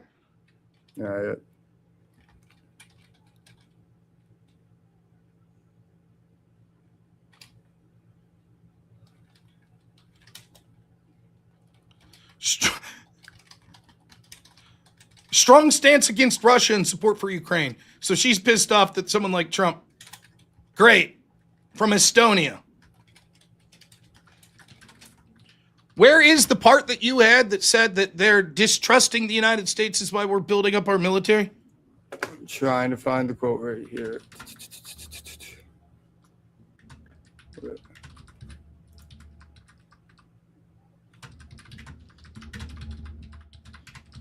Also, by the way, is European Union NATO? Do you think NATO right now trusts that if they get hit, the United States would go? No. No. But it's a lot of them are members of NATO. Okay, so yes, I think that these countries believe it. World. Sure, I don't understand where that's that before. Prove it. They've never come out and said that. Okay, you show me where they've said that we need a new leader of the free world before 2024 or 20. Yeah. I don't think they have. Mark Rutte, Secretary of NATO General, praised Trump for pushing Europe to spend more on defense, calling him a strong leader who's making NATO stronger. Sure. Ursula von der Leyen, European Commission President, thanked Trump for U.S.-EU trade deal and for pressuring Europe on defense spending. Kallas has praised Trump's tough stance on Russia and for forcing Europe to wake up on defense. Peter Pavel, Czech president, called Trump's pressure necessary and effective. Andrzej Duda strongly praised Trump for his support of Poland for increasing NATO's eastern flank defense. Even Kallas, the person you suggested, it says that, yeah, they have to build up their own defense, but they're actually praising Trump. They're saying, yes, Trump's making a point. We can't constantly rely on a foreign country for our defense. Thank you, Trump, for encouraging us to start building up. That's hardly the picture that you're painting, which is they're like, we can't trust the United States. Fuck them. Let's go at our own. Oh, you think they're gonna say it to Trump when they're trying to convince him to help him? No, look, I'll find it for you. Give me 1 second. I can't open too many things in my computer's I'll start freezing again. That's why. I don't. What are you looking up here? I had a bunch of. What's happening is let me just in plain words paint you what's happening.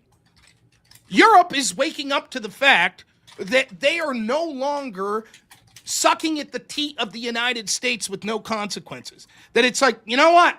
For too long, we've neglected our defense because we said the big bad USA will do it no matter what. And now with Trump's coming in, it's like, look, Obama came in, was like, you guys got to start meeting your obligation. Trump comes in, it's like, you guys got to start meeting your obligation. Now Trump's coming again, like, you guys got to start meeting your obligation. They're like, you're right. We can't rely on the United States always. We should have a robust defense ourselves.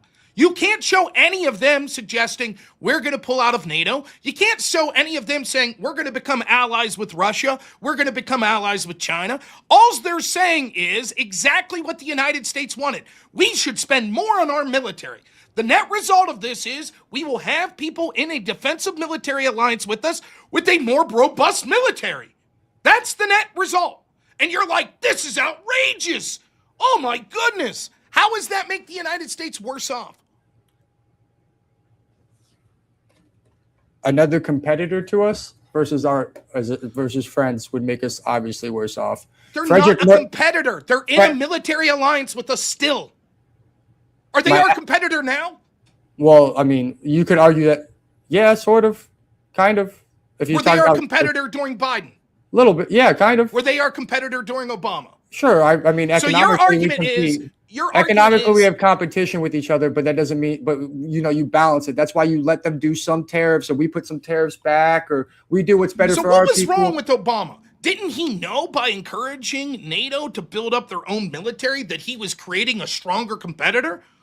Don't we know that the real military allies? Pretty sure he did it without pissing people off. That's the thing. When they're still willing, when you don't piss off, they're still willing to be a friend. What does that have shit to do with anything? You're not talking about pissing people off here. You're saying what's bad is these militaries saying we're going to start spending on our own military. Kallas, who was the person you cited, the person you cited, Kaja Kallas from the EU. Here's her direct quote.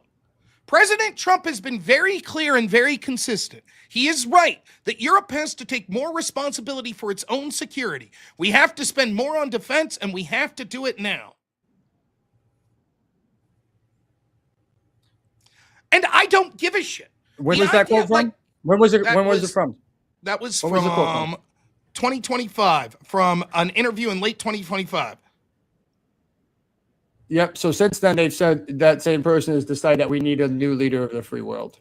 Okay. I don't give a shit. She doesn't like Trump, like every other fucking. Oh, I thought she just did. Now she doesn't. So it doesn't seem like she's completely anti-Trump. It's almost like his decisions have. It's almost like she liked some of the stuff, but then he kept going, and now he's like, I don't think so. We need a new leader of the free world. No, that's not what it's like at all. Instead, what it's like is she's like, yeah, I agree with Trump on this point that we should take our defense seriously. And like everyone in Europe, they're upset that Trump's like, we're no longer going to be your welfare subsidy. And they're like, well, then we need a new leader. Let's see her quote on the new leader of the free world.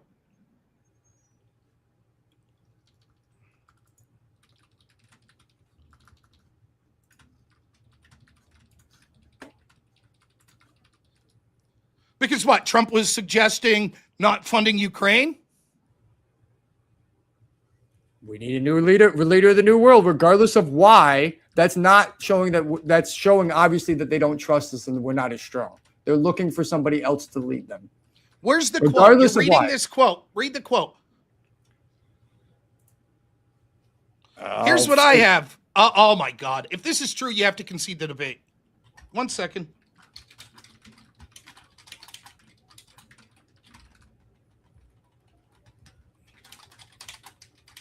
All right, Politico.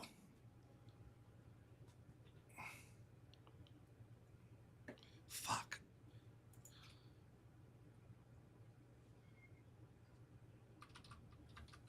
Today it became clear that the free world needs a new leader. It's up to us, Europeans, to take this challenge.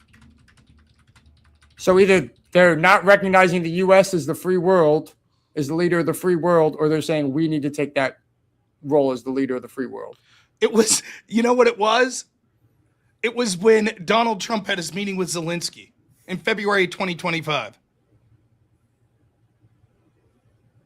Yeah, she was pissed off because all these Europeans wanted the United States to keep sending money to Ukraine, and Trump was like, and Zelensky came in and made an ass of himself. The guy who thanked them, and then J.D. Vance asked, "Did you even say thank you?" When when the first thing he did was say thank you, he made an ass of himself.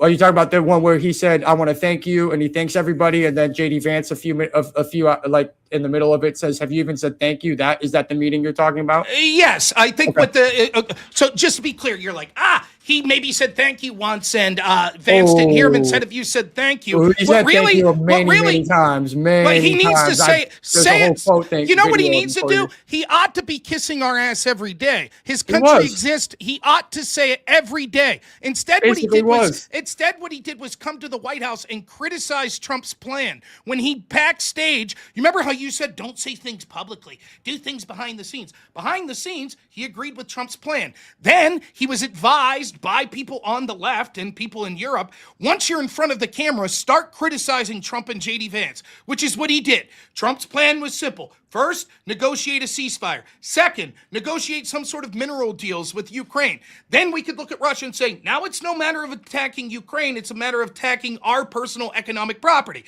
Then try to have a long-term peace deal from there. Zelensky agreed largely, and then publicly, once they're in front of the cameras, started to say, this deal won't work. Russia will never listen. And that's when Vance was like, did you even say thank you? You come here as a beggar, hat in hand, and then you say you don't like the way we're giving you money and you don't like what our policy. Then get the fuck out. Simple. So when you're the beggar, you don't get to sit there and fucking criticize. So when you say things publicly, you affect the relationship with your allies and might end up with consequences. When you are in the position of being the beggar, you don't get to say things publicly like that or to denigrate people and say that you think they're full of shit. When you're the person that is paying the welfare, you do get to say. So your premise of allies is just whoever's the bigger, the more powerful country gets to do whatever they want. No, that's not my premise. My premise is when one country's not meeting their obligations year after year after year, when one country is totally reliant on the other, when they're tariffing automobiles, when they're attacking their business, when they're attacking free speech, when they're interfering in their elections, and the guy that you were interfering against comes out and's like, hey, you motherfuckers need to pay more or we'll leave, and hey, we're tired of being fucking taken advantage of with tariffs, so we're going to tariff you. You stamping your feet and saying, oh, okay, we'll pay more and we'll have favorable trade deals doesn't mean that the U.S. is weakening its world stage. What you want is this. You want Cox. You want Biden. You want, yes, sir, we're systemically racist. Please, we're so sorry. The West is the worst. White people were colonial. We're so bad. We're the worst. Please take more money, Europe. Please, let's go after these. Man, you really put a lot of words in my mouth. Although I did notice. Better words than other things to put in your mouth. Well, yeah, I guess. But on that, okay, I just got a question for you. So my wife's family had a memorial for one of their family members that served in World War II.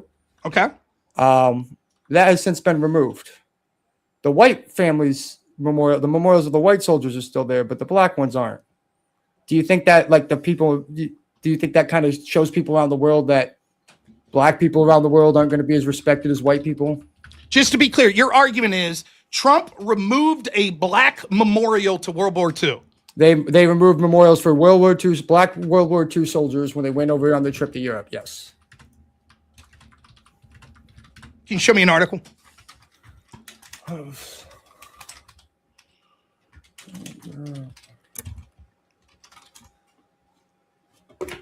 Let me see. I can find it on my phone because I sent it to my dad.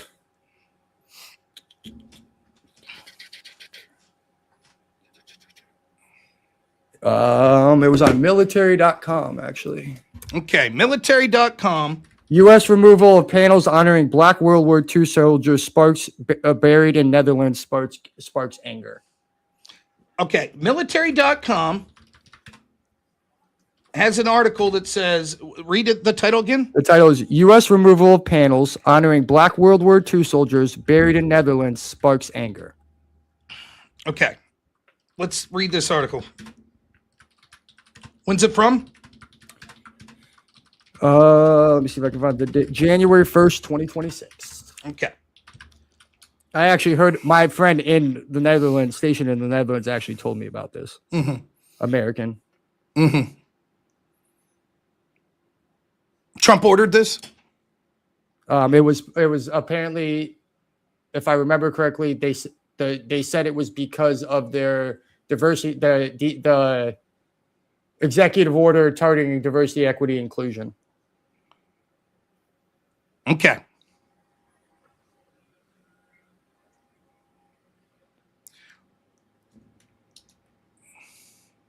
Let's see. I'll just start reading it. You can't see it, but the removal of 2 memorial displays at an American cemetery in the Netherlands honoring black veterans who helped liberate Europe has drawn the ire of many. Last spring, so that would have been in 2025, the American Battle Monuments Commission, which manages memorial sites, took down the panels from the visitor centers at the cemetery in which 8,300 troops are buried. Removal of the panels comes after President Trump signed executive orders eliminating DEI. That also meant removing black memorial sources. Can you show me that Trump administration admitted that they removed this because of DEI? Well, why did they remove them if it wasn't for DEI? I don't know. You're making the affirmative claim they removed this because of DEI. Go ahead. I'm making the claim that they moved. That's what the article said. I'm making the claim they removed it. The Black Soldier Memorial in the World War II. I'm just wondering why. I'm asking you why, and if that there could have been bad. any litany of reasons. It could have been that there was a reason that, like, financially they couldn't do it anymore. It could have been that the government of the Netherlands said that there was some problem with it. It could have been. You should keep reading the article for those. Let's see if it says. Let me read the article and see if it says the reason. The memorials represent a part of American history, no matter what.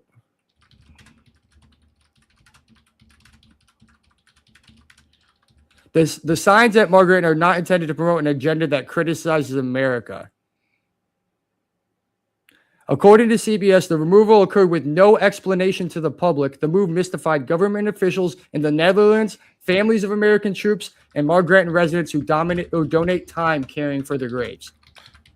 It doesn't look like we actually got an answer. And they were taken care of by people who donated their time in the Netherlands. It was not us paying to maintain them. One panel featured George H. Pruitt's story. A 23-year-old black soldier is buried in 1945. He died trying to save a fellow soldier from drowning. The other display informed the public of America. Here we go. You want to know what the panel said? Here we go, audience. You ready? Here's what the panel said. Descriptions of black soldiers that they claim face systemic racism and discrimination. Emphasis on the U.S. military being segregated and black troops were denied equal opportunities and respect. Statements like, despite fighting for democracy overseas, African-American soldiers returned home to Jim Crow laws and continued oppression, highlighting the Tuskegee Airmen and other units with racial barriers they faced. So in other words, what it was doing was touting the blacks' faces. It wasn't just, here's Jim Smith. He was a black man that honorably served. It was, here's Jim Smith, whose country forced systemic racism on him. And what the Trump's team said was, it's not part of military history to denigrate the United States. It's about honoring their service. That's what happened. Well, you should actually, you're claiming that because there's many memorials that were taken down. Some of them did say that. They did. Oh, but why did you not include that? Why did you not include that if you knew Because that? I was talking about the ones, not for the broad soldiers, but for the specific soldiers. what we see is the entire panels were taken down because this is exactly what was going on with this. They're not going to like take down 3, then leave the 4th, then take down 7 more. Why didn't you include that this was pushing? Well, they did. They left because I was talking about, because the ones I was aware of, mostly, I see the other ones. The ones I was aware of and the one I saw taken down was about a soldier, and it didn't say anything about any of that. But there's also a lot of memorials that got left up there, but they're not black soldiers. You can see pictures of them if you go through. They say different things. So why you would remove things to certain soldiers and not others? Sure, you want to make an argument. You remove the shit that's pushing a clear racial grievance narrative. Again, fair. I would agree. I could agree. Yes! I don't agree that it's a grievance narrative. The fact that you're saying, hey, these guys went and fought over there and then came home and faced some oppression, and we should thank them for it because they fought. Okay, so just to be clear, how many panels were removed? Let's go. I'd have to look to the exact numbers. Let's go. You made this is the big point. Let's get down to brass tacks, Rob. They took down some panels of some black soldiers. I'm not saying this is the big all. Oh, the reason was because it was forcing the systemic racism. I'm not saying this is the big all, be all, end all. But how many panels did they take down? Go ahead. I'd have to look more into it to actually see. How many panels were replaced? Did they put new panels up after these panels were removed? I have to look more into it. I don't know the whole story. Did they place new panel? So you're just talking out your ass. You just pushed a narrative as soon as I reached in because I heavily suspected, because unlike I'm saying my in-laws family. I'm saying my in-laws family's memorial that has said nothing about any oppression got taken down.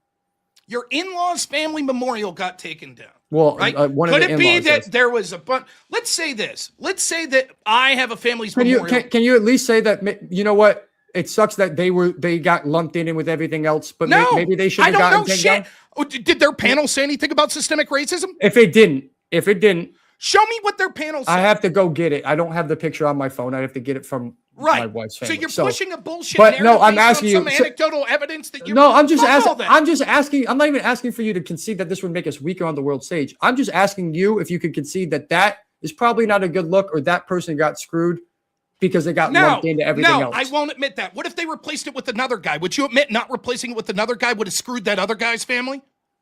Sure, but I don't think. Why is your family more important? It's not my family. Why is your in-laws family more important? It's not that it is. It's just that it was there. Okay, then why did you hide the fact? Why is that being taken down? Why did you hide the fact that the reason these were taken down? I didn't hide the fact that I didn't think about it because that's not what the memorial to theirs says anything about that. So that's just to be clear, if there's like a if there was a plaque about that, would you stop? I understand the need to let's say that I had a family member that fought for the. That's not. I'm literally agreeing with you that if it was pushing some agenda, I understand why it was taken down. I'm agreeing with that. I'm giving you that. If it's pushing agenda, I just take it. But if it wasn't pushing agenda, doesn't it suck that someone's memorial got taken down because they were next to a memorial that was discussing doesn't it suck that they took down? I'm just asking how far we I just want to see if any human decency applies to you. I just want to see if any human decency applies to you. I understand if you're going to be that's all I want to see. Make up shit and then be called out. I'd keep filibustering. No, I just want to see. Are you going to give me a chance to respond, or are you just going to filibuster? Go ahead. It's up to you. Okay. Remember, this started, the rest of the world looks at us with shame because we're removing black statues or black panels. And now it's, I asked you if it was a bad look. I asked you if it was a bad look. That's what I asked. Not it was ended. You're going to filibuster and interrupt. No, you're misrepresenting what I said. Are you going to filibuster and interrupt, or are you going to let me make my point? I'm going to interrupt if you misrepresent what I said. I didn't. Do you want to go back and hear the exact quote of what I said? I said it probably wasn't a good look, right? What wasn't a good look? What wasn't a good look specifically? That the rest. Let me quit, because now what you're saying is, well, just that my in-laws panel got taken down. No, NATO was like, hey, cross-current politics in-law got a panel taken down. You're so far. Yeah. Here's what you were implying. Everybody knows it's true. Here's what you were implying. I was just asking, I just wanted to see where you stood on it. I didn't think it actually. Bullshit. I want to see what you said. You're a fucking liar. I expected the whole way this. through the debate, we've been having fun. I've been making fun of you. Now I'm actually like, you're a fucking liar. You're lying. This is what you were doing, and everyone watching knows it. You were implying that the Trump administration is losing respect because they're racist, because they went into this memorial for these black soldiers and they took them down. I never said he was racist. I said that was a bad look. What was the implication? Why would it lose respect? Why would it lose respect specifically for taking down? Why did you mention the word black? Optics. The optics. Optics of what? What did the optics look like removing black panels? The optics looked like they were racist. I'm not saying they actually were. So then what you were Did I say it was a bad look, or did I say it actually was racist? So did I say it was a bad look or racist? I don't give a shit. Your equivocation. You were trying to imply that this made him look racist. As soon as I said this, make him look racist. As soon as make him look racist. Would you shut up and let me finish? As soon as I pointed out, wait a minute, look what's going on. You're now like, actually, I agree. They should have removed those panels. But what about my in-laws? I'm just worried about that. Again, you're putting words in my. I didn't say I would agree. I said I wouldn't have as much of a problem with it. I'm talking about there were soldiers. Did you not say I would probably? I'm talking about there's soldiers. I could understand why they would want to take those away. I do. If they had anything blaming the U.S. for racism, systematic racism, whatever, I understand why the Trump administration would want to take that away. I do.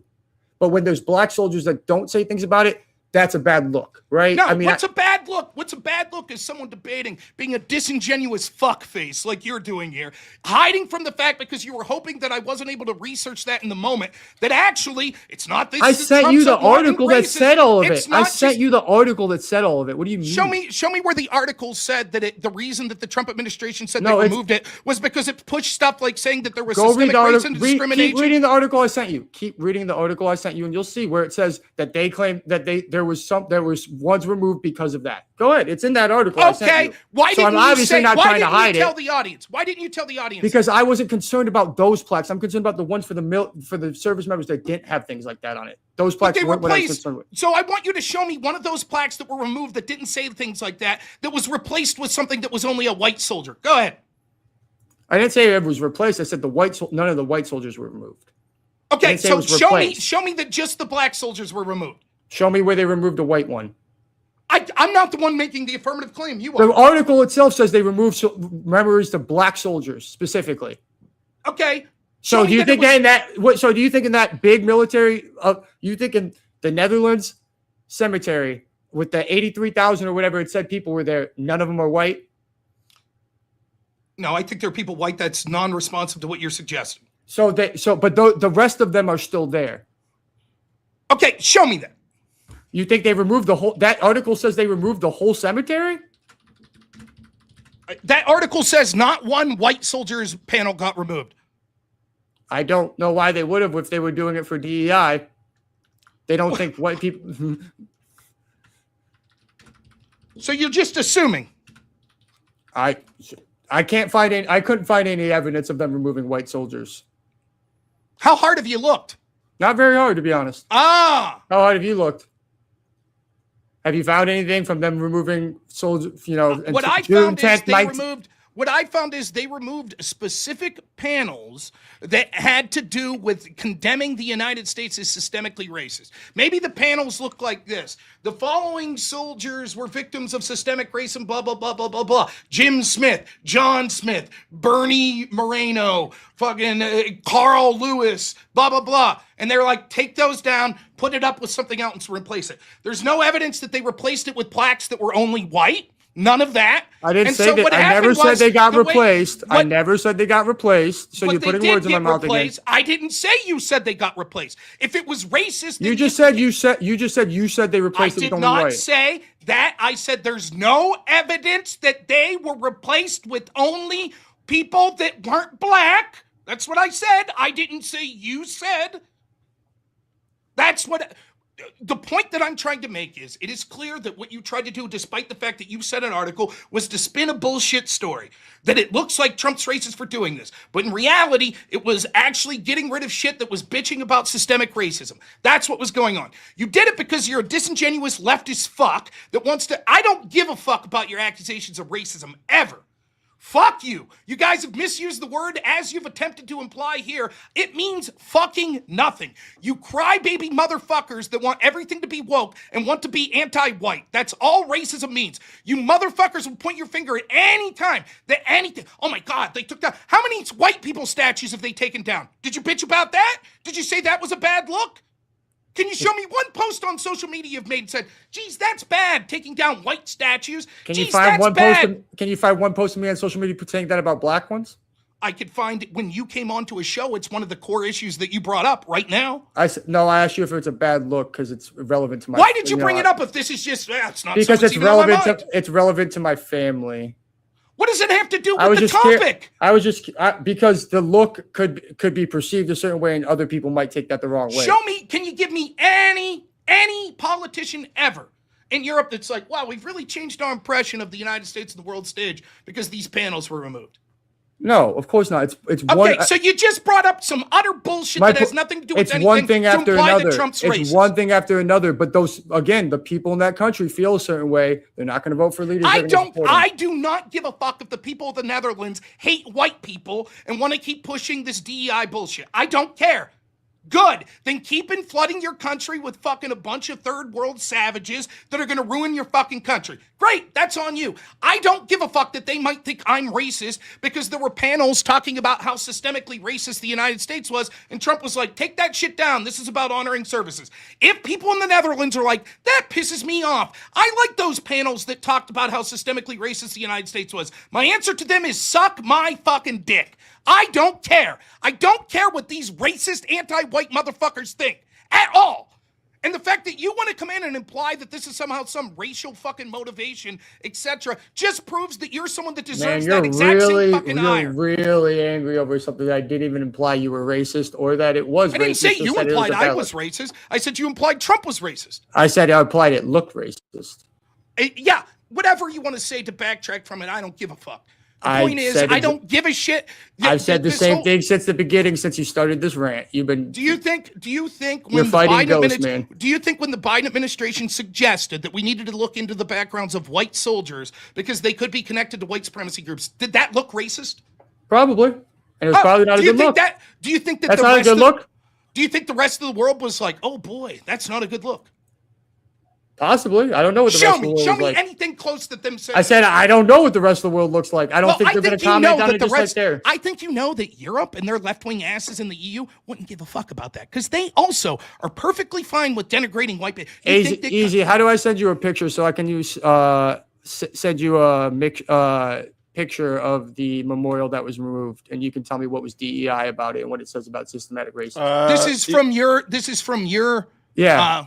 Okay, yeah, let's see it. Let's see it. Send it on Discord or something. All right, I got you. That's where I got it right now.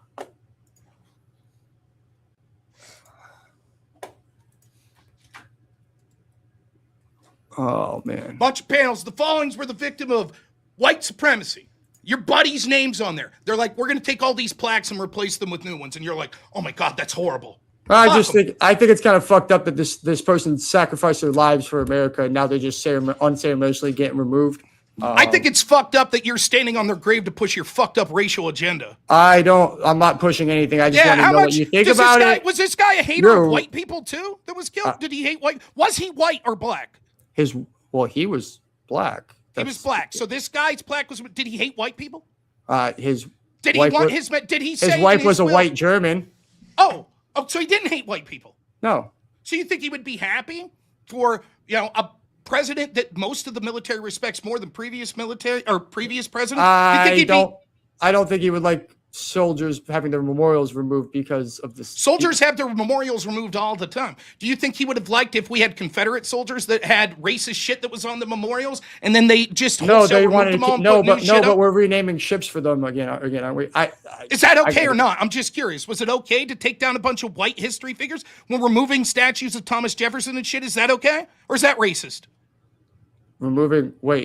Statues of Thomas Jefferson and other people like that, is that racist? It would depend on the reason why you're removing them, obviously. Oh, but not here. Removing your friend's plaque, it doesn't depend on the reason. It would. Again, and like I said, I'm going to send you I just can't. It's not letting me send it on Discord. Yeah, it's just a name, right? That's what you're sending me. No, it's a plaque name. with a name on it. It's a name, a picture, and it's got a little thing about his life, but it doesn't say anything about his race. It's got what happened and how he died drowning, trying to save people. So what they did was they went through and they took all these plaques down and then replaced them. I don't know that they replaced them, but they took them down. That's what I'm reading, that they replaced. They may not have replaced the exact same people with the exact same names. Yeah. What would you do if you found out that they did replace this very plaque? What would you do? If they replaced it with the very plaque, then I would say, you know what? Then that's not a big deal at all. So you know for sure if they replaced it or not? I'm pretty sure they didn't. Okay, how do you know they didn't? I haven't heard an update from my upset family. When did your upset family talk about this? I don't remember the exact date when we talked Give about me a this. general idea. Was it this month? Was it last year? 3 months ago, 4 months ago. 3 months ago they talked about this. When was it removed? It was removed in January of 26, I think. January 26th, they removed this, right? So 3 months ago, we're talking about April. Your in-laws start bitching about this. But they don't know if did they say, is there a plan to replace Are they it? bitching because they're black, or are they just saying, hey, that's fucked up, my family's memorial got removed? I don't know. You tell me, you're the one pushing the racial narrative. I'm just saying that they were kind of upset and kind of felt kind of slighted by it. And it's kind of sad that you can't even be like, yeah, I can understand why they would be. No, I can understand why they kind of would be. What I can't understand is you implying that that's the reason you brought this up in this debate. Hey, I was just wondering if you thought it was a bad look, and if you thought you think people this is overseas fucked up? might Hey, man, see it badly. Do you That's think all. people overseas? Do you think people? I don't think overseas it's going to be the be all Listen, end all in our no, in our status of Listen to this America. shit. Man, Listen you're to this really shit. focused on this thing now. You got like an This- audience that really likes to go off against the race stuff. This Hispanic Because guy. I don't even care about this. We're still going. We're just. this I is- brought it off as an aside. I didn't think it would go on for this long. This Hispanic guy. I thought it would be like a There you 2-question go. thing.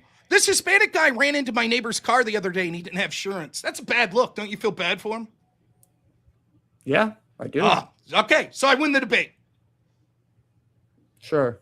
Yeah. If that's what it Proves we're comes down stronger to. on the world stage, right?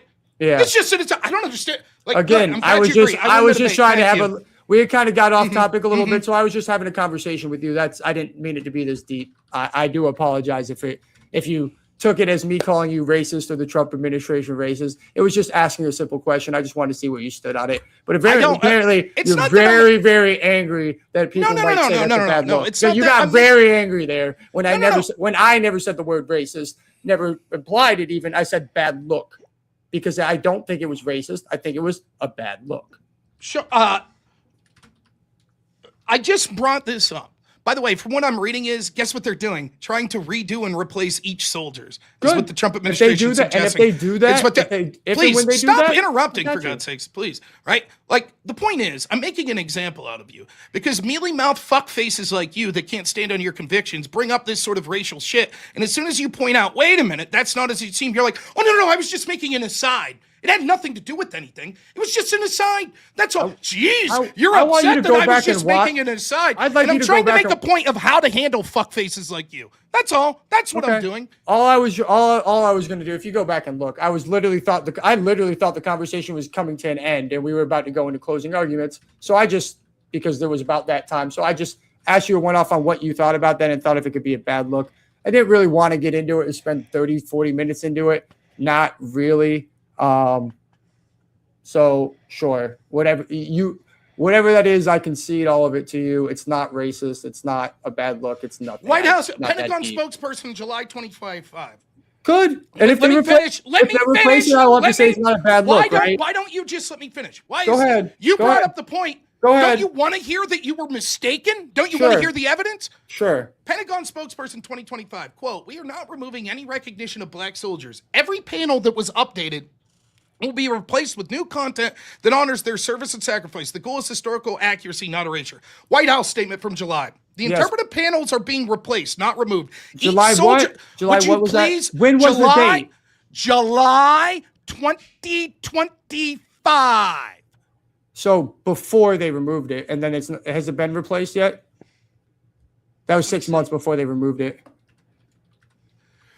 The 'Cause that- interpretive panel. Can I finish the statement and then you could make your point? I just want to make sure it was from the right panels in the right time frame. So Can that's we all. finish? Can you let me finish the point? Sure. White House statement. The interpretive panels are being replaced, not removed. Each soldier and unit honored will continue to be recognized. New panels will focus on their bravery and contributions to victory in World War II. Okay. So when they get replaced, then you would say that's not a bad look.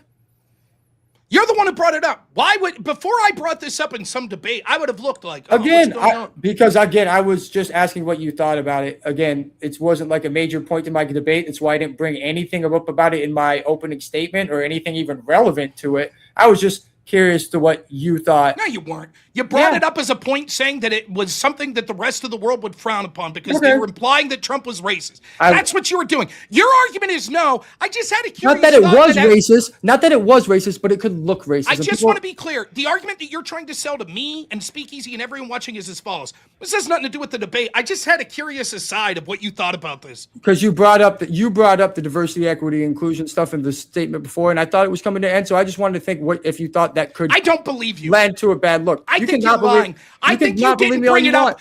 I don't think you brought it up. I don't think you brought it up as an aside. Again, Rob, I think you brought it up trying to imply that me. it made Trump racist in the eyes of the Again, international Rob, world. you don't know me. I think they could look that way. Yes. So sure. You didn't just bring it up as an aside.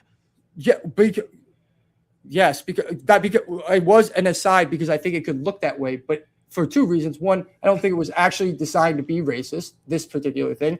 And two, I don't think that on the grand scale is, I think that's maybe like 50 people in the Netherlands that are probably pissed off about that it's going to affect. So I was just curious as to if you thought that perception made a difference to people and the perception of the actions can make the difference and not the actual actions. The perception of what people see. I probably didn't word it very well, and I'll admit that. But what people see around the world, their perception can change, and it can be bad looks or good looks, whether it's accurate or not, right? Let's see. Also, I'm reading, quote, July 15, 2026, from the National Park Press Service release. The new interpretive panels have been installed at the World War II Memorial. These panels continue to honor the service and sacrifice of African-American soldiers, including the Tuskegee Airmen and other segregated units, with updated historical content. Good. So that's not a bad, then it wouldn't have been a bad look. But Well, I'm glad you brought it up just as an aside. Sure. It's interesting. You weren't making any implications. No, the point was perception can matter. That was the point. Well, my point is perception of being a slimy fuckface in a debate can matter as well. Sure. That's my perception. Sure, you're entitled to your perception, and I'm entitled to mine. And I don't know why you can't just wear it with your chest. Yeah, I was implying that this looks racist, and the rest of the world frowns upon that, and that's lowering them. And I do think that the rest of the world thinks that Trump's done some racist shit. Yeah, that's what I'm saying. Yeah, you don't have the courage to fucking say it. You don't have the courage. Because I don't have the proof to say that any of it's racist. Like I said, it's the perception of it. It's the perception I was talking about. That's why I said look. All right, but you got really angry about that though. No, it's not. It has nothing to do. What's angry is watching people that are slippery fucks that won't stand by their convictions that try to lie about what they were saying about something. That is aggravating. But the reason that I got animated, it's not because I'm any more angry than usual. I'm just generally an angry man when I'm talking politics. But the reason that I get more animated is because I wish more people would get angry at duplicitous fuck faces like you. I really do. I think that you people are a scourge. You fucking lefties will never admit what you really think. You won't admit what you really say. I'll tell you everything I've said. I told you with my fucking chest. This is what I believe. This is what I believe. This is what I believe. Not you fuck faces. Not you. Oh, maybe you're racist. Maybe. Oh, it turns out that wasn't racist. I was just throwing that out to see what your personal thoughts were. That was it. No, I have this personal family member that thought this wasn't a big deal. I just threw it out there nonchalantly. Again, I just want to know their perception. If I wanted to argue Trump was racist, I would have put that as the prompt, to be honest. I know you don't really know me at all. And you've never, like you said, you met me for the first time tonight. But most people here will admit that I'll admit when I'm wrong, and I'll say pretty much anything I need to say with my chest when I believe it. So just to be clear, your argument is here now. If that you weren't using this as an argument in this debate, because if you were using the argument that Trump is racist in the debate, you would have just made that the prompt. So therefore, you're saying, I'm not using this for this debate. If I wanted to say Trump was racist, that would have been the prompt. That's your argument? My argument was if that's what I thought, then I would have, if I felt that strongly about it, the prompt wouldn't have been the prompt I've chosen. I would have definitely chosen that. So just to be clear, you are here telling us that this question about the Tuskegee Memorial or whatever in the Netherlands you weren't bringing it up in the context of this debate. You just wondered what my feelings were. And I wanted to see if you would give it. Well, yes, I wanted to see what your feelings on that was. I didn't know they replaced them, so that's good to know. But I did want to see. That's not the guy. Forget about the replacement. It's just about again. I'm just curious what Rob's feelings are. And let me finish. And the fact that perception to people sometimes can affect it, even if it's true or not. Right? If you felt that, you would have said, "Look, people might perceive Trump had a good reason to pull this down. I even kind of agree that they should have pulled these down, but people may have a negative perception." Well, Rob, this is my second debate ever. So I'm probably not I've been on verbal combat probably 3 or 4 times in my second. This is my second full on debate. You can. Okay. I don't think you did too bad for your second debate aside from this shit. No, yeah, clear. But to be completely honest with you, so I'm going to admit there was probably a better way I could. And trust me, I'm going to rewatch this and probably see a million ways I could have approached things better. And if you want to make that critique on me, that's fine. But to call me a duplicitous fuck when that's had nothing to do with what I was intending at. In fact, not long ago, there was people on Easy's channel, people were trying to say it was racist. And I was like, what the fuck are these guys talking about? Like names of words are racist. So I don't know who you think I am or about, and I know you don't know anything about me. I do know, I can see why you thought that. I'll give you that. I can understand why you think that I was attacking you that way because of the way I approached it. Wasn't my intention though, honestly. All I can say is I don't believe you. I just don't. And I think that anyone that's looking at this and attempting to be objective would be like, that guy brought it up because he wanted to imply that Trump looked bad in the national stage because he's racist. Or he looks racist. The perception of racism. Sure. Yeah. So it was about the debate. When I point out, actually, it seems the opposite. Well, it was about perception, though, not actual racism. It was the point. It was to point out perception. I was just trying to point out that perception. I don't know what to say. That specifically landed into. Not that specific instance would have definitely meant that it was. So the implication is we're weaker on the world stage because people jump to the conclusion that Trump's a racist even though he's not. No, that's the argument. I just wanted the concession that perception can make a difference on how people feel. Not that that specific instance would make us weaker on the world stage. One more little argument, right? Do you think the perception was that Joe Biden was basically a fucking dementia-addled old man in the rest of the world? Depends on who you ask. I don't think Europe thought that. Wait. You don't think so? Europe thought possibly that Trump removing these panels means he's a racist, but Europe didn't think that Biden was out to lunch. They didn't think that. Just to be clear, that's your argument. Perceptually, Europe maybe thought Trump was racist because he removed a couple panels in a memorial in Netherlands, but they didn't think that Biden had cognitive issues. Are you talking about the people in Europe? I'm talking about the leaders, the politicians, etc. The leaders, from their statements, they all seem to think Biden was fine. So you believe those statements. So when you say they would never just come out and say that we're going to leave NATO, you say we have to look into it. So then I would argue this. Did you know that Biden wasn't fine? I would say he's definitely suffering he was not as sharp as he used to be. So you knew it? Yeah. He had significant cognitive issues. He had declined from his standard, yes. No. Not just decline from his standard. You could say the same about Trump. You could say the same about Obama. You could say the same about Speakeasy, maybe, right? Yes, as people get older, there's decline. Well, that's not the issue. The decline was significant. What did we talk about? Sleeping in meetings and messing up countries' names? No, we're talking about being a confused, dementia-addled old man. Confusing countries' names and stuff like that, No. Not just I slipped up a name. We're talking about someone like we saw in that debate that was confused, that wasn't making decisions, that didn't know where he was? The debate, in November 2024, But you knew before then, right, correct, that there were signs of that? There were signs of decline, sure. How is it that Europe missed it? How is it that the NATO leaders missed it, but you got it? I don't think they did. You just said that wasn't their impression. Their impression I don't think that was their impression. They didn't say that. Well, that he was capable of doing the job. No. What you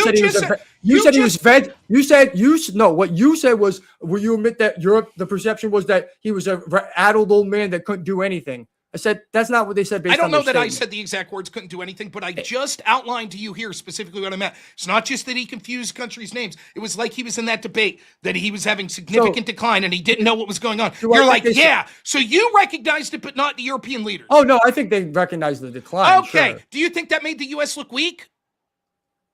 Ish, yes. Ish. Yeah, I think that's obviously then we're stronger now because they think we have a president that knows what's up as opposed to one that's basically. Do they have one they see falling asleep all the time? Do you think that it's even close, the cognitive decline of Joe Biden versus Donald Trump? Oh, yeah.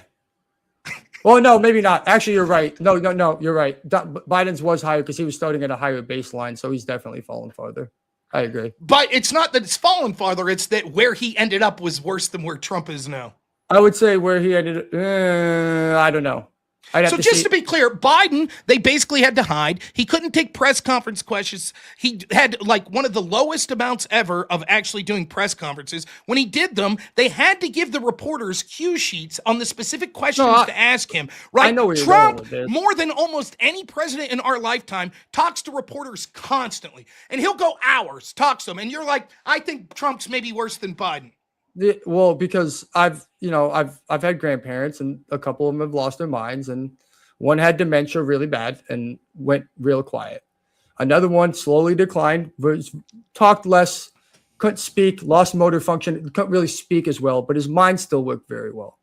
Then I had another one, a grandmother who started to mentally decline, and she started being loud, talking more, repeating, then falling asleep, getting names wrong. But sorry for your family. None of this has fuck all to do with it. No, but my point is my grandfather wouldn't have declined as much, but you would have looked like he declined more. But my grandmother actually declined more because even though she was talking more, seemed like she had more energy. What she was, the change was obviously bigger, even though it took my grandfather longer. It has nothing to do with the change. What you're saying is like Biden was a super genius, and no, he fell to here. No, I didn't Trump say was Biden here, was and he fell to here. No, okay. you're misrepresenting shit again. Okay, let me say this. You said that Biden started from a higher plateau than Trump. What did you mean? I think that intelligence-wise. Yes. Okay, so Biden had this kind of IQ, either a high IQ. We're talking like probably 120 and 110. Okay, so he either had a high IQ and Trump had a lower one, or he had a regular IQ and Trump had an even lower one. One of those two things you're saying, correct? Yeah. And then you're exaggerating the difference a bit there. But Trump's lower now. He fell less, but he's lower than what Biden was. No. I think they're probably... I don't know. I'd have to actually have a conversation with both of them to see. So just to be clear, the guy talking, they're probably pretty close now. I think. Right, the guy talking to the press almost every day, who's making coherent points, who might slip up from time to time. Right, that guy's on the same level as a guy that the Easter Bunny had to lead around. That got butchered in a debate worse than probably any public debate in the history of this country. And you're like, yep, we're on par. The second worst debate was the very next one this country had that I've seen. That's not true. Did you watch John Fetterman? No, I didn't watch the Fetterman debate. I meant presidential debates. Trump didn't do great with Kamala, neither Kamala. She fucking sucked too. So yeah, she sucked, but he kind of got He got let. She walked. Look, you're just showing your fucking bias. It's so I don't. No, I just again. Wait, what did I just say?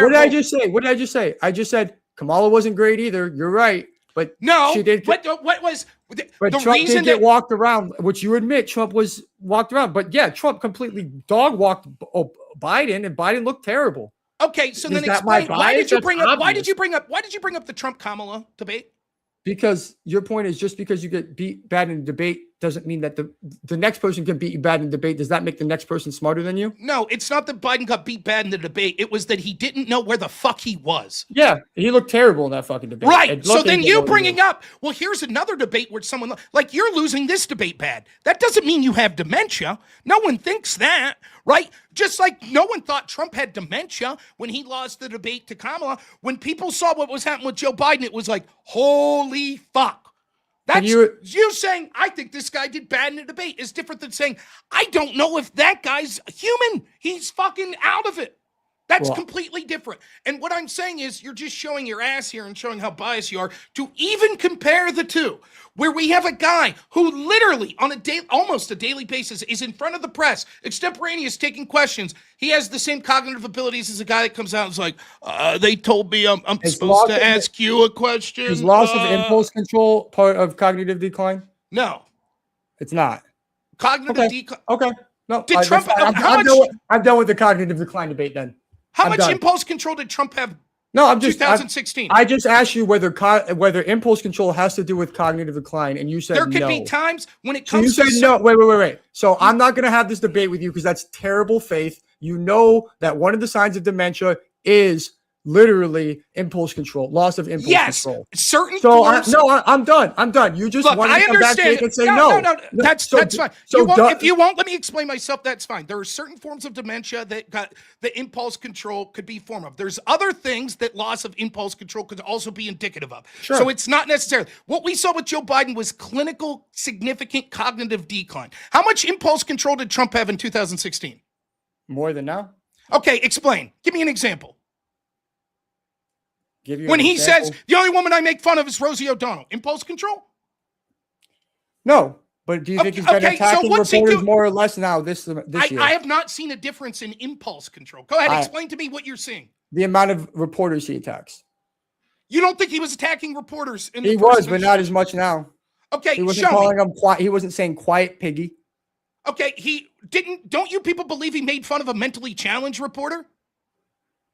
Well, I never saw what you're talking about, so I don't know. That's not a narrative that the Democrats make. Maybe. Again, I voted for Okay. Trump in 2016, so I don't know every narrative they had. So how many times per What year was press this? conference? How many times they claimed he did that in 2016 or 17? Oh, how I many voted times? him. How many times per press conference did Trump attack the press in his first administration? I don't know. I know that I've seen more this time than last time. Okay, so you argue that per press conference he's attacking more this time. Well, and I've that's never just your anecdotal. You don't have any evidence. I've never seen him say insults like quiet piggy. He literally said in a debate that the only woman he calls fat and insults is Rosie O'Donnell. The fact that quiet piggy, let me ask you this. Can you point me the medical journal that says a sign of cognitive decline is saying the phrase quiet piggy? No, I just thought that was that was unique because he's been doing it with like 2 words and it's the same. He uses When he the called same. Haiti a shithole country in his first term, was that a lack of impulse control? I haven't heard him say shithole country the second term, so he has more impulse control. I'm pretty sure now. he's posted shithole country though. Has he said it? No, I don't know. Okay, so Maybe. then he Yeah, I must think have he had has. I think he has actually Okay, talking about show me the quote. immigrants coming from shithole. So, Sure, show me him saying it in the second term. But we'll acknowledge that's a lack of impulse control, right? I mean, unless you intend to say it. Like if Do I you- write down, do you if I think- go write a speech that says Haiti is a shithole country, and I think a lot of his base would get hyped by that. So yeah, I think it could be intentional. Okay, do you think it was intentional when he said quiet piggy? I think that it was. I don't think he would have said it if he. I think if he wasn't showing cognitive decline, he would have attacked them for being some weak, mainstream media that lies about him like he typically does. He says that all the time. He's also Yes. insulted people's personal appearance in his first term and his second term. And more than that, he inserted people's personal appearance in ways like that well before he was in office, when he was on The Apprentice, and when he was saying other things. I remember when he went off on fucking Arnold Schwarzenegger in his first time. He had all these tweets, was like, this guy sucked when he took over The Apprentice. I was like, what the fuck is this guy doing? Dude, you're president. Let it go. He used to have tweet after tweet about Rosie O'Donnell. Is that a lack of impulse control? That was all the first term. Well, I think he's also incapable of letting a slight go. In both terms.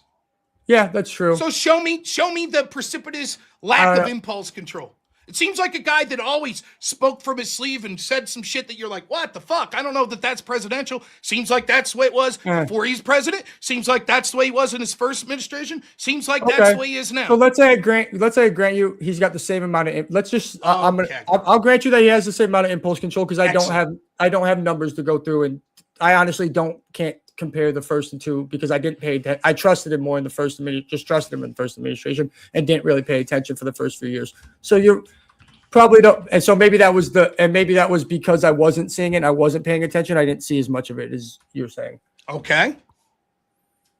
All right. So then where are you basing your fact that Trump is cognitively declined? Do you think his vocabulary shrunk? Maybe it's not as much as Biden. Fine, it's not as much as Biden. Do you think Trump has suffered any cognitive decline? Yes, like all old people. It's nowhere near in the realm of Biden. That's exactly the point where I said speakeasies had cognitive decline. Yeah. Trump's had cognitive. Every person as they get older, that's exactly my point. It's more significant than speakeasy decline, right? What happens is, of course, what happens is this.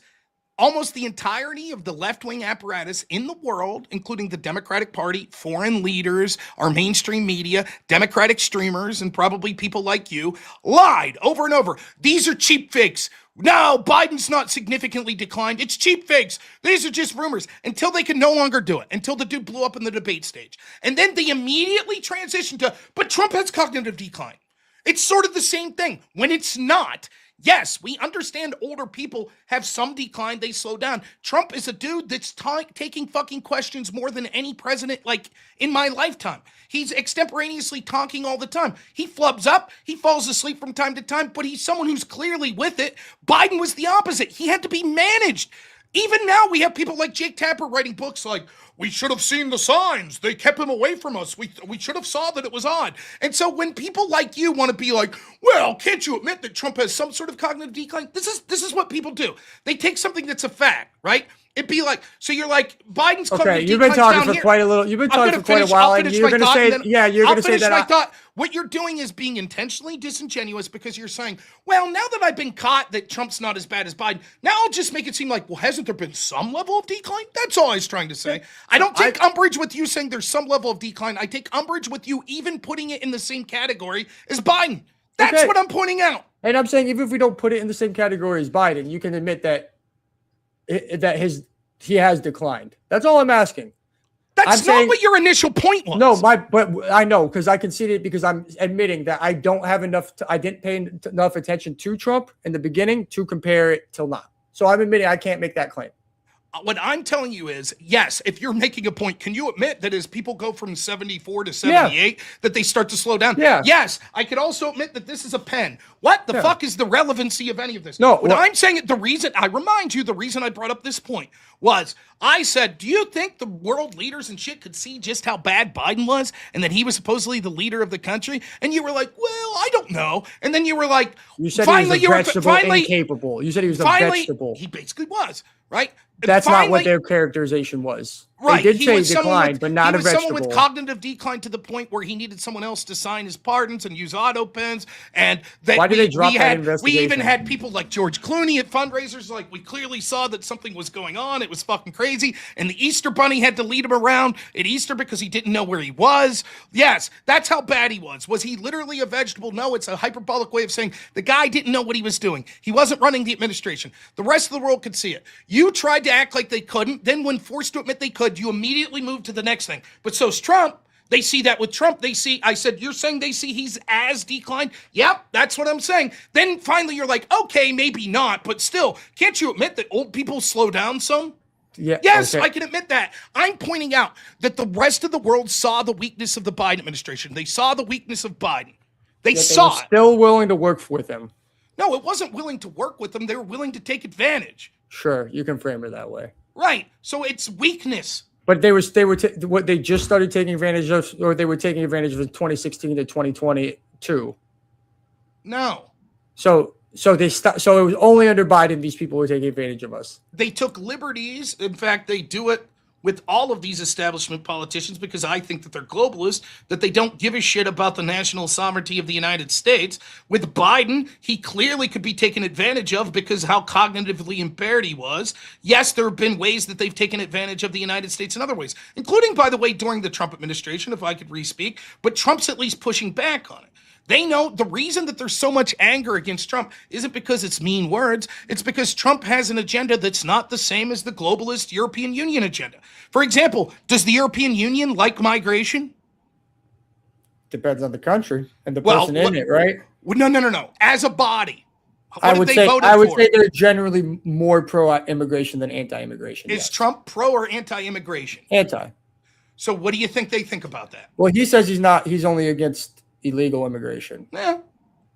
Well, he likes H-1Bs. Well, that's not true. He significantly, Cato Institute put out an article. He has said that, but when you look at the effect of his policies, Cato Institute just put out an article last month that said he's actually been more damaging for H-1Bs than he has been for illegals.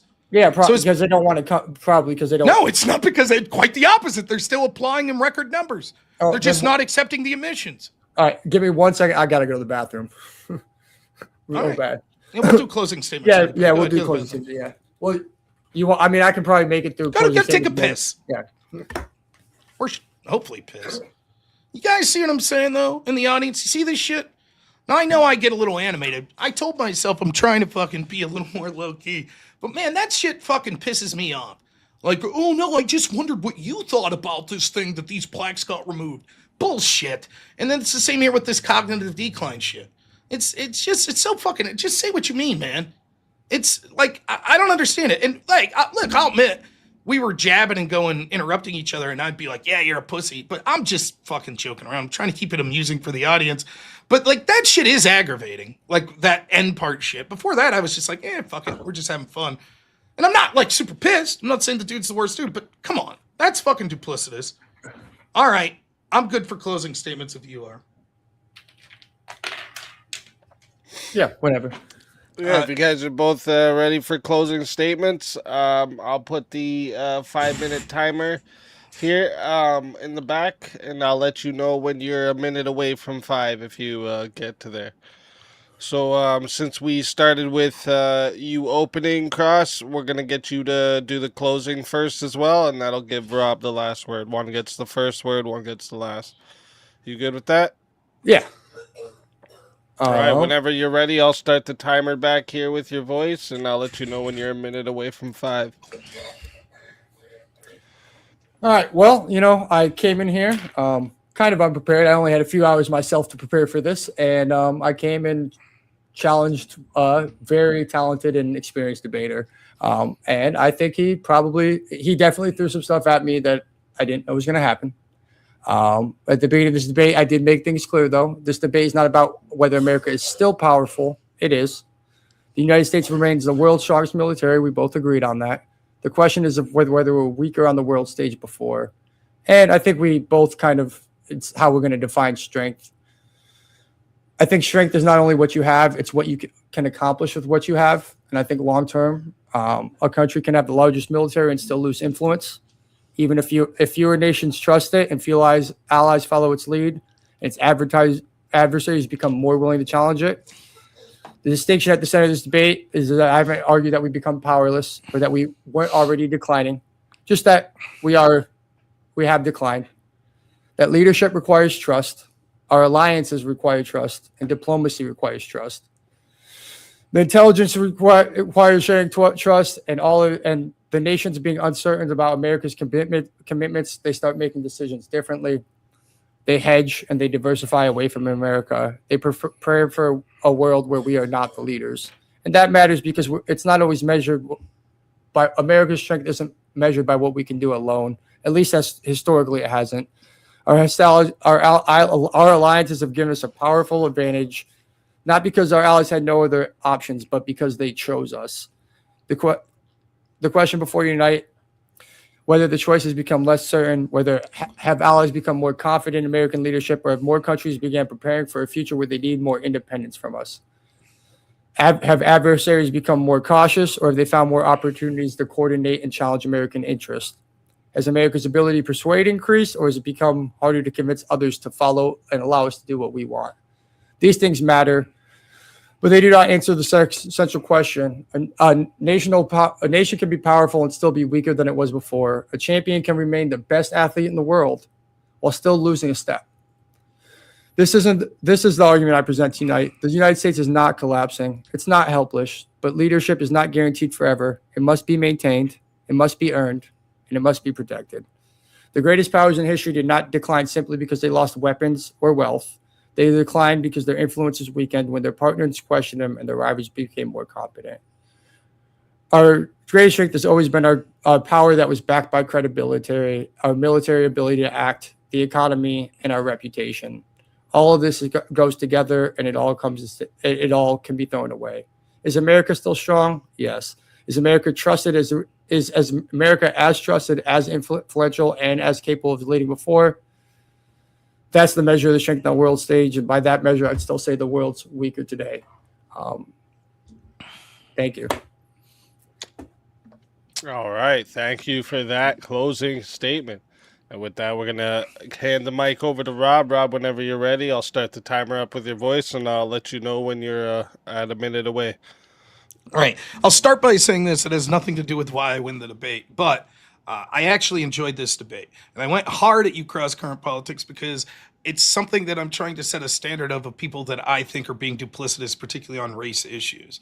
I don't think you're the worst person in the world. I thoroughly enjoyed this debate, would be happy to debate you again. So I hope that that comes across, but it is part of me just fucking putting my foot down on this shit, and I stand by it. Having said that, let's get into the debate proper.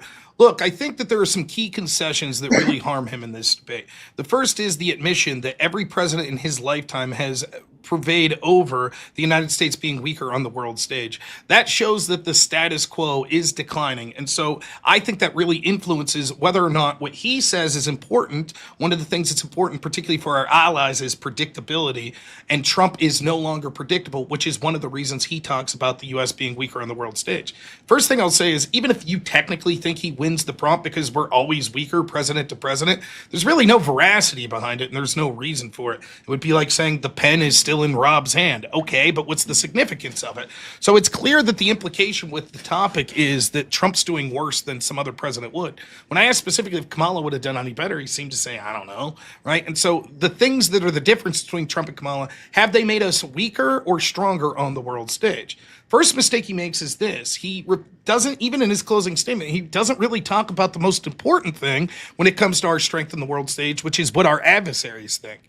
And it is clear to me that I've won throughout this debate that our adversaries have more respect and fear for the United States now than they did under a Biden administration, an Obama administration, etc. I talked about how intel showed that many people in the CIA thought they were seeing intel from several Russian sources that said they wanted Hillary to win in 2016 because they found her predictable. Seems that China wanted Biden to win in 2020. His son was working for the spy chief of China, in his own words. These adversaries were more comfortable with the predictable business as usual, America, oh, it's our fault, Democrats such as the Biden administration, the Obama administration. They now have fear when they see things that occurred in Venezuela. And even though I'm not the biggest fan of what happened in Iran, they now know that the United States is willing to use its military, including against powers that were considered very strong in the region. So when you take the Venezuela plus the situation that's happening in Iran, I think that there is an unpredictability that our adversaries have to respect. And as such, that makes us look stronger on the world stage. Juxtapose that to how we looked with the Biden administration, and I could also do this with the Obama administration and other previous ones, with people, we tucked tail and ran so bad in Afghanistan that we had to rely on the Taliban for our defense. People were literally hanging off the wings of planes. Our allies and our adversaries had to look at that and say, this is one of the most incredible jokes we've ever seen. What happened to the United States? It's a paper tiger. Is it any surprise then Russia decided they were going to invade Ukraine? They saw that their biggest geopolitical adversary were embarrassed by a bunch of people living in caves that we've been fighting for 20 years. There's also the idea of whether or not unpredictability hurts our relationship with our allies. I would contend that our relationship with our allies was more of us feeding them from the gravy train, and now they realize that they have to respect the United States war more because that gravy train has been turned off. We talked specifically when it came to situations like, let me write down some of this, how for years what we've seen is the strength of the United States that I care about, which is its people, has been sold out. The manufacturing and middle class has been sold out to all of these countries around the world. The exporting dollars has been very beneficial for globalist corporations and for people around the world and for kickbacks to our politicians. And yet we see that precipitously since the height of the United States and its peoples at the end of the Cold War, we've been trending downward. Why is that? Because we haven't had any presidents that really stuck up for the United States citizen and the United States worker. It's not just about what our allies think. Our strength in the international stage is based on how great the people of the United States is doing. Who gives a shit about the name, the United States? Who gives a shit about the land? What really makes up this country is the citizens of this country. And we're getting stronger as we decide in the world stage, as we decide to secure our borders. We could also see that the United States, even if there are problems with inflation, GDP, etc., because of things like the Iran conflict, the United States is actually faring much better than most of the developed world, including China, including Russia, including our European allies, and including Canada. The United States is in a better position, and even though these tariff deals may have irked the ire of these countries, inevitably they're going to have no choice but to go to us or China. And what we see is, as has been proven in this debate, they're actually less likely to go to China except Canada. And Canada is falling flatter than almost any country in the world. And the people of Canada are actually likely to start rejecting the idea that they want to have a cozy relationship with China. We've also talked about how our allies had tariffs against us, how they didn't meet their obligations for years and years under NATO, how they interfered in right-wing elections, how they're pushing things like the Digital Service Act to punish American companies and to try to take away free speech from Americans, and how they possibly interfered in our elections, such as the 2016 election. All of these are things that we should be able to strongly rebuke and say we don't have to stand for this. We can also see how these countries are doing things like mass migration that's making them weaker. The United States stands apart from that for at least attempting to stand up to it. The same countries that he says no longer respects, it's not important whether or not that means that currently, right now, we are strong or weaker on the world stage. We are stronger. Is it potential that 20 years down the road we could be weaker because of the actions of Trump? Sure, but that's not the case right now. And seeing as how he's admitted that the status quo will trend to the United States' managed decline and eventually becoming weaker, I think that we can see that Trump is doing the right things right now, and we should embrace this. The last thing I'll say is this. I think that the United States is the people of the United States. I think that our allies should be rebuked, and I think that our enemies should fear the United States. Trump's America First policies, although not perfect, of securing our border, of actually rebuking people that are doing things that are anti-American, like violating free speech or punishing American companies, and aggressively going after our adversaries while at the same time offering trade deals and offering partnerships from them, is making America weaker in the shorter and the long term, both the people and the country as a whole. All right. Thank you for that closing statement. That is going to wrap up the closing statements and the debate portion.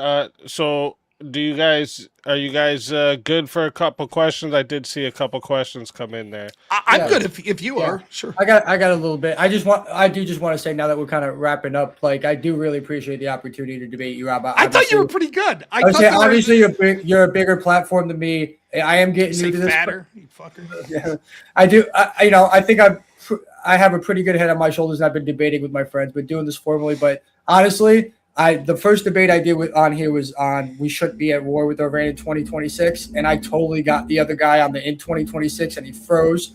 You totally fucked me up with the we've been declining, right? Because I was like, I didn't even think of how to address this, and I've got rebuttals, and I was like, over the last, I found out I guess it's been longer now, but I think Easy messaged me like 3-4 o'clock today, and I was just like sitting there for like 3 hours going, what's Rob going to say to this? Because obviously you are talented and been doing this for a while. One thing, what happens normally, sometimes people will say yeah, and then like the day before, the day of, they'll say, oh, I'm not feeling good, or oh, I have to go run out of town. It's always some excuse, and then I never hear from them wanting to go back again. I'm like, I think that. If I can, I'll say some. Shout out to you for that. I'll just say two things on this real quick. One, anytime you're talking about a topic that's comparative, oftentimes what you want to look at is trends, right? So, like, for example, when I debated in college, one of the topics had to do with the Violence Against Women Act, right? And so what had happened when you looked at, like, domestic violence or sexual assaults, etc., they're trending down. And so the question is, do we want to try a radical change? It's any violence against women is bad, right? Yeah. But if we can see that it's trending down, do we want a radical change? So if we can see that, cop shooting unarmed people is going down, down, down, down, down, down, do we really want to be like, and disband the police? Or is wait a minute, and so for me, anytime I hear a comparative topic, the first question I ask is like, well, what's the trend? The first thing the immediate thing is, are we weaker now than we were the last administration? And I think no. But then I'm like, well, wait a minute. I think we've been getting weaker for a long time in general. So I'll ask you. And you may have said, no, I think we were strong under Obama. I think we were strong under Bud. But that was the first question. I appreciate not only the advice, honestly, you just gave me, and you gave anybody on here watching your advice of how to approach that topic. Because to be honest, you're doing it from no prep. It's impressive. It really is. I had 3 hours, but at least I knew what we were talking about. So, of course, I was able to pull some stuff up and think about rebuttals. But you hit me with one I never thought of. So I think what you did that was very good several times through this debate was that you held me to, like, I would say something. I'd be like, well, Trump's first term. And what you did, I thought the best part of the debate when you were like, listen, if you're going to say Trump pressured NATO in his first term, then what did it look like after that?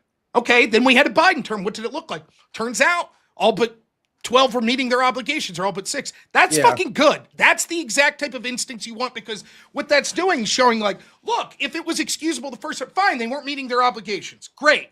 Trump spoke out. That's one thing. But what's different the second time is they started meeting their obligations. So the lesson learned is, okay, you had a point. We in Europe, you got us. Okay, our bad. Now we're going to do the right thing. And you're like, yeah, fuck you. No, it's not enough. Now we're starting to think like, well, maybe it was never about meeting our obligations. Maybe there's something more going on.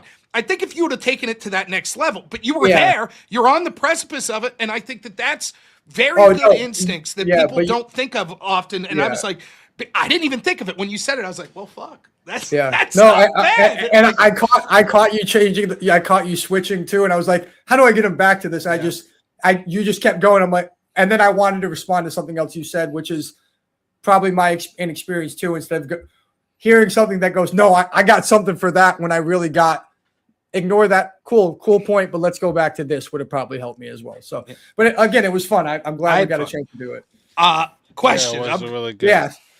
It was really good. Actually, I have a question I want to ask you both real quick about this topic. So, if you were to pick like 3 events that's happened like since Trump took office that would best support either the U.S. looking stronger on the world stage or looking weaker on the world stage, which would those 3 events be to support your side? And either one can go first. Well, I think China or Canada signing trade deals with China is a big slap in the face to the United States, and something that was unheard of in the capacity that they did before 2020, before this Trump administration. So I think that would be one.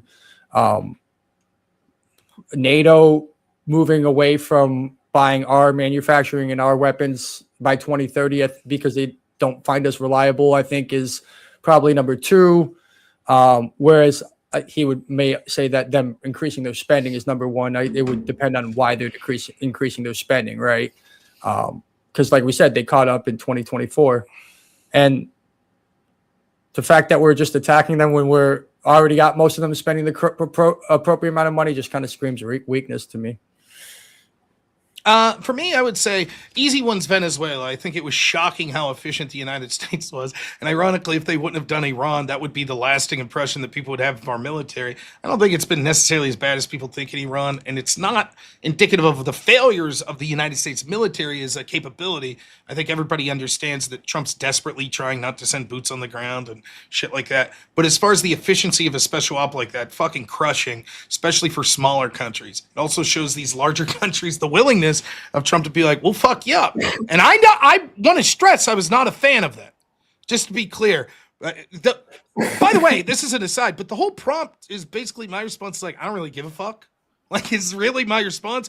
If we're weaker in the world stage, but domestic Americans are doing better, great. I don't give a fuck. Like, that's truly how I feel. As long as we have the military to support ourselves, which we clearly do, fine by that.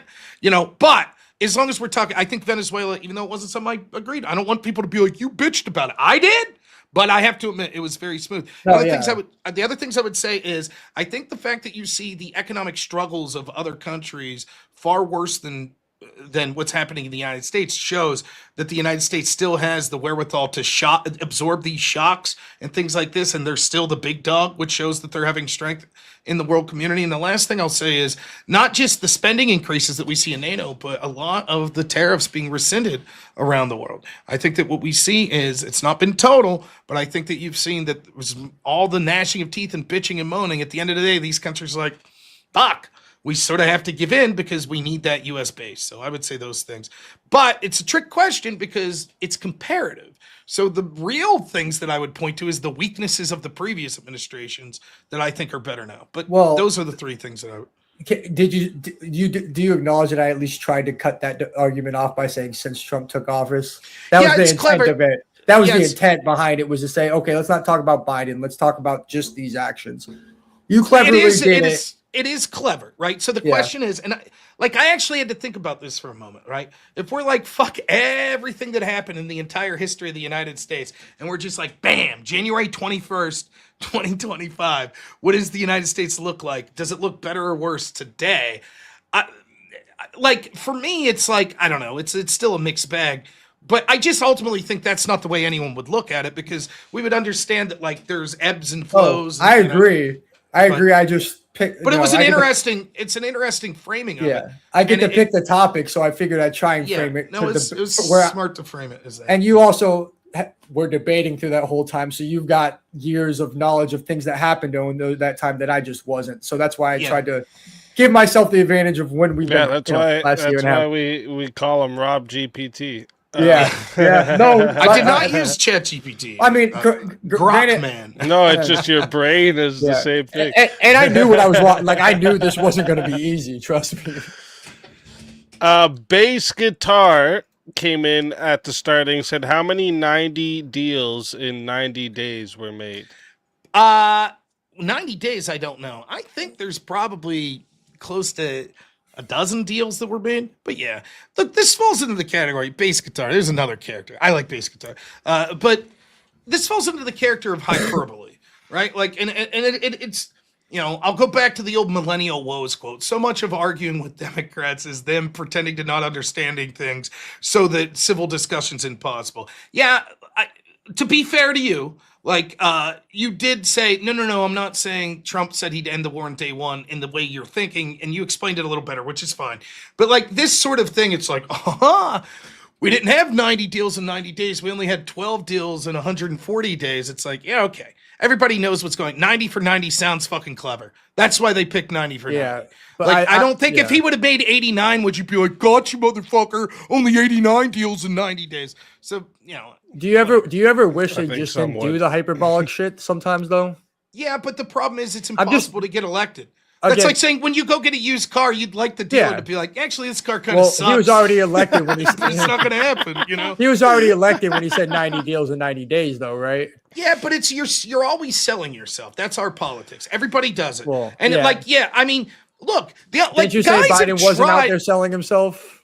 Well, Biden's most presidents don't talk to the media as much as Trump. Most presidents don't sell themselves to the media as much as Trump. Agreed. But I just mean like, out of every president we have, Trump is an anomaly in how much he talks to the press and how much he and he probably sells himself. But like, I would argue that like maybe Ron Paul basically said this. This was his pitch. Hey, we fucked up. Deficit spending's crazy, so it's going to be a tough couple of years. Yeah, and then we're going to get shit in order. And you know what the American people said? And that was I don't want a tough couple of years. Fuck you. And that was probably the best plan on the table at the time, to be honest. So the problem is no one wants to hear that. Yeah, no one wants to hear like, hey, these next couple of years, it's going to take a long time to get results. So like Biden's coming in 2020, and he's like, as soon as I'm elected, we're going to beat COVID. Yeah, everybody knew that was bullshit. Yeah, but that's the promise you make. The guy that comes out and's like, look, it's going to be real. If one guy's like, trust me, people, I'm going to get this shit underhanded like a day or two. And the other guy's like, it's probably going to take 7-8 years. And that's why, like you said, I wasn't I realistically, if I said, oh, well, he didn't solve the Russia-Ukraine on day one, I would be being obtuse and not. I did see your point on that, though. Your point was, you said he ran on not sending the money, and it's like, actually, he ran on ending it day one, which is fair. I get it. Yeah. The next one from Bass Guitar as well says, does Rob know who La Tigre de Maduro is? The Tiger of Maduro? No. You want me to look it up? What's La Tigre de Maduro? Was that? Watch it be some like mafia chick. Gay porn? What the fuck? Oh, no. Let's see what it says. Refers to... I have no idea either. And me and Bass it's the nickname of Diosdado Cabello, one of the most powerful hardline figures of Maduro. He's the president of the National Assembly. He's known for strong pro-regime rhetoric. He's often seen as one of the key people in keeping Maduro in power. So it just seems like a Maduro strongman. I don't know. Is there a reason you asked, Bass Guitar? Is the implication? Let me see if I guess. Is the implication that either he will take power and so Venezuela wasn't good, or that he was like a turncoat that helped the United States? I don't know. I have no idea either. It must have been relevant at the time. I know now, Bass Guitar. So. Darth Stevo comes in for $5. Says, Cross current, how does perception affect strength? Well, if people see you as stronger than you are, they're less likely to challenge you whether you are actually that strong or not. You're going to actually, the effect and outcome of them thinking you're that strong is going to be essentially the fact that is perception's reality a lot of times, right? So if people think you're strong, they're not going to attack you. Like you said, we all thought Russia was really tough. Turns out they were a paper tiger, but we went to, we were a little bit more scared to stand up to them in the beginning because we thought, hey, they might really do something and really fight.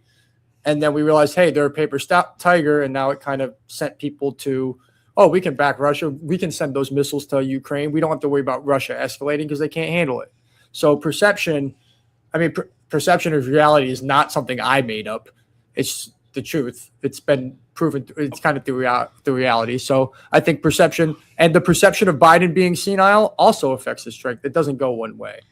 I think two things. One, when you're making that perception argument, although your answer you're giving there is fine, you're sort of making it the perception to our adversaries. But when you're making the perception argument in the debate, you're making the perception to our allies. Well, it's going to be both ways, right? But I think what the question's intuiting in this aspect is, okay, if our allies have the perception that Trump said some shit that's racist, how does that affect how strong the United States is? And if the answer is, well, they're less likely to work with us, like, it's like, well, how does that work specifically? I think that's what I actually think there's a stronger answer to that, because my second response to this is, I totally get what you're saying, but I don't know that your answer speaks to whether or not the U.S. is strong. It speaks as to whether or not the U.S. may have to use that strength. For example, let's say I'm a big old puss, right? But I have everyone convinced I'm a badass. I probably won't have to get into a fight, right?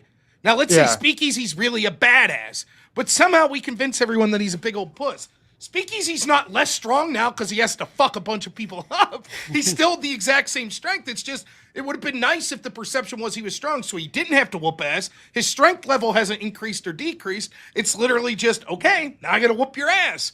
Where you wouldn't have had to whoop the ass in the perception. Well, yeah, but that's assuming that in that fight, he may whip his ass, but he also can't suffer any major injuries too, right? So that's if he fair. Breaks an arm, you lose 10% of your military. Because say someone won't fight you, but will fight Speakeasy because of the perception. They break his arm. He came out with a broken arm, and you're untouched. So yeah, he might have got an ass whooping under his belt, but you didn't have to do shit, and you're not hurt. So I think that's the best argument. That in the short term, maybe not, but in the long term, those slights that you'll have to continue, not even. Yeah.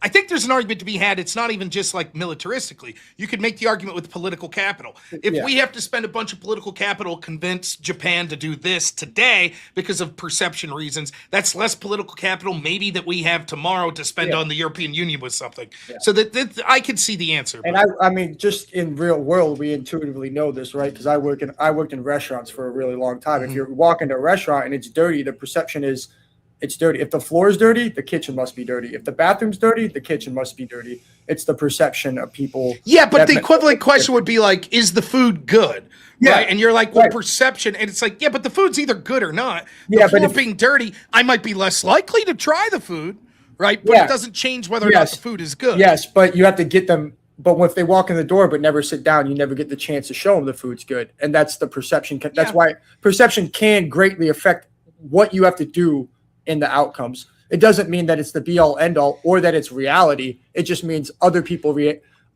outside forces react based on perception. Yeah. All right.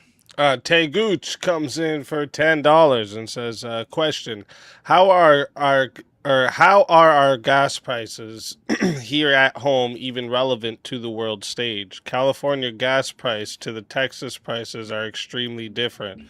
Trump using our military as need be. Well, go ahead. I would say that the gas prices are connected on a world stage. And yeah, California and Texas prices are going to be different. That's basically because of the taxes they have on it and where they're getting it from. But when it goes up, they tend to go up. Like, sure, there can be certain things in certain states that affect things individually, but when the world gas price goes up, every gas price goes up. So on the world stage, if all their prices go up, basically what happens is the domestic producers say, hey, we can make more money if we sell it to Europe because it's so expensive over there. They ship it over there and charge more and take it out of our supply, increasing our price. Well, I actually think that it's weirdly intuitively sort of the opposite. right? Like, I get what you're saying, but here's what I mean. Like, for me, it only makes sense in the context of comparing vis-a-vis the world. So if an event happens, COVID, or some crazy natural disaster, or a war, right? And it has ripple effects that basically affect the entire world. And it affects the United States less than the rest of the world. Or that event means that some industry in the United States is now more important to the rest of the world. That would speak to how those prices could affect our relevance on the world stage. So I think what happened is the fact that we had these increased prices, etc., and the United States is coming out better ahead than pretty much all of the Western world speaks to us becoming stronger. Well, in fact, sure. you could even say, if it's about like individuals' well-being in these countries, that the United States is weaker domestically.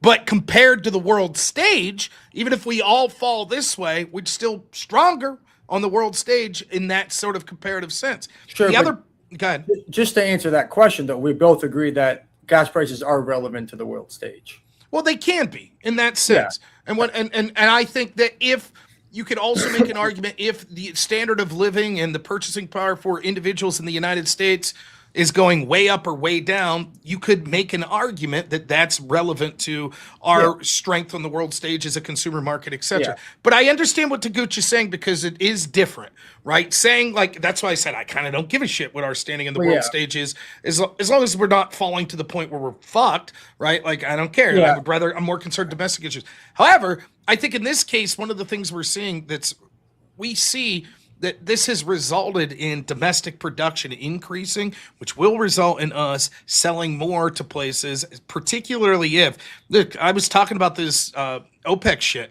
I don't know if that's going to happen or not, but the signs are there that OPEC's going to be fractured. And if that occurs, the United States is much stronger. I haven't looked into it too much, but I've seen some of the reporting and stuff, and OPEC seems like they're going to – I don't think anything major happens till after they figure out what's going on with the Iran war, what the situation is going to be here, just because it's uncertainty. They don't want to make a decision. But, I think OPEC's going to – whether that helps us or hurts us, I'm not 100% sure. I see what you're saying, how it could help us. But, I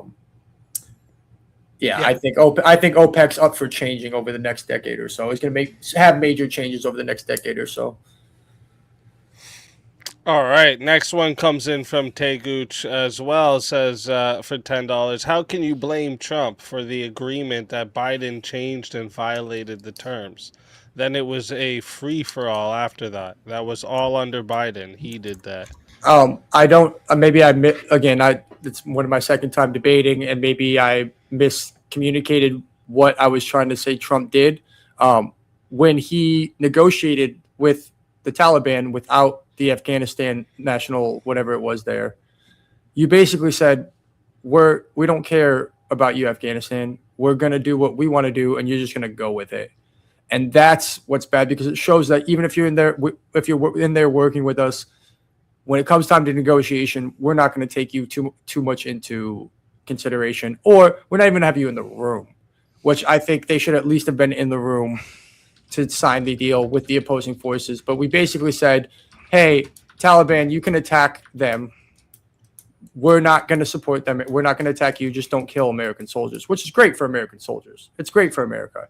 It wasn't good for our allies, which is what the point was that it hurts our standing with our allies and the trust amongst foreign nations. I think that, look, this is very complicated. I probably should just leave this go. So I keep fucking up. The former Afghan guy was Karzai. We're talking about Ghani, right? Who was like the president of the Afghan defense, whatever, right? I'm sort of talking out my ass a little here, but I'm making some educated guesses. So did you know Ghani, like immediately when the U.S. pulled out, took like boatloads of fucking money and left the country? Yeah. Like he's just like, I'm fucking out. Of course, there's all kinds of fucked up shit. Everybody basically knows this guy was a corrupt motherfucker. Yeah. Right? He's a puppet of the United States. For 20 years, our U.S. military told us we had, I think, 13 generals that were in charge of the Afghan war. And for 20 years, they all told us the same thing. It's almost done. We're going to leave, and these Afghan forces are kicking ass. They're going to take over. And we were told that up until like the very last day. They collapsed in 3 fucking days. And I think probably what happened with Trump, I'm not making excuses, but I think probably what happened when he was like, these fucking people are nothing. They're fucked. They're just corrupt assholes. They don't even care about defending their own country. So we're going to go negotiate a deal. We don't care about Mr. Moneybags coming here going, and what money can I get for when I flee the country? Like, I'm just interested myself. Maybe that would have even looked worse to the Taliban to see how out of fucking clue this guy was. So instead, Trump's like, look, we'll fucking negotiate the best possible terms. We'll try to set that for, and, these corrupt motherfuckers. But I think that you could say that the Trump administration lied. I do think that's true. And I think that every administration that was involved in that war lied when they told us how successful things were going. I understand why you would lie. You wouldn't tell the American people like, yeah, we're fucked. This is a huge waste of time. We spent trillions of dollars here. What a fucking nightmare. Like, I get it. I get that you don't want to say that. But for me, it's like, I don't think it was a huge deal that dude wasn't there. Right. That there weren't representatives. Seeing as how they were a clear fucking joke that collapsed in 3 days. And there's also... Look, there's accusations that a lot of people in those forces actually were Taliban anyways. Like, you hear that from a lot of our soldiers that we train these dudes in positions of leadership. And it's really fucking complicated. But I think you would at least concede that my point wasn't that it was Trump's fault Afghanistan was bad. It was just that the way they handled it would lead to allies not to trust us less. Well, I don't think because I think that you can debate it, but I don't. But my point is the question they were asking was not what I was implying. It'd be like this. Let's say Zelensky. Let's say that we negotiate a deal and Zelensky has no part in it in Ukraine. I can understand people being like, but in a weird way, that might prove the United States is stronger on the world stage. But I don't think the rest of the world looks at Ghani like that. I think that they're probably like, we know what's up. We know what's up with this guy. We could debate whether it actually does that, but my argument wasn't that Trump ruined Biden. It was Trump's fault Biden fucked up Afghanistan. It was Biden's fault Biden fucked up Afghanistan. I made that pretty clear. Yeah. I just think that you brought that up as sort of a deflection, and I was trying to aggressively prove that it had nothing to do with Biden. That's all. Biden was worse. All right, another one comes in from Bass Guitar for $5. Says, can Rob name one person he treats like Trump treats allies? Avarice? There we go. Boom. That was quick, too. I wonder if he's listening. Have to think about it. How about Mr. E? Yeah, I could name a dozen. Yeah, Trump treats... Dude, like, I don't know, Bass Guitar. You seem like sort of a normal guy. Yeah, man, have you ever been with fucking friends and shit? Like, that's how it rolls. For me, it's like, you talked about your friends a little harshly. I'll give you a lesson, right? It's something my dad taught me, one of the biggest lessons I ever had. Real quick. When I was a teenager, we kept being told, don't fucking throw a baseball next to the neighbor's shed. Don't do it. Don't do it. Me and all the neighbor kids we'd play this game where you'd throw the ball on the top of the shed and then it would roll down and you'd see you could catch it in your glove. One time, my fucking buddy whips this fucking ball and it goes right through the window and out the window on the other side. So the top pane here and out that side. And I knew, I was like, here we go. I was like the second oldest there. I'm like, I'm going to get shit because I'm theoretically the most responsible. My dad was fucking livid, man. He's like, you're fucking grounded, blah, blah, blah. I'm going to have to work, pay for these windows, motherfucker, blah, blah, blah, blah. And I was like, but I didn't do it. I don't give a fuck. We'll have to pay for it. And then he sends me inside and he's like, hey, what's up, guys? And he's talking to the fucking dude that threw the ball through the fucking window. Like he's a buddy. And so we get inside, and I'm like 13, and I'm like, all right, I know I'm grounded and whatever. And after it calms down, I'm like, how come you're like pissed at me and not those guys? And he goes, because you're mine. That's why. And that's the truth. Sometimes you're harsher on your allies because you expect more of them. You know your fucking blowhard enemies. You blow smoke up their ass. Oh, yeah, you're a good dude, whatever. Yeah, you're tariffing the shit out of them. You're sanctioning them. You're building up your military against them. Like, oh, that Kim Jong-un, what a clever guy. Rocket Man, I call him. He knows what's up, right? Ah, Putin, he's a good dude. He's looking up for his country. Now let's send more javelins to Ukraine, right? And so that's me. It's like Trump has this thing where it's like the people that are supposed to be your friends, you're like, hey, fuck you. I expect more from you, motherfucker. We're buddies. We can talk like this. And the people that are your enemies, you're like, oh, what a great guy. You're awesome. So that's how I look at that Bass Guitar. I mean, I agree. I just tell my friends they're fucking up in private, not in public. That's all. No, call those fuckers out. I get shit for that all the time. People say so. I always say it wherever we are. You do this shit in public, you're gonna get called out in public. I agree. Some shit deserves to be called out in public. I'll give you that. But I'm still listening. I'm just grabbing a drink here. Yeah. Oh, thank you for that. Bless you, Nicodemus. You saw me sneezing behind the camera there. All right, let me see. From this side, I don't see any more questions. Damn, Do you have any 5.5 questions on hours your already. side that you want to ask? I had one person ask, now that the debate's over, can you be honest? Were you trying to imply Trump was racist when you were talking about those plaques? No, I was just curious as to what you thought. If I wanted to argue Trump was racist, I would probably have gone towards the ice. I don't think Trump's necessarily racist. I just don't think he gives a fuck about anybody else but himself and his money. So Okay, let's say Personally. this. I will accept this, but I will say that 95% of the people in your position 100%. are I doing would that agree to with you on imply that. that he's racist. Yeah, and I I'm would- tired. I'm tired.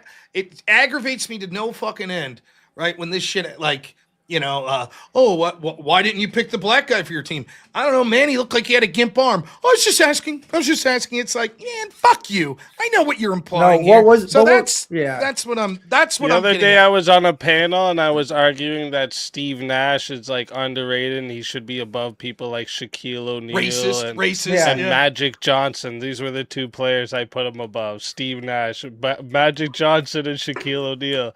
And the guy out of nowhere, because I was giving arguments that he couldn't compete with, out of nowhere he goes, "You know what I just noticed?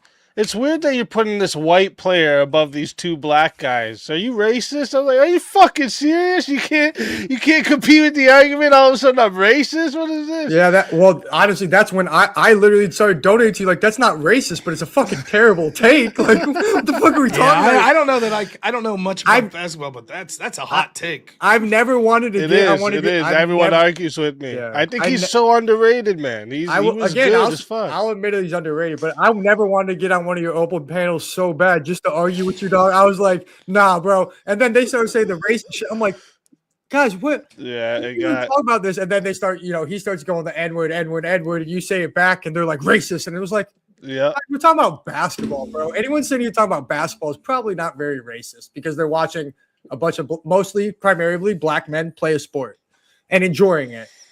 And Yeah, but I True. watch a bunch of black men picking cotton and enjoy it. Yeah, All of a sudden, I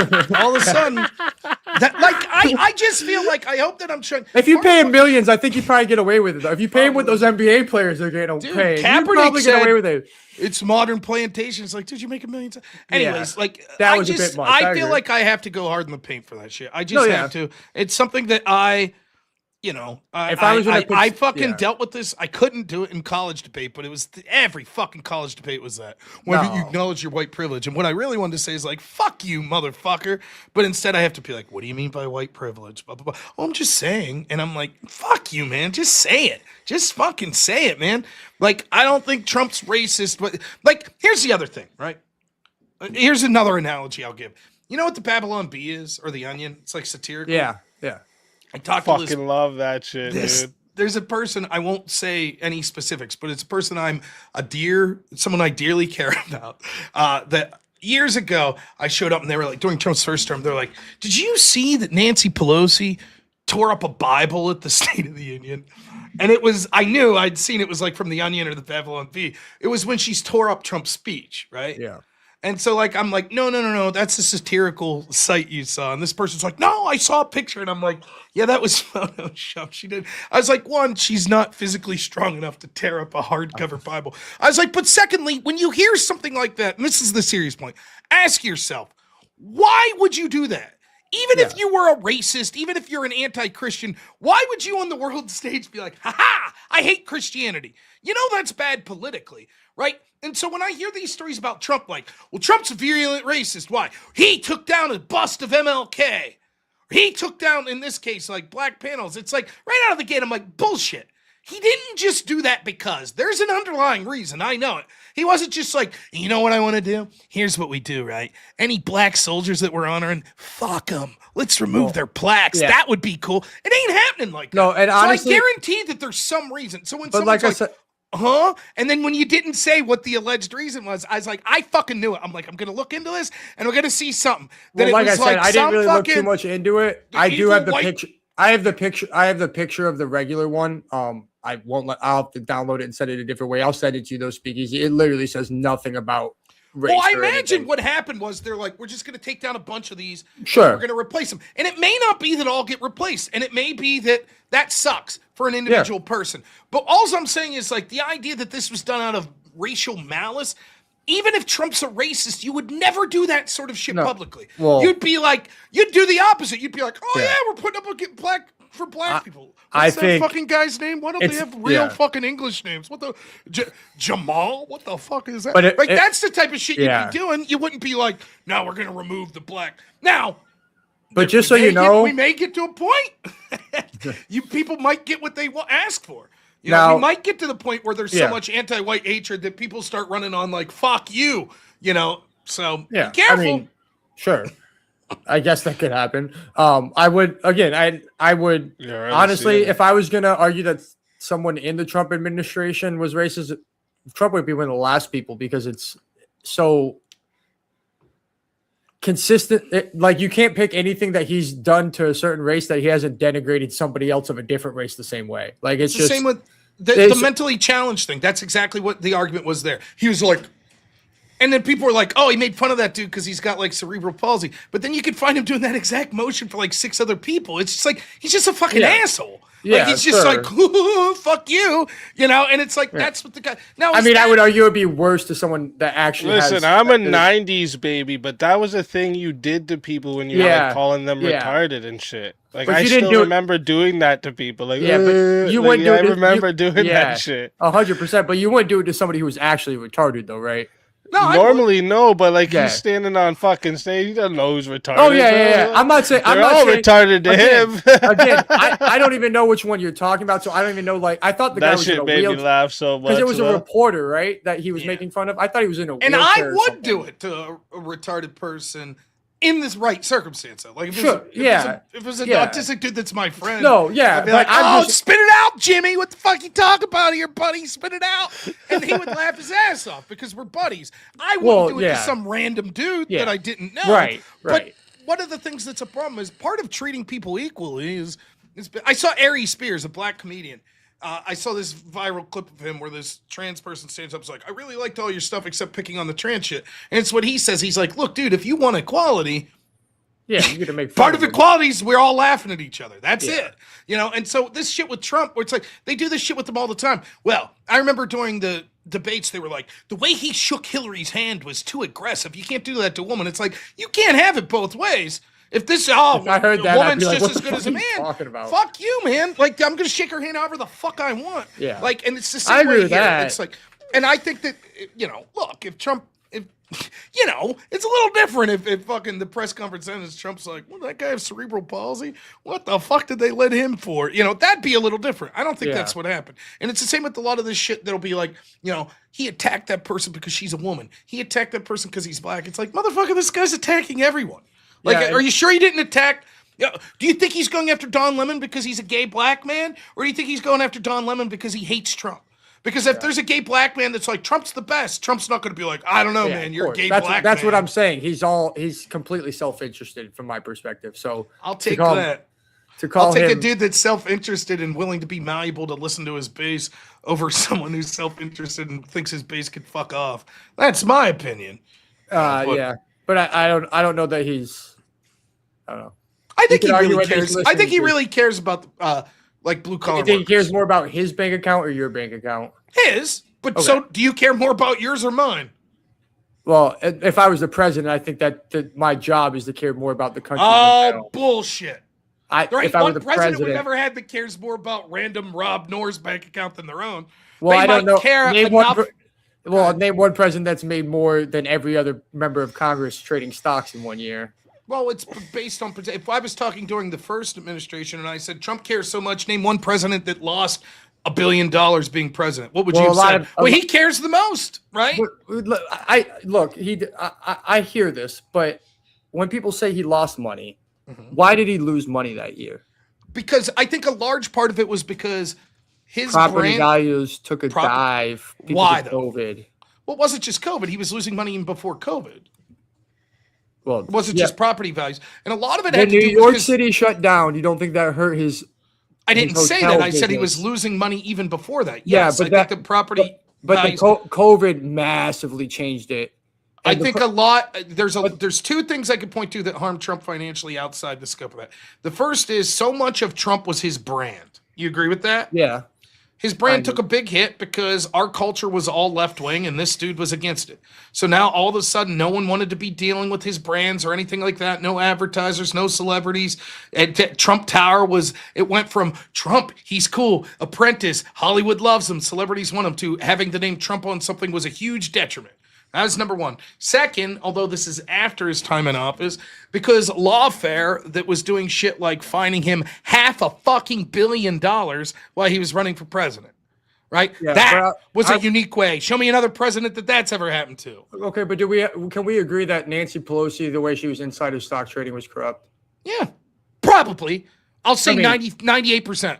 I guess there's a possibility she was just very lucky, but sure, Yeah. for the sake of argument, yeah. So when Trump does exponentially better, we should probably at least question whether he's self-dealing. And I don't have a problem with the question. I don't. I had this debate last week, believe it or not. I think there are things that could make you more corrupt, but fair enough. And there's smoke. There's definitely reason to look. I'm not saying that. Yeah. What I am saying is there are defenses that are different than Nancy Pelosi. For example, he's claiming he has no touching whatsoever of his stocks. they've made more trades than anybody, though. And, and then he's been pushing stocks after he buys them on his Twitter. Let's take it one step at a time. It is true that he made a lot of trades, but is it true that he made a lot of trades all the time, even before? So, like, not to this extent, no. It's way more trades. So let me tell you what my term. opponent last week, who seemed to be in the know on this somewhat, he was like, there would be certain weeks that you could point to where he made like 67 trades. Right? Or not him, but people in his name made 67 trades. And wouldn't you know, that's in the same week that he pumped up NVIDIA. There it is. And he made all these trades, right? And then I was like, okay, but how many trades did he make the week before when he didn't make money? And he was like 50. Oh, so a dude that's making on average 40 to 50 trades a week made 70 trades one week. And you're like, 70's a lot. That's true, but in the weeks where it's just average performance or he's losing, he's still making 50. Yeah, so the volume of the trades itself sounds big, but no, but it's the amount of money being made and the fact that how much he's beating the market by is the action, which is exponentially better than what Nancy Pelosi was ever able to do. Again, what part of it's like, but you say possibly, like you even said though, possibly Nancy Pelosi got lucky, but it's highly likely. Well, if someone's doing much better than Nancy Pelosi, I'll say this, already beating the market. I will say this. There's probably a good chance that lucky. There's probably a good chance people in Trump's orbit are doing some insider trading. Fuck him, throw him in prison. I don't give a fuck. Okay. I don't know if Trump's managing his files. I'll say this. I definitely think that there's suspicion on a lot of like other random people that we don't see that are making money that have an insight into Trump that are involved in the Trump administration. Because there's a lot of random bets that you see right before Trump announces it. And then the other thing is Trump is certainly making announcements in an attempt to manipulate the stock market, not necessarily for himself, but because he likes to point to the stock market. Yeah. So it'll be like, he'll on a Friday be like, oh, fuck, peace deal. Like right before the market closes or something. So it's like, Yeah. Like we see. I'm glad we agree on that. I didn't know if I brought that up, if you pushed back on that, but he's clearly trying to affect the markets, right? Yeah, but that's not necessarily corrupt. I didn't say no. I'm not saying that in itself is corrupt. Right. But when you go buy a company, then take 10% of it and fund it with government funds, I looked at the metrics. That's a little more questionable, right? I looked at the metrics last week, and it was something like, depending on what numbers you use, Trump's net worth increased from when he started in 2016 to now about $2 billion. So probably about 30%. What do you? Which think is a lot. What's a lot, but how do you evaluate? Do you evaluate just total amount, or do you evaluate, like, if me and Speakeasy are legitimately investing in the stock market, right? And we're just doing the average performance. And let's say the stock market's doing really well. So we both get a 5% return on our investment, say, right? Yeah. I don't know if there's that. I'm a poor guy. That's probably pretty normal, I would imagine. So let's say, though, that I make a 3% return and Speak makes a 5% return. But I invested $5 million and Speak invested $500. It's going to look like, fuck, Rob crushed it, right? But actually, that's just because I had a bigger pool of money to start with than Speak. So sure, maybe but we're talking about he's beaten the market. He's beaten the market by a lot. Not well, right. But when I'm saying the market. But so when you're like, it's a lot of money, I'm not saying that we shouldn't look at that, because at some point you're like, you don't care if he beat the market by a huge percentage and made $20. Who gives a fuck, right? Well, yeah, if but he it's a lot of money, 10 cents. and he's been So you look it's at them both combination. together. You look at both of them together, and so when I look at other politicians that come in like a pauper, they come in with like $80,000 to their name and they're leaving with $300 million. I think that's worse than Trump coming in with $3 billion and leaving with $5 billion, in my opinion. Now, look, there's a lot of other things. It's not just stock. Well, the president has a lot more direct control of things, correct? Yeah. Random senator? Yeah. Okay. He should have put it in a blind trust. He claims he's not dealing with it. I don't know. Look, he's a fucking idiot, because if Democrats get back in power, they're going to try to throw this motherfucker in prison the rest of his life. Yeah. So if I was him, I'd be I agree. It's I ain't fucking fuck. touching my money ever again. Yeah. I'll put it in fucking, I'll leave some Somalian daycare running. I ain't fucking touching shit. That's what I would do. But, I mean, that's on him. What do you think about his son's buying an energy company and then getting a government subsidy and contract within a couple months of it? I haven't seen, but that sounds shady. I'd have to look into the specifics. Yeah. If we're I'm not asking you to know specifics- everything about everything or to even trust me blindly, but So which one? It's look into it was the Kazakh they got mineral rights in Kazakhstan, and they bought they became partners in an energy company like a couple months before or right after they got deal with the US government to go into Kazakhstan and some subsidies. I mean, it's what I would say about it is this: is there a potential that that's not corrupt? Yeah, it could be. But that it looks this like, was. it But looks bad, right? what I'll say is, not only would that look bad, right? And I'll have to look into it, but you should fucking let's say that Eric Trump or Don Jr. I forget the rest of their names, right? Let's say that Don I think Jr. it's just right? the two of them. Okay, the girl too, though, right? But let's say Don Jr., right, is like, I'm gonna buy this fucking wheat farm, and the reason is because I'm pretty sure, I haven't talked to Dad, but I'm pretty sure every wheat farm in this state's getting a government subsidy, so I'm gonna buy it, right? So he buys it, and then sure enough, every wheat farm in the state gets a subsidy. Like, my argument, I'm actually making your case for you. I would say that's still fucked up. Yeah. That for the sake of transparency, that they should say, no, you don't get that subsidy now because optically it looks bad. Yeah, I That's believe what I it would was, say, and so. I think this might have been. I don't quote me on this, because I don't know if this was 100% for sure, but it might have been a no bid contract too. But I don't quote me on that one with this particular situation, because there's been. I know the reflecting pool. I could be confusing it with. So, I mean, I don't know. It could be. I'd have to look up the situation. Yeah. It could be the situation where it's like, I just want to know if you were. I don't like enough that to say shit. that looks bad as fuck. It looks bad. I do not like that. I think that let's be clear. It may very well be that the case is this, that everybody's like, yep, this company's going to get a subsidy.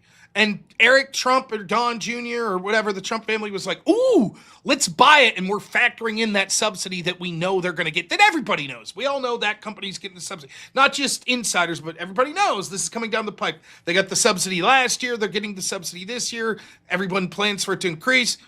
Even if they bought it and it's like, yeah, that's not really that corrupt, I still say fuck that. I still say that Trump ought to have the wherewithal to be like, no subsidy. Fuck you. You don't get to, because it looks really fucking bad. Now, ultimately, in the grand scheme of things, how bad do I think it is? I don't know. Not that bad. I think there's actually more shitty. Kai was talking last week on this topic. Some of the pay-for-play allegations are worse, in my opinion. Yeah. Right? Where it's like, well, let's say that Qatar's like, hey, we'd really like a favorable trade deal, right? Here's a jet. Because now you're not just talking about you personally enriching yourself, which is bad enough, but now you're talking about fucking with taxpayer dollars, which is different. That's even worse as far as I'm concerned. So I don't know what the level of it is. I know a lot of people that didn't have dick all to say about this shit happening year after year after year for pretty much everyone in Congress, all of a sudden is now paying attention. And hey, if it leads to Trump going to fucking prison or whatever after his term, so be it. I don't give a fuck. I've always felt that way. If Trump committed a crime, throw him in jail. I don't give a fuck. But the corruption all around our FBI, Intel, all those places, 50 fucking million times worse than all this shit. And That's the problem Kai made last week. He conceded that there were things more corrupt than personal enrichment. It's like, well, you're fucked now. Well, yeah. I mean, I would just do if you're in government, you blind trust your money while it's in the stock market for the time you're serving, and that's that. Personally, I think most people, left and right, would agree with that. I mean, I guess one way of defending Trump, and again, I go back to, I can't believe this, Dave Chappelle. It's the second time I talked about him today. He has this famous bit where he's like, when I know Trump was going to win? When he's doing the debate with Hillary, and he was like, I know how corrupt it is, and so do you, because I take advantage of all the loopholes, and so do your donor friends. Yeah. And I am going to take advantage of all. So you could. That's why I voted for him, because he said he was going to close the loopholes. Yeah. Silly me. He made. Well, I mean, you could make the argument like, look. He just made them. He just said, "Here, you get those now," which is fine. Right, but it's not. He can't. That has to be Congress. Yeah, but with his tax cuts he pushed, I feel like he didn't. It wasn't what I thought he meant when he said close the loopholes. Right, it was what he did. Now, yeah, I mean, when he said drain the swamp, that didn't mean hire fucking Bill Barr and John Bolton. Right. Yeah. To me, it's like, what the fuck are you talking about? Yeah. By the way, how's that prison sentence going for Bolton?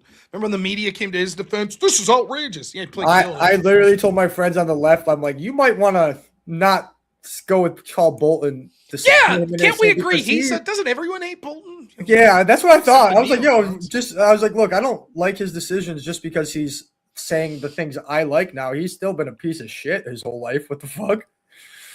Yeah, but that's my feelings. I'm more than willing to look at potential Trump corruption. Yeah. It's one of my greatest weaknesses. That's fair. Unlike so many people on the left that are just like, oh, I don't see shit. What do you mean Biden's cognitive decline?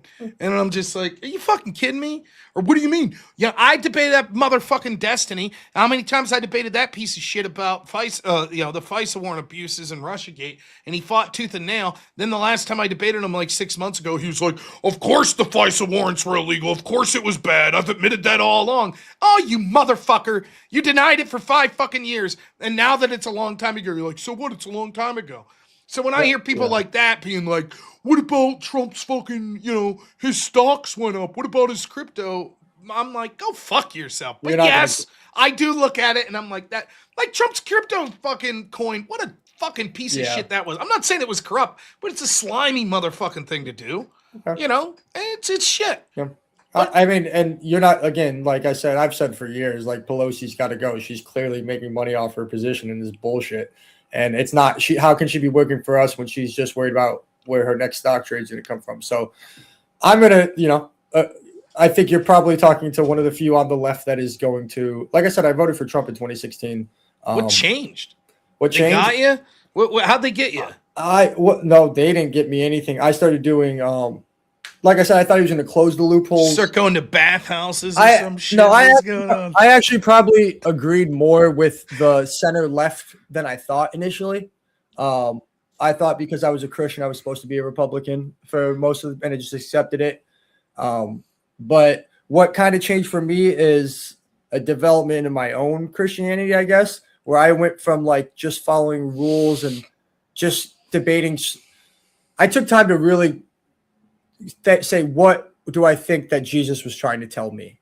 Basically, I took the time to sit down, and the best way I can describe it for me is like I'm a Matthew 25 Christian. So if you go read Matthew 25, that's how I feel. If someone's sick, we should help them. If someone's hurt, we should help them.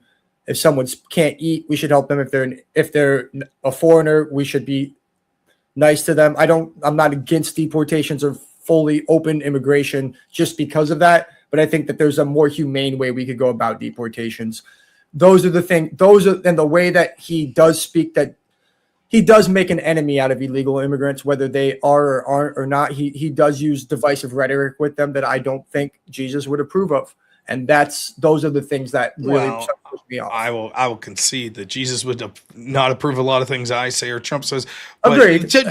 Matthew 25, general idea is like, the people that need the most help, we should help. Like, the general idea, actually, it's very important how it's so. It says God will. It says that it's basically Jesus telling us how he's going to judge us, and he's going to separate us into goats and sheep. But he specifically says, "I will judge people and nations." Mm-hmm. And so judge them based on what? It was, I believe it's feeding. It's you don't need the exact word. Yeah, it's basically feeding the poor, treatment of immigrants, treatment of prisoners. Treatment Correct of me the if I'm sick. wrong though. Like he's not going to It's- list everything. The implication of what he's trying to say is It's the be people that need the most help. Yeah, that we and should do help. on and do on Yeah. and what you do unto others, you do under me, Jesus. You do Yeah. unto me, Jesus. So if you backhand that immigrant in the street, you're Yeah. backhanding me in the street. That's what you would have done to me, and Yeah. that's No, I get like when it so comes that's to the where most, my confliction starts to come I in, get- and I that's get why you'll never catch me on the far left, and you'll never catch me on the far right. No, That's I because totally of get that. it. It makes so you vote Democrat then because I get it, like the compassion thing, like murdering Yeah. babies, I, right? I, Like yeah. millions upon millions of babies being murdered, like that, Yeah. right? Jesus he'll be No, real pleased with you. You'll yeah, end up with the sheep, not the no, goats for that one, right? no, I mean that's- they're yeah. helpless, but we No, just there's- kill them again- and then we celebrate it, right? Yeah, there's gonna be all kinds of debates on it, whatever. But again, my wife is a black woman, and she had a complicated pregnancy not long ago. On the same week that a black woman was died in Georgia because she wasn't able to get an abortion, or not Georgia, I'm sorry, Texas. Portia Jones died in Texas after being refused an abortion because it was healthcare. She passed away, got sent home, passed away. There was also someone else in Florida who got sent home and was found bleeding out in her bathroom. We knew my wife has high-risk pregnancies, so we moved out of Florida because we were worried about that. And that same week, it happened to her. My wife was in the hospital, being rushed to the hospital to have a miscarriage. So wait a minute, a woman named Portia Jones died because they refused to give her an abortion. Yeah, because they said it was basically her life wasn't in enough danger yet. And that for me is basically they would have said that I would have had to watch my wife die instead of making the decision to abort the baby. And I don't think that's every state everywhere, but that's what scares me is when you let the government tell you what you can and can't do. I would like to create a world in which abortions aren't necessary. Obviously it's pipe dreams, but at this point, when there's a medical emergency, I can't, until they're willing to completely let go of it, I can't support it because it could be meaning me supporting me having to watch my wife die. All right, And what I'm I'm not reading gonna from support what I'm reading for the Portia Jones case is she was conservative. They were recommended an abortion to her. She refused, and then she ended up passing away. Does that sound right? That's not what I heard. I'm happy to see the article. I heard think she it's was important. denied. The case he's think- talking about, I know this case he's talking about because this topic's the one I get the most passionate about. You're wrong, right? It's not because she was refused the abortion. It was because the treatment they gave her was intended to help finish the miscarriage, and she died of cardiac arrest from that drug that she was given. But I don't think that was So Portia Jones. that's But not- I know the case you're talking Yeah, about. it's Portia and some African last name.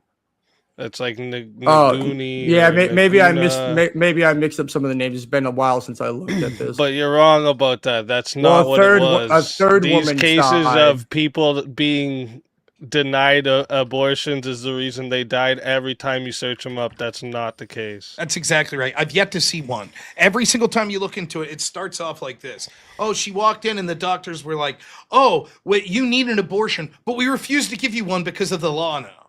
Because every single law, every single state has a law that's like, if it's for the health of the mother, then you're allowed to do the abortion if the mother's life's at risk. There can be times where you can Yes. say, was this hospital overly cautious? And so Yeah, they wouldn't offer it. easy. But that's medical Yeah, but- malpractice.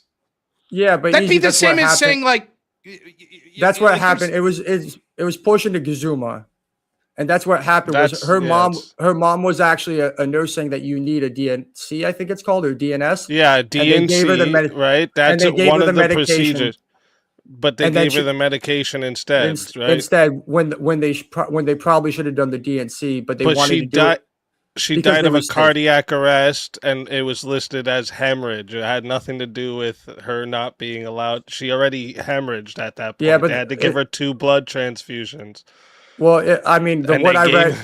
What I read was the doctors who reviewed the summary from her case for PubCo. Some says it raises serious questions about how abortion bans are pressuring doctors to diverge from the standard of care and reach for less effective options that could expose its patients to more risk. Doctors and patients describe similar decisions they've witnessed across the state.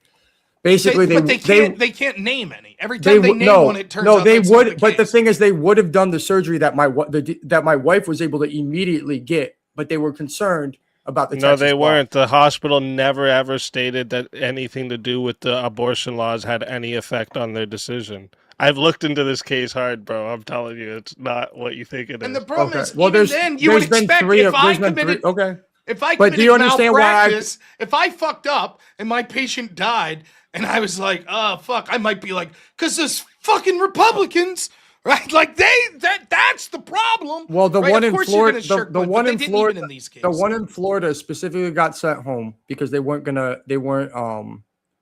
I bet you're following up wrong. on the risk. No, I you bet can't- if we you looked can't. into it, it's going to be like, nope. The woman in Florida did not need a medical abortion and was refused to be allowed to get one because of the law in Florida. I'll bet you're wrong.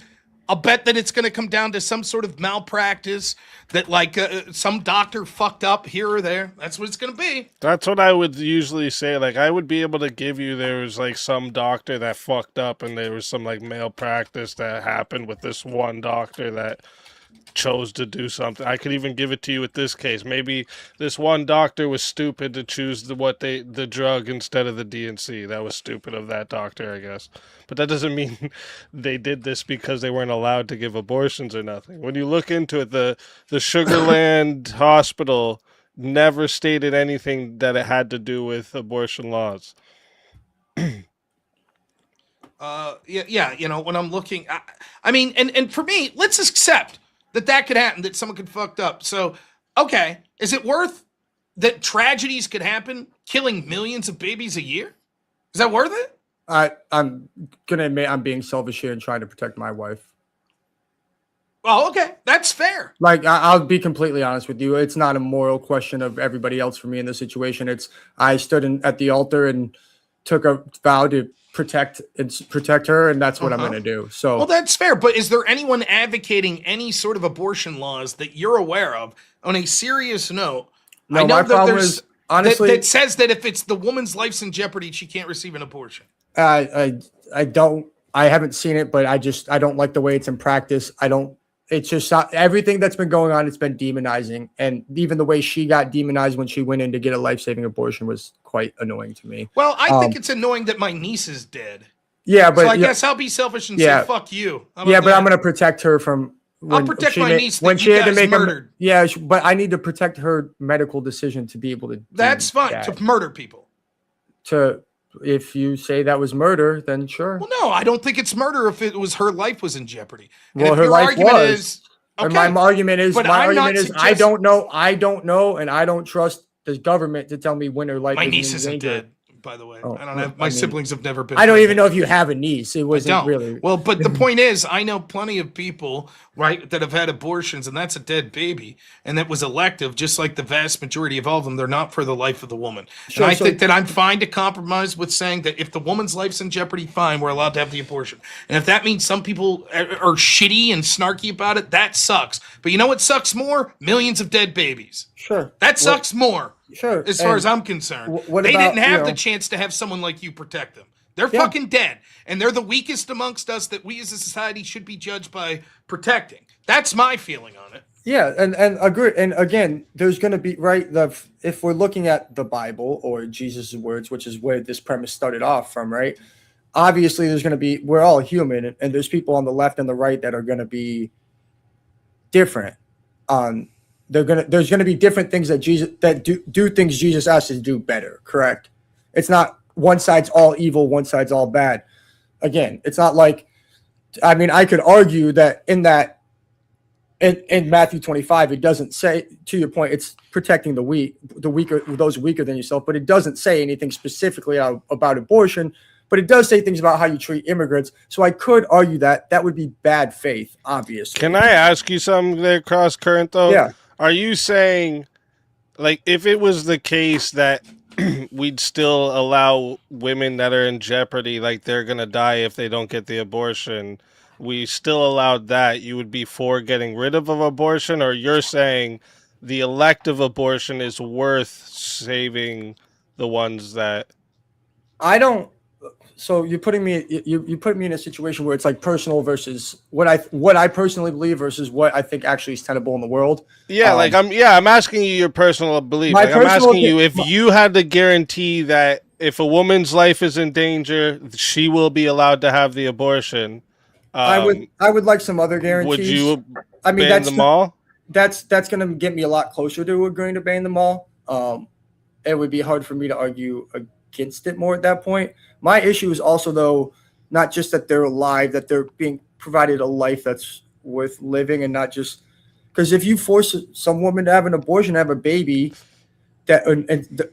keep them from having an abortion and make them have a baby, so that's the result. Whether you want to say force or not, if they have the baby, they never wanted it.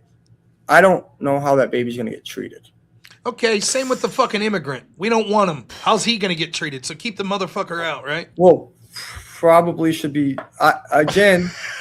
I'm No, writing that one again. down, Rob. But here's the thing. Like I said, I'm not. My thing is, I want that baby to not just be, because I am Christian. I want that baby not just to be born, but I also want to make sure that baby's fed. I want to make sure that baby has a decent life where it's not getting beat up as a newborn by its parents. There's a lot of things I want to make sure the mom makes it through the, I mean, we got maternal death rates up. There's a lot in states with abortion bans. There's a lot of things that I think need to be done to protect those kids afterwards. But would you, if you said guaranteed, if 1,000%, if there's any risk, we'll let the family make the decision, you're going to get me 95% of the way there. Well, I would just say this. I think that that's sort of, if I can opine, I find to be a monstrous moral position. And this is why. To say, well, unless I could guarantee that this woman will be happy about being a mom and therefore be able to provide fairly, we should kill the fucking baby. No, like that's not what I said. I said I would like to be able to make sure we as a society can provide for that baby if that baby's not being taken care of by their mom. Okay. That's what I meant. Should we, if that's not sufficiently proven to you, should we kill the baby? Not necessarily. Again, that's why. Okay, then it's an irrelevant point. Yes, you want a robust social welfare network for babies that are born. Great. What's that have to do with abortion? There's also the Christian in me that Jesus went and hung out with the prostitutes and didn't. He didn't hang out with the religious. He didn't hang out with the religious leaders. He went and hung out with prostitutes and the lepers who were considered ostracized by society. Yeah, the babies that were probably beaten up when they were young. Yeah, he went and hung out with them. They were worth living, weren't they? Yeah, absolutely. And again, but he also didn't judge them for their sin, right? But again, he went and showed more love to the prostitutes than he did, and he called out he admonished rich people more than he ever did prostitutes. I'll just say this, right? Did he ever say it was easy? Did he ever say that it was easier for prostitute to go into heaven than a camel to get through the eye of a needle, or was that a rich person that he said it for? Yeah, you're talking about but that's you're taking it out of context. But I don't want to get into that. All right, fine, we'll talk. I'll just say that. I'll say this. I'll let the last Rob thing I'll say about he's Matthew got the answer 25 to is this. I don't think that he said. The problem is what I find with lefties is they conflate actually doing good deeds themselves for voting to take someone else's money and do good deeds for it. Jesus said that you should be charitable. Jesus didn't say you should steal from your neighbor and be charitable with that money. It's the nation, though. Agreed. He says I should be that, but he says people and nations. No. But when he also says, give unto Caesar which is Caesar's. And so the idea that like this nation, like, does that mean as an individual, if Caesar does wrong, that I'm morally judged because I'm part of a nation? No. And what happens is people like you, by the way, we also see throughout the Old Testament and the New Testament that God declared that sometimes it was okay to declare war on others. I don't recall Jesus ever saying, there's a wolf at your door, you're obligated to leave him in and leave him feed on your baby. Just like I'm not obligated to bring in refugees that are Muslims that want to kill me for my faith. Or want to subjugate women. I'm not obligated to bring people into my house that make my standard of living precipitously worse. No, but you're obligated to treat them as Jesus would treat them. I will treat them as that. Say, go home. You don't have any right to be in my house. Goodbye. Jesus recommended abiding by the law as well. And by the way, how many immigrants have you taken into your home? How many immigrants have I taken in my home? None, because I can't afford to. Bullshit. You got a computer? Sell it. You don't have an extra couch? My Fuck you. You're my lying. computer's worth like $300, bro. Great. Sell it and My buy some wife blankets just got- and leave an immigrant. My with wife no just kids. got. You want to go through my finances right now? Remember how I just said my wife had? We've got a lot of medical bills stacked up for my Okay. wife. Okay. She just got laid off because of the tariffs can't. The tariffs have raised the price of glasses so she can't. The Teamsters laid off a bunch of people. So, I mean, these things have hurt us, and we don't have. You don't have a couch. But you know what How I much do? would it cost you to Well, have an immigrant live on your couch? No, I've got my alcoholic brother living on the couch. Okay, so you don't have a chair? Can't leave the immigrant sure. living there? Sure, no. Stop. You're trying to say, what did I do? Nothing. That's what I did. What did I do on 4th of July? I don't care or give a shit. I went out and grilled for the homeless community. You know what I did 2 weeks before that? I went out and grilled for the homeless community. Just because I don't let an illegal immigrant in my house because, one, I don't have one. I let people live with me before that weren't legal, yes, but it wasn't because they weren't legal. They were. Why the fuck should you tell me that in our collective house, this country, we're obligated because Jesus said so to leave illegals, but you're unwilling to do it? No, I didn't say. I never said we can't. I literally said it doesn't mean we can't deport them. Okay, so then deport them. See you later. But do we have to send them? Do we have to shave their head and send them to one of the worst prisons in the world if we don't? If they're members of Trent Arrow, sure. Sure, but if they weren't, what about the ones that weren't that we did that? Who wasn't that we sent? Go ahead. The gay guy. He did a whole thing on. Hold on the Bulwark. Andre something. Is he still there? No. Oh, so there was a mistake made and the guy was released. So your argument is you're for a political party because the other political party has the right to deport people, but they made a mistake. If I could prove to you that real quick, if I could prove to you that Democrats ever made a mistake and put someone in prison and demonize them, will you now agree to not vote Democrat? It's the demonizing of a specific community in the Bible that I was told to treat with respect. I think that you're best. I think that you're disgusting in your abject want of murdering babies, and I find it repugnant I think how you're bastardizing a religion to justify. Abject want is what I said. I said I would prefer a world where there was no abortion. Right. So I would prefer a world where there's no murders. Yeah. So does that mean that I shouldn't send murderers to jail? As a because Christian, the world has murders. But so as a Christian, you're saying you get to fight for your country to stop killing babies, right? Correct. Yes. So can I, as a Christian, fight for better treatment of immigrants as a Christian? You may, but that has nothing to do with whether or not you're a Christian. I think before you demand that you take taxation for me and do shit for immigrants, that you should be doing shit yourself. Again, I'm not asking you to do anything for immigrants other than show them a little bit more compassion. Okay. Hey, $0. Thanks so much for being here. Free. Now get the fuck out. There's my compassion. Sure. Not there's ways you could do it without, there's definitely you could give them better conditions where This is something.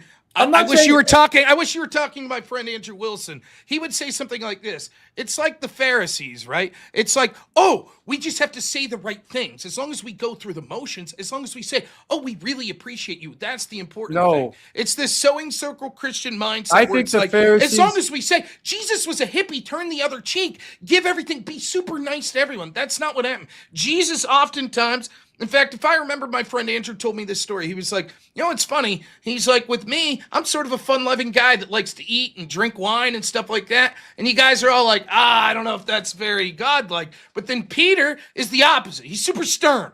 Like, he's the total opposite. Doesn't like eating. And you guys say, he's being like a stuck-up jerk, right? Jesus flipped the money changer tables. Would you sit there and look at him and go, whoa, that's too aggressive. You need to treat them with compassion, sir. Where's your compassion, Jesus? Flipping their table? Why did he flip the tables? Because they were profiting off of Jesus, right? Off God, profiting off of God. That's why. So I think because they were Pharisees. I don't think define profit. They were making money off of the church. And what's money mean? What money itself is just a symbol of what? Wealth, power, wealth, right? Wealth. You're advocating for a political party bastardizing the religion. So how are you not profiting off religion?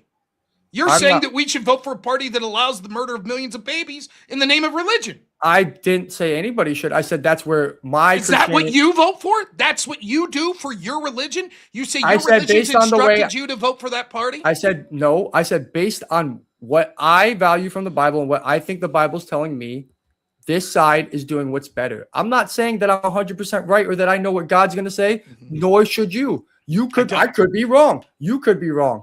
God, none of us are God, so we don't know. It's all going to be up to our interpretation of the readings. It's ironic to me. What's ironic is that here's what I did say. Here's what I did say. Here's what I didn't say, because you don't want to treat immigrants the way I do, that anybody here is not Christian. That's not what I said. I didn't say any of that. I didn't even say that I was right. I said the way I read into my Christianity is this. I find the irony is that I see more on the left touting Christianity as their reason for things. I'm lefty because of Christianity, because I want to treat the immigrants right and murder the babies. No, the babies aren't that important. That's not important, but you got to treat the homeless right. You got to treat the immigrants right. Have some compassion. I bet you're against ICE too, aren't you? They're too harsh, huh? Well, in what instance? In general. In general, sure. They've been too. I've watched them. They shot somebody who was fleeing away, who wasn't a danger and wasn't a criminal. To me, who? The last person that just got shot in fucking Boston. They said he was fleeing and they were scared. Not that he almost ran anybody over. Did you see the footage? I have not seen the footage, but as far as I can tell, so you're talking out your ass. No, well, I saw what everything I've seen. I don't know if there is footage yet, but what I know is that the ICE themselves said they usually say they tried to run over, they aggressed against the officer. They said he was fleeing and we were scared for public safety. Except for this guy has no criminal record. It wasn't even the person they were going after. Was he an illegal immigrant? No, he was here he had a social security number and a work permit, so he was here legally. Okay, so they were erroneous in trying to stop. Yeah, and then they shot him. Wow, that's fucking horrible. Too bad your party's encouraging these motherfuckers to flee and to have violent riots against ICE, thereby intentionally making these fucking martyrs to make this violence inevitable. I don't know, but that's the Christian-like thing. I'm sure. Can you point me to the passage where it said we should encourage people to riot against law enforcement, thereby incentivizing people to have violent confrontations with law enforcement that will result in them dying, so you could stand on their corpse and say, "See how violent they are"? I missed that passage. Was that Matthew 26, maybe? I missed that one. Because that's what the fucking lefties have done. You know it, and I know it. Was Renee Good shooting justified? That's questionable, but I can see why the officer shot, and I don't know that he should be charged. But what happens is the left that freaked out when there were one riot. You're right, the left. But you're not talking to the left. You're talking to me right now. Democrat voter. Okay, let me rephrase. A Democrat voter cheering on protest against ICE, yes or no? You said Democrat voter. Are Democrats cheering on protest against ICE, yes or no? I've also voted Republican, so I'm You're confused. not now. Your religion's changed you. Well, I voted for Mitt Romney.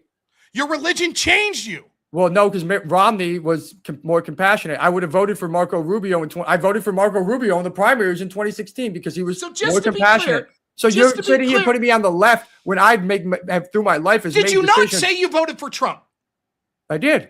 Okay, so to be clear, here's your argument. I voted for Trump in 2016, right? Yeah. But I also voted for Romney in 2012, which I don't see. But then sometime after that, your religion convinced you, wait, I have to be more compassionate. And so now I'm going to vote Democrat. No. And when I point out the people you're voting for are making these violent confrontations inevitable, you're like, but in 2012, I voted for Romney. Are these How does inevitable? that responsive to what I'm saying? Because, can you admit that these encounters have happened never under any other president? Encounters like this? No. When's the last time we saw There's never been ICE that pulled over someone in a car? Not in Maine? They didn't. I'm sure it's happened. With mask on? No, they didn't really do. They didn't really operate that way with mask on. Your argument is definitively, that ICE has never pulled someone over in Maine prior to Donald Trump's second term. No, I didn't say that. That's not what my claim is. My claim is they've escalated and they never shot somebody. They never shot somebody. That's not true. Fleeing. You want to see how many people died under ICE under Obama? Does that mean in the street or in detention? I don't know. What's the difference? What's the difference is because if someone's driving away, do you think you can shoot them legally? Yes, there are certain instances where you can. And I'm sorry. It was so bad. It was so bad that Mark Wayne Mullen said, we're not going to do traffic stops anymore. See, this is what I'm talking about. Now, does Right? everyone in my chat see why you never give in to these fucks? See, it must have been bad. We haven't even seen the footage, but the fact that they said, let's pause and make sure we're doing this right, this means that we have to protest ICE. So if they stop and capitulate to you, you're never fucking happy. Yes, see, that proves it. Well, then they started. You well, motherfuckers cheered on these violent confrontations. The fact that they and stopped riots with- across the country. I hope that every one of you motherfuckers that attended these violent riots go to prison for 20 fucking years. I hope every one of you. I hope you get the January 6th treatment. I'm not You're saying you real did it, good but at. I everyone was gonna in say your you're party. real good at throwing me into things. No, that, I'm you not have saying no you. idea. I imagine that you're fucking Yeah, not you're- going but out you're- in the street you're and stuff. But you ascribing- Democrats, You're that did that- ascribing a lot of Democrats to be when I don't even consider You myself said a that Democrat. you're voting for that party for your Christian moral beliefs. That's why I did in 2024. Sure. So it's changed now. Now your Christian moral beliefs don't support No, Democrats. my Christian moral belief is I'm gonna go to each candidate and look and see who's following what I think I believe more. So I it's don't not about policies. It's just about who says the nicest things and treats people nice. Well, some of the policies you don't think Jesus would. Some policies are more Christian than others in this world. Of course, Why would there's you vote policies. for Rubio over Kamala? Why What would I vote? policy was he advocating for that Kamala wasn't? So you'd vote for Kamala over Trump, but you'd vote for Rubio over Kamala. I don't know. Explain to me the Well, I difference in don't. the I'd have to see policies. Rubio. I'd have to see Rubio run his campaign now. In 2016. You said you'd vote for him. Okay. I said in 2016 I voted for Rubio in the primaries. What I said. So why did you vote for Trump in 2016 with your Christian faith? What was the Because- policies that you saw? Well, he said he was going to close the loopholes and stop letting the rich would, which to me meant the rich are going to pay more in taxes. So that was You being thought that Donald Trump was going to increase taxes when one of his again. promises I was wasn't tax cuts. I wasn't paying much attention. So yeah, I did. That's why when he said I'm going to close the loopholes, I thought that meant I'm going to stop close these things that rich people are using to get away with paying less taxes. That's what I thought closing the loopholes meant. I don't know how else I was supposed to take that, but that's what I thought it meant. Okay, so then at some point so the moral position is tax the rich more. No, the moral position was, well, that's not necessarily the moral position. That's do you understand that not every policy position that I hold is going to have to do with the Christian faith because taxation? No, but you just isolated the reason that you voted for Trump. Well, for yes, your Christian faith was he was going to tax the rich I more. do think taxing the rich more than the poor people is more Are the Christian. rich tax more than poor people now? Is more Christian. Are the rich tax more than poor people now? Sure. Okay. Again, I don't know how Christian you are, or how much you've gone in. Are you Christian? Yes. How often do you go to church? Yeah, like 3 times a week, or A month? it depends. Yeah, not a week. Yeah. Okay. So my point is, I'm everyone's very gonna have bad Christian though. I'll say that. Yeah, My but apologies.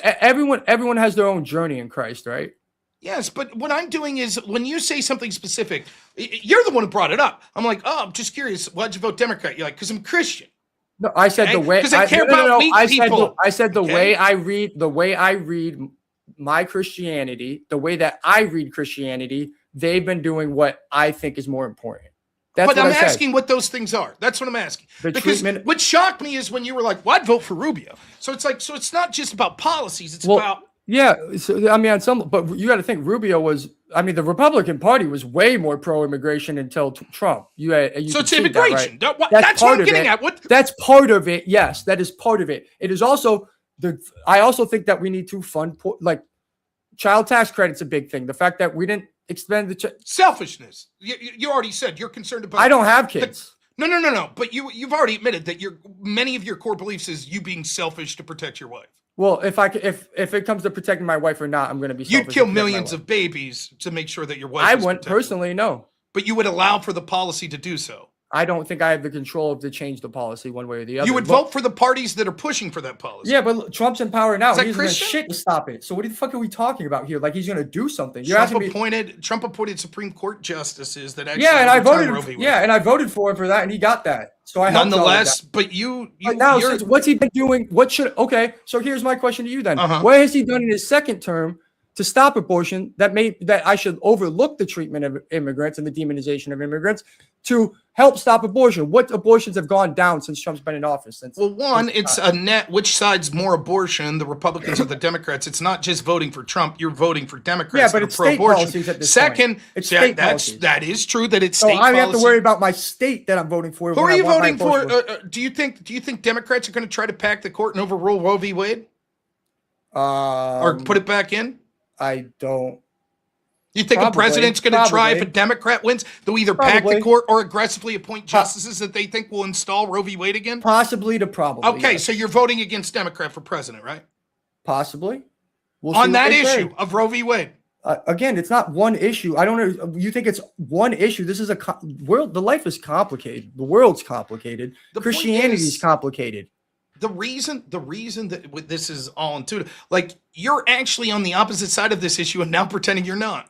You already told us, you're like, yeah, I guess I favor just allowing it because I'm selfish because of the situation with my girlfriend. No, right? And now you're like, maybe I am anti-abortion. Wife, as a Christian, Wife, you should know that there's a huge difference between wife married in a church and girlfriend, right? Well, not when it comes to murdering babies. Well, is that what she did? I think if her life was in jeopardy, no. But we killed the baby. I think if her life was in jeopardy, no. Right. I think that morally, so whose job was it to decide whose baby that was? Whose job was it to decide her life was in danger? well, unfortunately we don't have a perfect system, but we try to appeal to medical professionals. Right. Mistakes could be made. That's one thing. But what I'm saying is you're voting for a party that wants no law whatsoever to restricting abortion, which kills millions of babies a year. That's not what my state's voting for. It's not the law in my state. So I don't know what you're talking about. Michigan, so just to be clear, but you would have voted for a Democrat president that was trying to install Supreme Court justices that would have pushed that. Yeah, well, they didn't push that. They pushed Roe v. Wade, which is So you have a constitutional right to an abortion. Yeah, to privacy, sure, but which they considered abortion was under. So yes.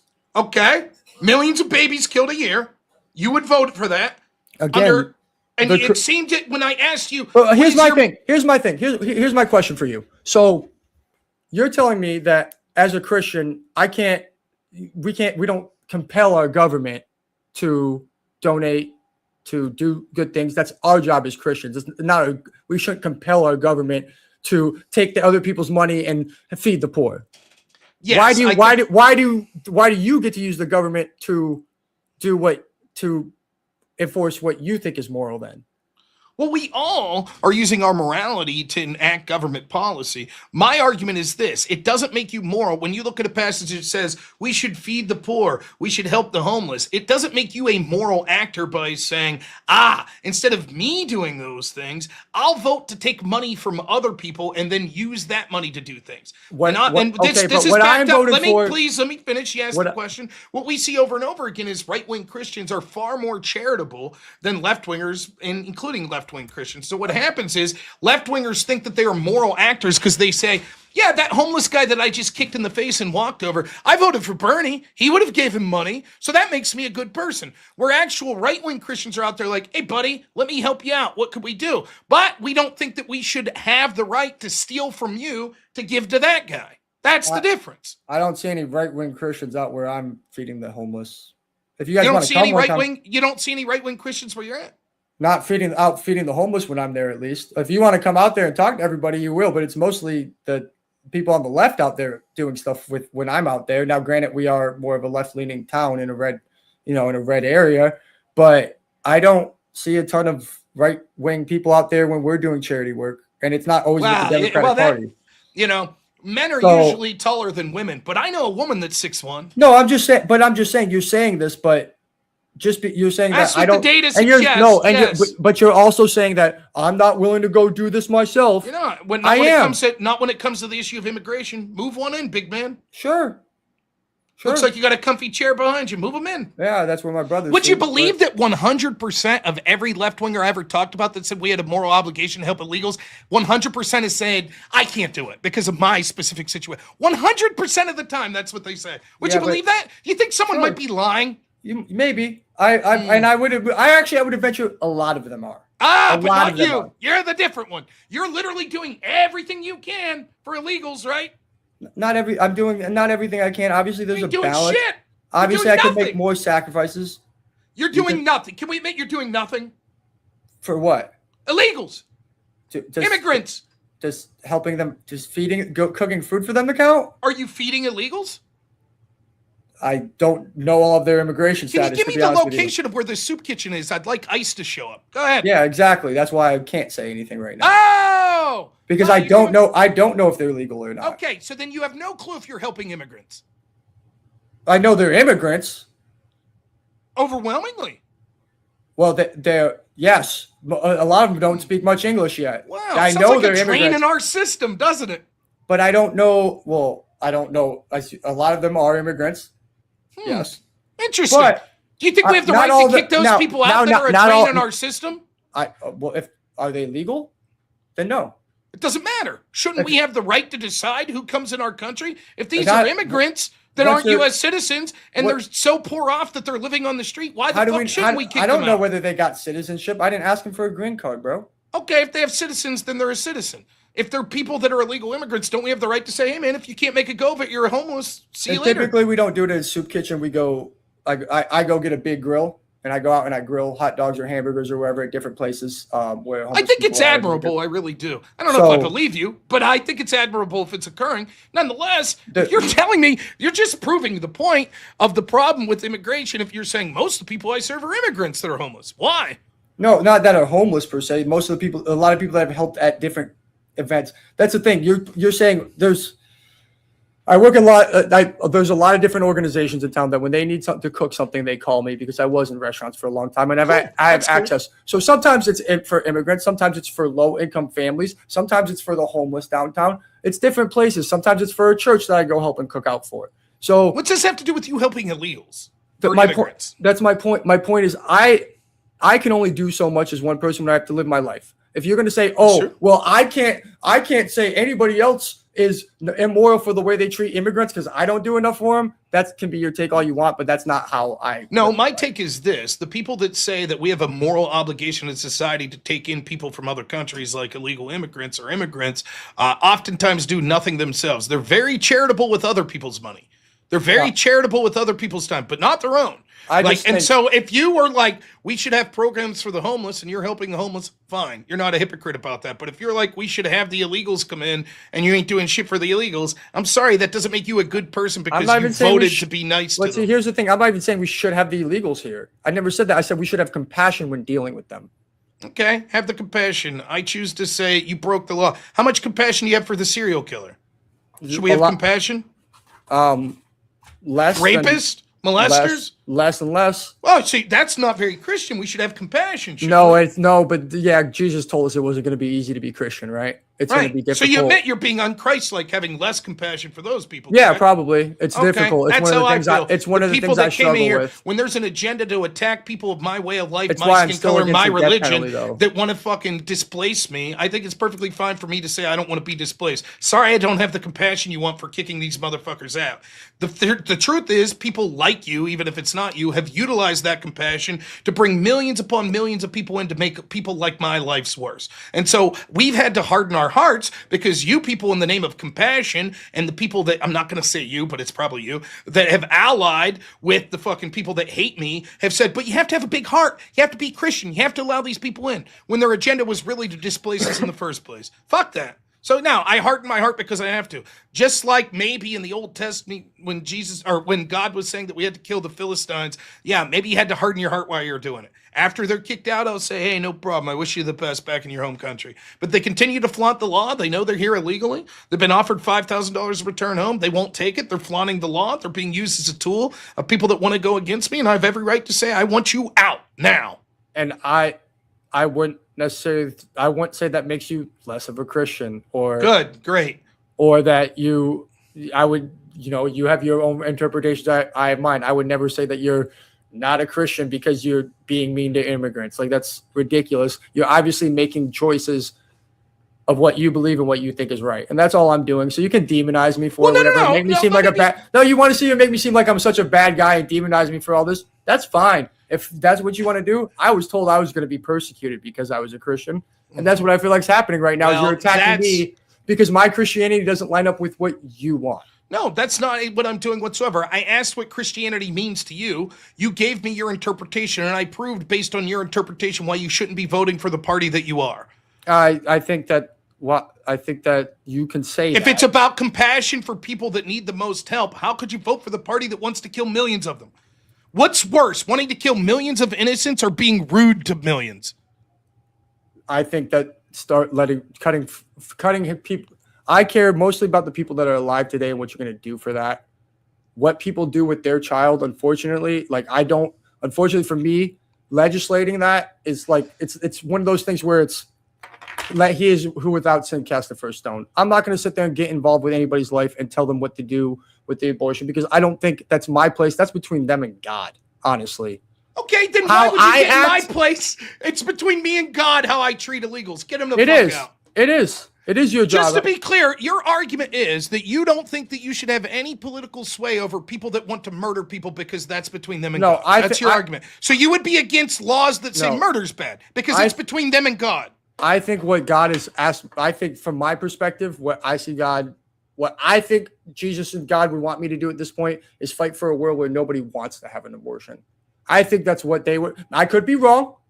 And not that we force them not to have one, that we that they want to recreate a world. Wants you to do, I think what he wants you to do is fight to a world without murder. Therefore, we shouldn't punish murderers. That's irrelevant because we're fighting for a world where there are no murders. So we don't need to jail murderers, right? Because the whole point, it's a bigger calling to say, I don't have any right. If someone's murdering, that's between them and God. I'm just pushing for a world where murder's not needed, right? You would say, no, that's bullshit. Of course we still say murder's illegal. Of course we still punish those murderers. Okay, so you're telling me you said you have friends who've had elective abortions. Yeah, friends? I've known people you know. Yeah. So should they be in jail for murder? No.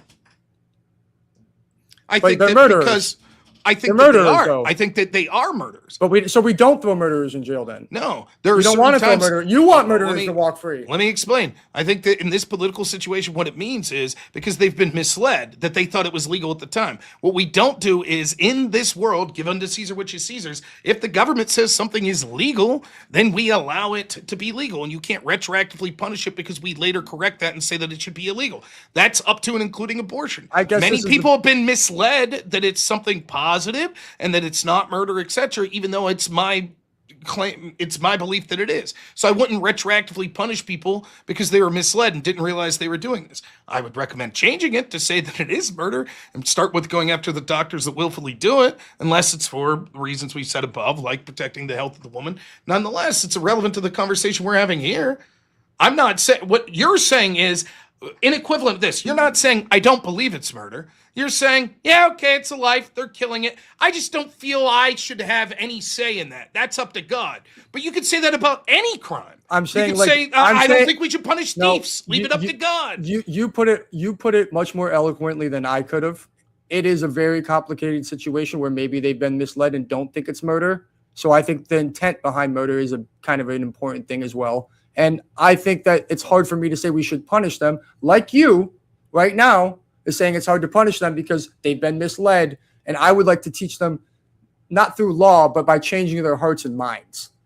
But it's not about the punishment. It's about it is about the punishment. No. Let me explain. Me, it's about the punishment. It's about the legality of the process.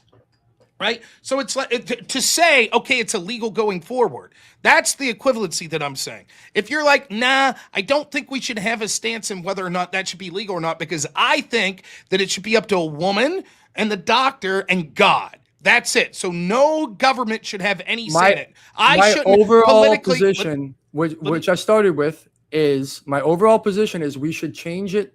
So we should get to a point where nobody even wants to have an abortion. I mean, this is, again, you could say that about anything. We don't want to make rape illegal because we should instead try to get to a place where nobody wants to rape. But rape is illegal and there's a punishment for it, right? Right. But do you think there should be? Wait. Is murder illegal? Yes. Is abortion murder? Yes. So you think all murder? You think we should lock up anyone who's had an abortion under the murder charge? No, I don't. So there's nuance, right? Is abortion legal? Is abortion legal? Depends on what state you're at.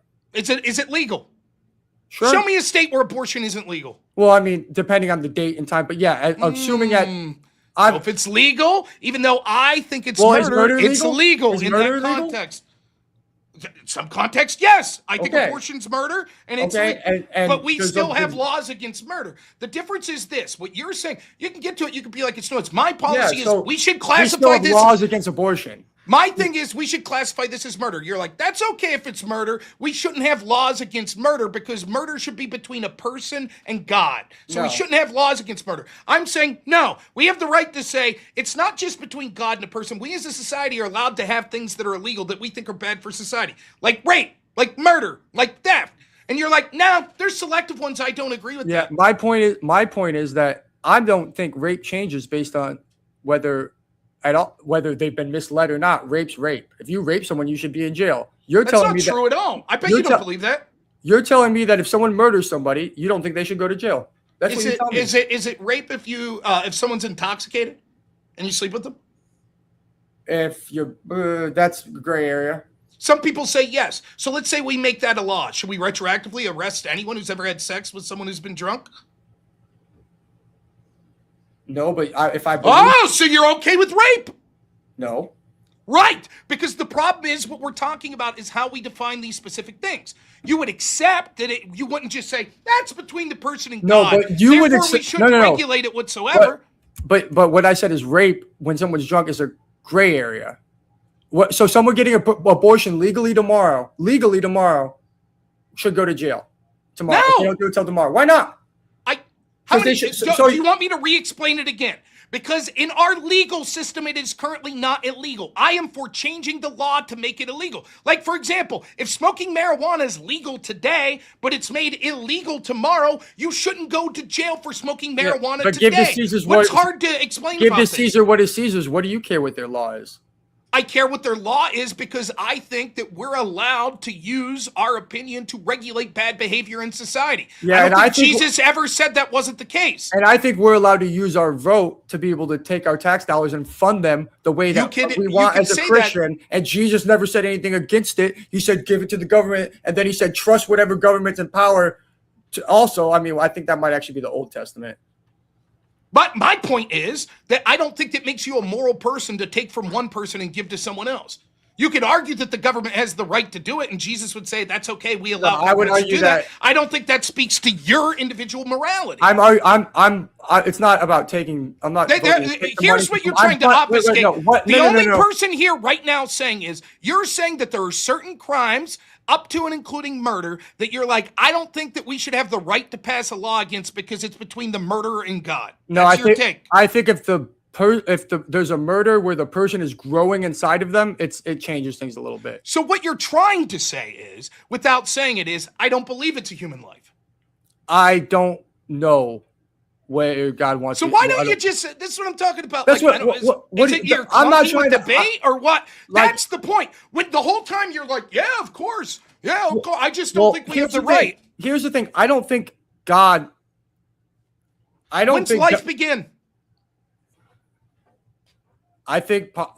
See, this is really complicated. That I'm not experienced, so you're going to run circles around me in this debate because you've had it before, and that's fine. I'm not going to sit here and get twisted up. Basically, what I believe is that it's not my job to judge people. It's a very complicated situation where there's more than just sometimes there's health issues, and I'm not going to sit here and investigate every single health issue. I wouldn't want to be investigated and my family investigated because of what happened. So it's a very complicated issue. We can sit here and stick on abortion, but we're in the after panel now, and I'm fucking sick of it, bro. All right, I'll just close by saying this. It's lazy. It's people that want to have a faux shield of morality that are unwilling to do the work. I would think that if you're truly a Christian and you truly find it repugnant when the most innocent of us are treated poorly, that you at least do your due diligence to try to look into it other than say, I don't know, it's complicated, I don't feel like it. It's so not. All I'm saying is, if you want to talk... You muted yourself. You're muted. You're muted, Cross. I was like, I've been up since 7 a.m. So when you want to say it's lazy, yes, I'm being fucking lazy because I'm not tonight in your life.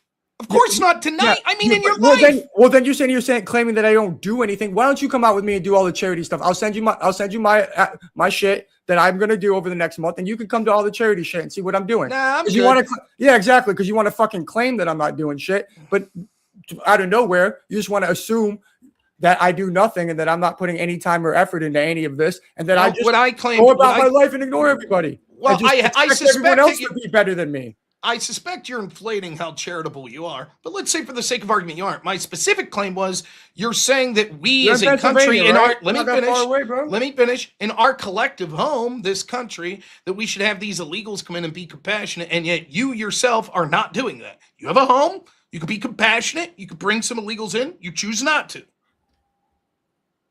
Yeah, that doesn't. I don't find it to be a moral position to say you like well, every is that- single other is that lefty. the- wait. Is that the only way to show compassion? Is to let them live in your house? Is that the only way? No, of course. Oh, not. right. Okay, so there's. But I levels would of say before compassion. you say, So I if didn't say I you have to said- give up your whole life compassionately. You're completely obfuscated. You should probably give an illegal immigrant a sandwich once a month if you can afford it. Yes, Is that- that's it. That's what we that's- should do. I'm saying that's That's charitable, right? My point is there's a huge fucking gap from letting them come live here with you. We know, what man. you're saying. You're the only lefty that's telling the truth. You're doing everything you can while you're telling No, us all what we're obligated to do. I'm not telling all the you- other lefties are I'm liars not when they telling say, you're I obligated can't to bring do illegal shit, into my Rob. home. But Rob, you, what did I say you're the obligated big to do? man. You're What the did I big man. obligated? What did I say you're obligated to do? Be compassionate. You're against ICE. No, you're actually, according to Jesus, you're compelled to do unto others as you would do unto him. Oh, unto Jesus. Yes. Okay, so that you wouldn't throw Jesus in jail, would you? I mean, You depending would. on- You'd throw yeah. Jesus in perfect in the Sure. image of God, the only sinless human that ever existed. If he committed a crime, but if that would obviously be Really? incompatible You would? because it's obviously it's an Do you believe incompatible. the word of the Bible is truth? Rob, the point of what I was trying I'm to get asking you a question. Do you believe the word of the Bible is at, true? I'm explaining. Okay, Yes well, or no? Do you believe the word of the I'm Bible gonna is answer true? how the fuck I want to answer. it. You're not going I'm to gonna answer. I'm gonna answer it how I want to Is answer. the Bible is the word of the Bible true? Is the word of the Bible true? Yes. Do you take it at face value? I So when think- God told Abraham to kill his son, you would have arrested him? If God came down in physical manifestation, you'd say, arrest that gentleman too. Well, I think there's a huge difference between the first and Old Testament and New Testament. What? It doesn't count? The Old Testament doesn't count now? And Rob, there was Jesus made a change, but here's the thing. The point I was trying to make with that is we wouldn't have to arrest Jesus because he wouldn't have committed the crime. That's true. So when you say treat everyone like you treat Jesus, the rapist isn't Jesus. No. So I don't have to treat the rapist like Jesus, the man without sin that's perfect. I treat him like the rapist, not like Sure. Jesus. Sure, but Right. So then what's the relevancy of the but point? because you're the one who took it all the way to rape and murder. We're talking about people that are criminals, that are a drain in our society, that are intentionally brought in here to displace the citizens of this country. I have the right to say, I don't have to say, if Jesus came to my house, I would let him in and let him stay as long as he wants, and therefore I'm obligated to do the same with any person, even if they're an illegal You're the one immigrant. making the claim that you need to let someone stay at your house. I never fucking claimed How that. would you treat Jesus? If he came to your door, would you leave him stay in your house? I might let him stay in the manger. I think that was acceptable. according Just to be Jesus. clear, if the Son of God... Obviously, Christ- I'm being a little facetious here, Rob. Jesus fucking Christ. Okay, so you would leave him stay Look, with you. obviously, we all fall short in our ideals of trying to be like Jesus. Why can't we you all answer the fall question? short. Why can't you I'm answer the going question? to. No, because you're trying to make these fucking big things where it's like, oh yeah, of course I want to do that. I can't afford that because this is the world today. But my point is, you're mostly. If Jesus came right now in your financial situation, if Jesus came and you really believed him as the Son of God, and he said, "My son, may I stay with you for a month?" Would you do it? Of course. Okay, that means that you have to treat everyone as if you would Jesus, right? Sure. Okay, So an if anybody illegal comes immigrant here, says, let me if anyone finish. comes onto Let me my finish. door and says, "Son, I would like to stay here." I need Why? a place to live," Whoa. Why even an illegal? Anyone. If anyone Sure, wants you right now anyone. needs a place to I stay. mean- Anyone. That's what happened with my brother, so I don't know why. Shit. So why would you need them to come knock? You know there are people that need a place, so go find them, right? Yeah, but All right, but that's you would do it for Jesus. Why won't you do it for them? You have to treat them the same, right? You understand if I have more than 3 people living in this apartment, I get evicted. Then I'm homeless too. So then you wouldn't accept Jesus because you'd get evicted. Now I'd probably kick my brother out. Okay, then kick your brother out and bring in someone. Wait a minute, your brother you have to treat the same as Jesus. Why would you kick him out? Yeah, exactly. So sometimes we're put in impossible situations. We just got to do the best we can. It as almost humans, sounds right? like it's a bullshit answer to say we have to treat everyone like Jesus because you know it's not possible, nor is it in the literal sense of what you're talking about. Christianity is about an ideal. Do you think anybody's as perfect Christian as Jesus? It's an ideal that we strive for. And that's you don't. You don't even strive for it. You're not even attempting. No one is. No one attempts that. No one attempts to seriously go through their life and say, I will treat each individual person I meet the exact same way I would treat Rob, Jesus. I'm No one even tries that. I'm just trying to do the best I can, but thanks for disparaging me for it. I appreciate it. You brought in your moral system. You asked me why. You asked what it was. So what? And because I asked you, I can't challenge it? No, you're telling me I'm a piece of shit, basically. Well, you're a piece of shit, but it's not that. All I'm doing is you're calling me I'm immoral for trying to follow my Christianity the best way I can. I vote for this because I'm a liberal. So I became a liberal. Okay. And all I said was what made you a Democrat. In general, Christianity makes me a liberal because I believe that each I'm trying to say is, I asked you, why did you change from Republican and Democrat? You said, well, because of my Christian faith. Let me finish, because of Matthew 25. And basically when we got into it, you're like, because the principle is, if there are weak people, we should look out for them. And I was like, well, nothing's weaker than babies, and you're supporting a party that aborts millions of them. And you're like, I don't really think about that. And I'm just pointing out the contradiction. It's not that I don't think about that. It's not. I have a deep issue that I constantly argue and debate with myself, and it's not like something that I'm totally okay with. It's definitely not something I'm totally okay with. There's internal conflict. When's life begin then?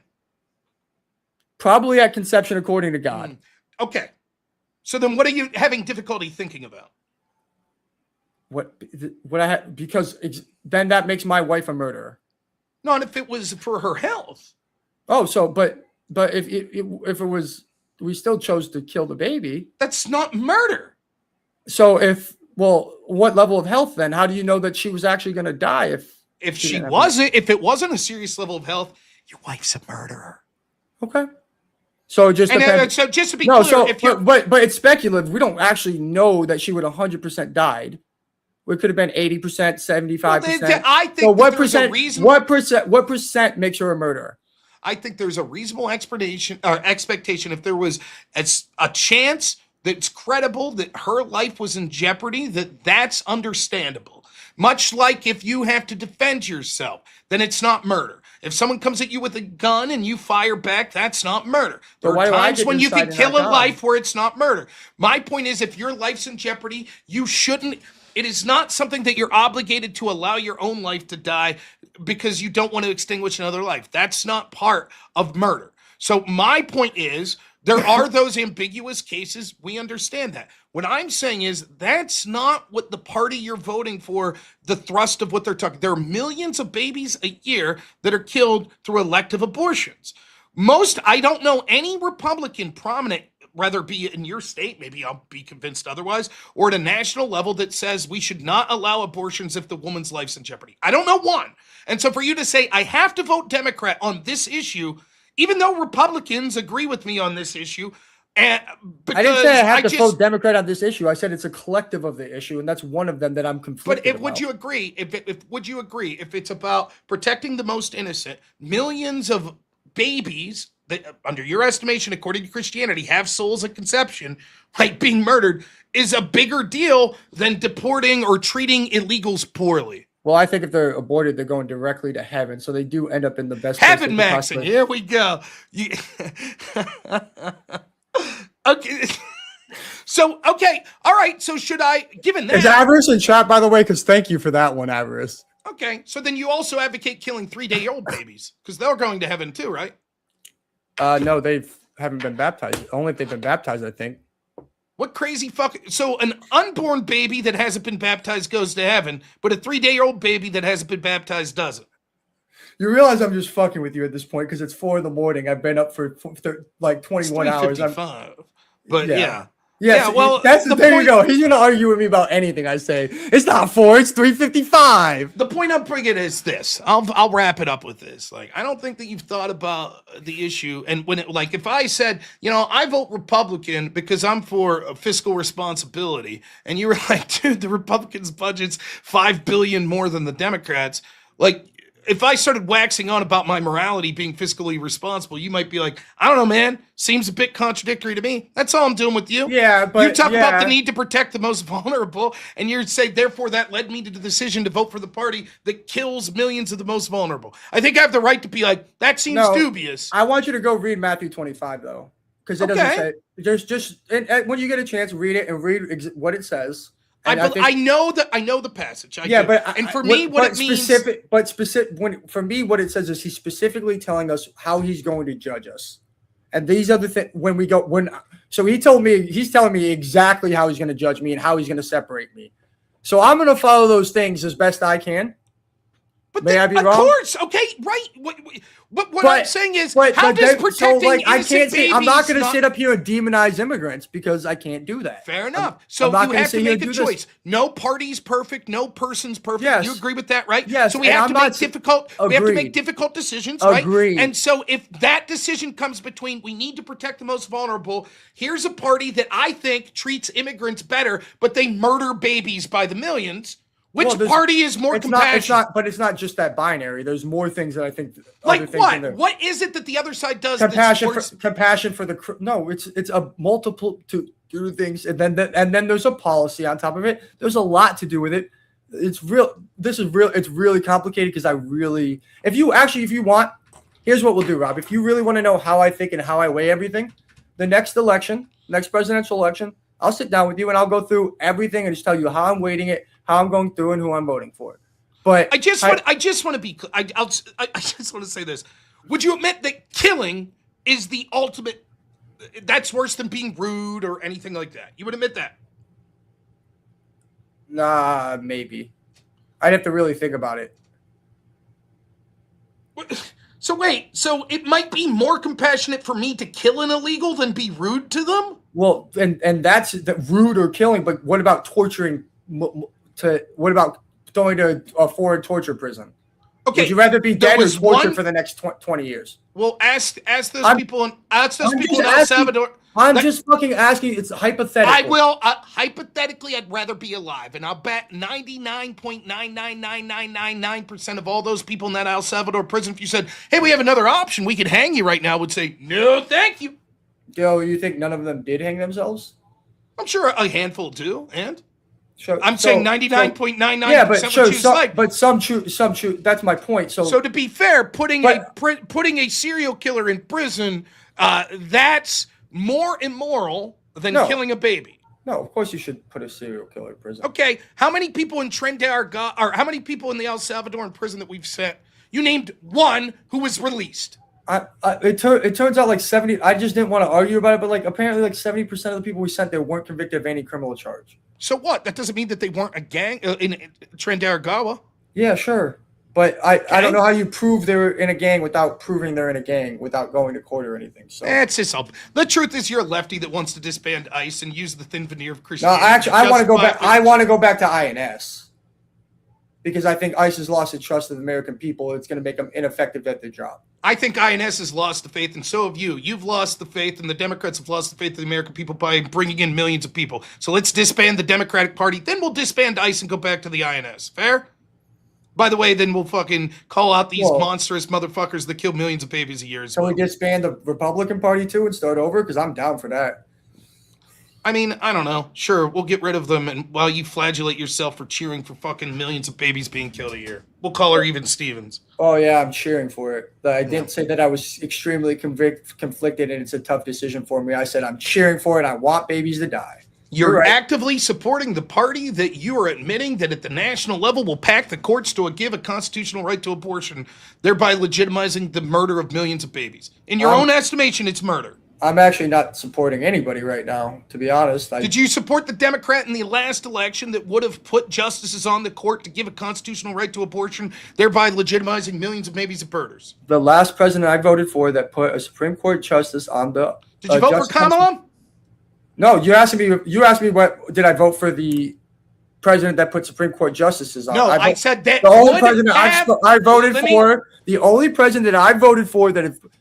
Wait, how could Kamala? Trump hasn't put a judge on. Why do you think Kamala would have been able to put a judge on if she won the election? You voted for a woman knowing if she got her chance to put a judge on, would have voted for the legalization of murder of babies. Yeah, but it was, well, maybe wasn't Roe v. Wade overturned 5-3 or 6-3? 5-4. 5-4. I think it was 5-4. I think it's. So what? There's this credible chance that both 6-3. Thomas.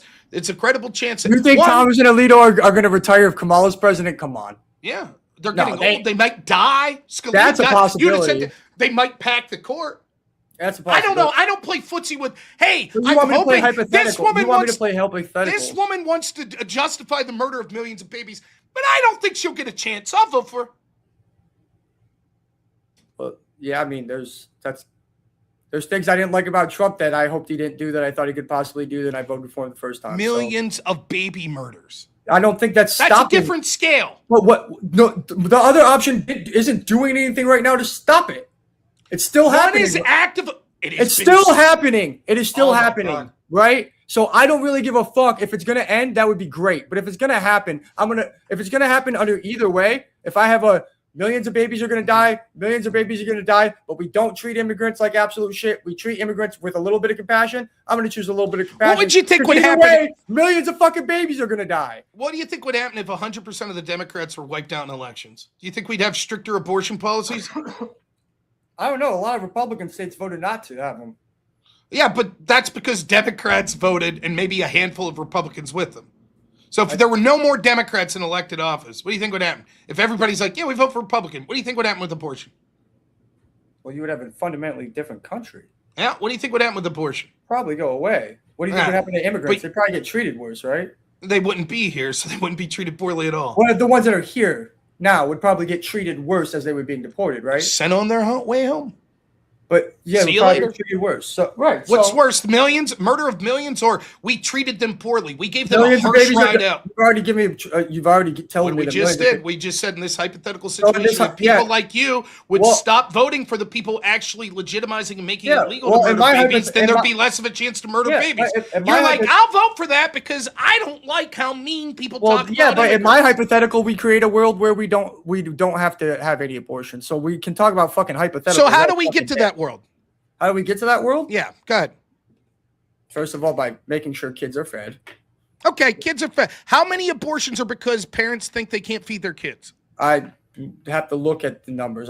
Give me a don't guess. Do you think most are because of that, or you think most are elective? I think most are elective because of but elective doesn't mean. Do you think that unable to afford? If you say, "Hey, I can't afford this baby," That's not elective. that you think what do they call it then? Those are It's under an elective surgery because it's not necessary. no. The I elective don't has think to- so. I don't think that qualifies as that. I think I that don't. does. So you're gonna tell me that, This is pie in the sky, but you don't know what the fuck you talk about. The truth is, the vast majority. you of don't women know. So getting- you tell me how many are elective and how many are not Okay, are for medically example- necessary and how many are financially. 2016 Guttmacher Institute, I think it was 2016, which is a huge pro-abortion advocacy, said, I believe they said 76% of late-term abortions are for elective reasons. So they did a list of what the most common reasons were within those elective, and none of them were about being able to afford the baby. I think were the they? top one on that list was had a change in relationship with the baby's father.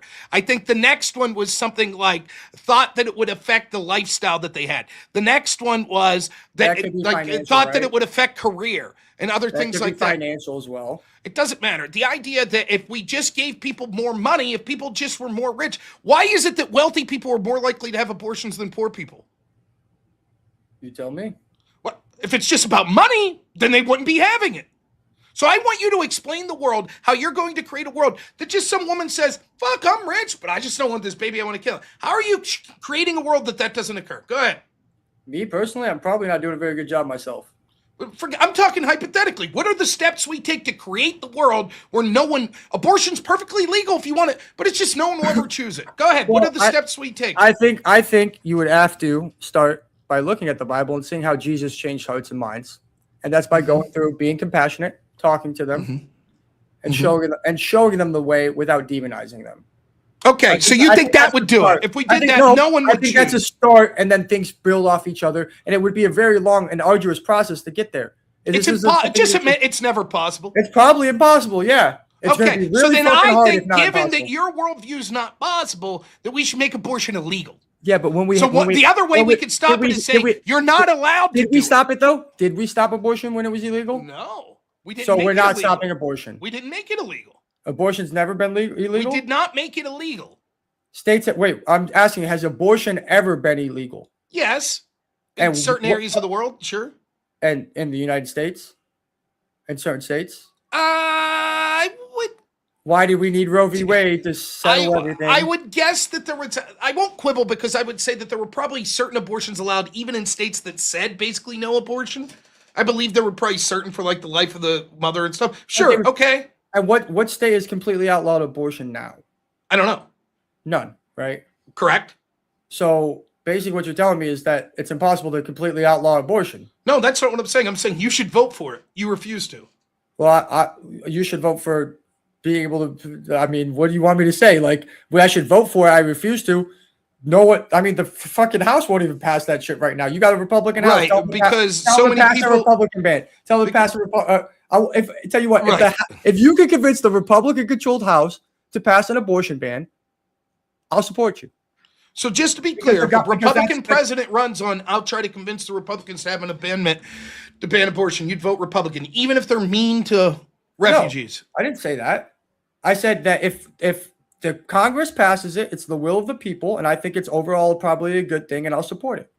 What do you mean if it's, so you only support it if it's the will of the people? No, I think that there's obviously, but my point is that you can't even get Congress to pass it, even though the Republicans control it, because they know it's untenable. That's how impossible it is. No, what we see is it's because of people like you. It is certainly, do you think it's possible to create a world where abortions are legal, but no one will ever want an abortion? Eventually, yes. I think it would take a long time, be really hard, but yeah. I mean, obviously, that's bullshit. Obviously, if there's a medical issue, then that forget the medical issue. That's just bullshit, and you know it's true. You know that's true. Probably but you're going to have such a utopia. It's probably impossible. I'm admitting it. No, not probably. It is. You know it is. I think heaven would probably be that utopia. Well, but we're not in heaven. We're on Earth. No, that's the implicit. We're talking about Earth. Right. But as a Christian, I say on Earth as it is in heaven. So So is it possible to create a world where murder never happens or rape? Probably not. But that's the goal. But it is abortion. No, it's also probably not possible for that. Okay. Is it possible even when it was banned, even in places where it's banned, it still happens. Is it possible to create a world where abortion is illegal? Sure. Okay. So my hypothetical vision is possible. Yours is not. I'm telling you, if you make it illegal, then what I'm telling you is it's possible, but it's just as unlikely as mine. No, it's not. It's not even close. Sure, go ahead. Have we had places where abortion was illegal? Not since Roe v. Wade, apparently. Okay, so you said no. I'm talking about countrywide. You want a countrywide ban, right? Sure. Not just places. So you tell me, when has it been illegal for the whole country to have an abortion? Well, I don't know if there was. Each state probably was possible? choosing. Yes, it's possible. But if you can get what I just want to be clear. This is how disingenuous are. And one, we're talking about, can we have the political will to make a certain thing illegal across the country? And you're saying that is impossible as much as let me finish, as completely changing human nature. That we could make every single person in the world have abortions be totally legal, but every single person would choose not to. One is talking about the complete manifest changing of human nature, and the other is talking about passing a law to make something illegal. And you're like, both are equally impossible. Ridiculous. I'm not saying they're equally impossible. I'm saying right. So then, okay, mine is possible, yours is not. Well, I have, my representative in my district is a Republican. Okay. So I don't know why, if you want to stop abortion, I don't know why all the Republicans aren't out there passing a bill to make all abortion illegal and then putting it sending it to the Senate. Because people like you won't vote for it. That's why. Because there is not the political will. I'm telling you, if I believe, this is very simple. I'll make it as simple as possible. If I said, I believe life begins at conception, and I believe God puts a soul in their life, right? And I believe that that's murder. Killing that baby's murder in the womb from the moment it was conceived. That's murder. You've killed an innocent life. That was a soul. That was conception. But I'm going to support the people that say, nope, absolutely, we should allow the killing of that, because the other people that say we shouldn't don't have the political power to make it illegal. Unfortunately, That's ridiculous. as humans, we deal with sinners. And we have to develop. We have to make our decisions. We already decided. Sometimes it's the lesser of two evils. So, but my point is, it's not the lesser; it's the greater. Okay, so let me ask you this: what if all Democrats in most said, "Okay, we want to ban abortion too now"? That'd be great.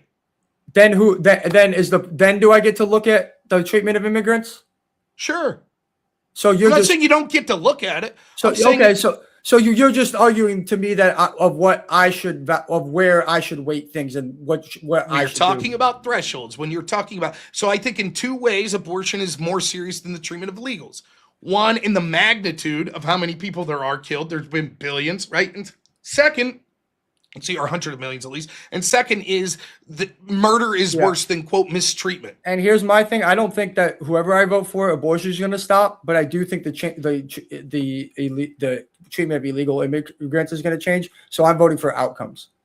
I understand. I understand you. I understand why you vote for you, and you make a great argument, and it's logical and it's good. That's why you vote the way you do. I'm going to vote the way I do.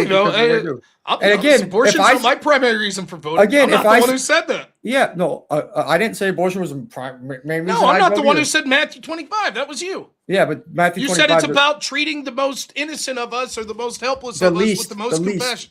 The least. But yeah. So not the least. The least innocent with the most compassion. The least amongst us. The least amongst us, not right. Those that need the most protection, exactly. Not the babies. Babies are above illegals. Yeah, sure. Okay, so that group needs more protection than illegals. That group's being murdered. The illegals aren't being murdered. Tell me again why that group's not the priority. Because it doesn't matter who I vote for. That group's still going to be being murdered. Well, case in point. All the Republicans are everybody from top down under me. Well, I think my senators in Michigan are blue, but basically everyone. We got a Republican Senate, a Republican House, and a Republican Supreme Court, and a Republican president, and still millions of babies are dying. So it seems like I wasn't going to be able to stop it, no matter what the fuck I did. I think that there's some tension in the idea that you sort of have this utilitarian consequence that says I can embrace for people that are, or I can vote for people that are actively supporting murder of babies because of a consequentialist mindset. I think that there's some tension in the possible morality of that. There's always tension. There's going to be tension. But grotesque tension. But I think there's grotesque tension in saying, hey, accept the immigrant as the native born, and you guys, and then the fucking way they talk about poisoning the blood, like shit like that is like, come on, bro. That's not what Jesus would want. That's pretty direct too. So you can sit there and say, oh, you can sit there and deny that that's not that you could say that's just as Christian or Christian. Jesus wouldn't care about that. That's not the way I feel.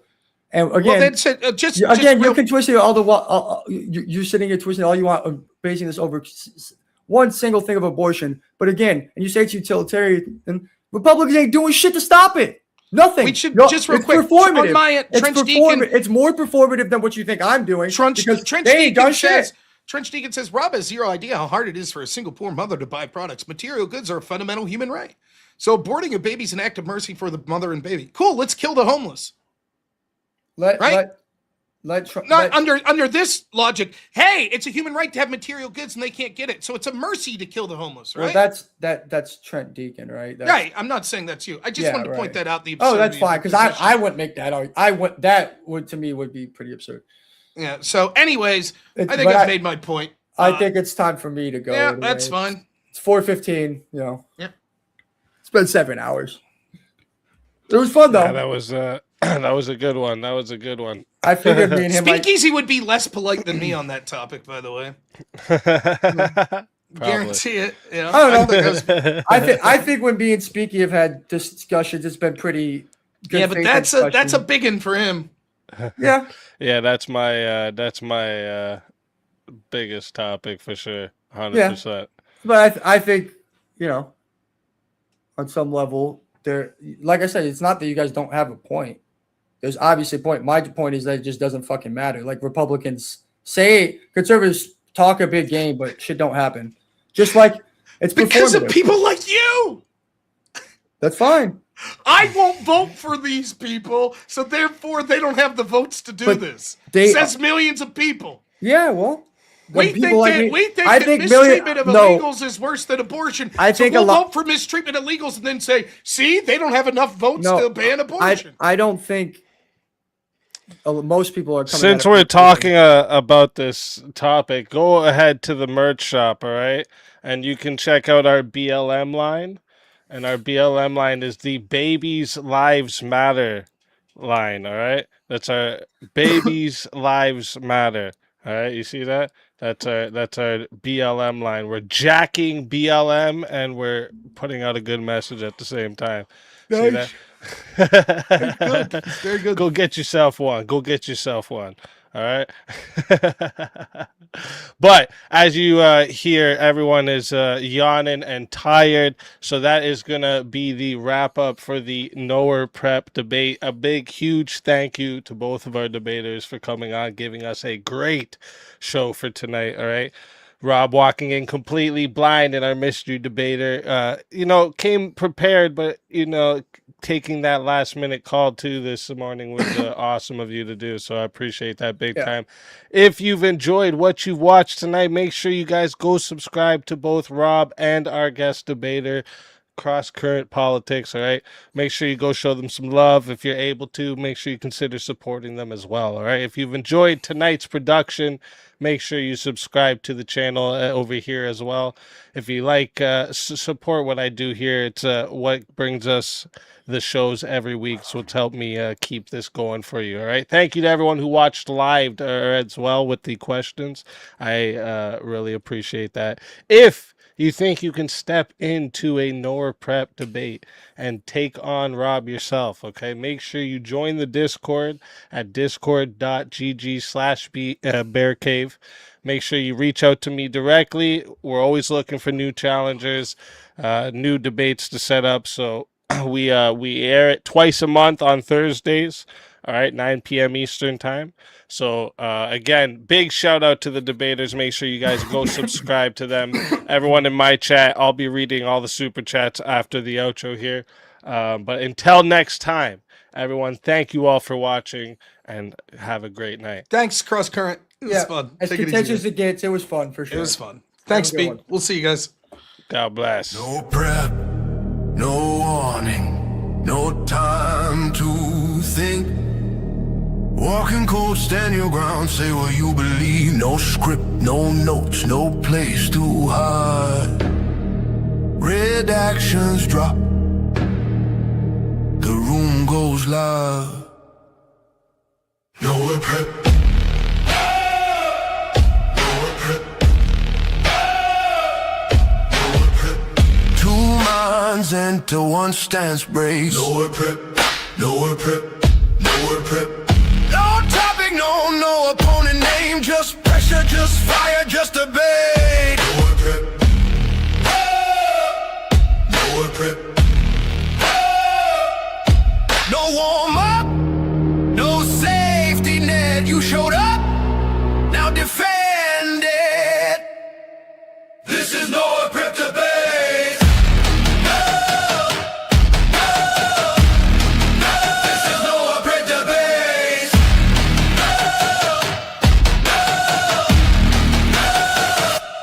Noerr Prep. Let's fucking go. Let's fucking go. That was a fucking great one. All right. Shout out to Rob. Shout out to Cross Current.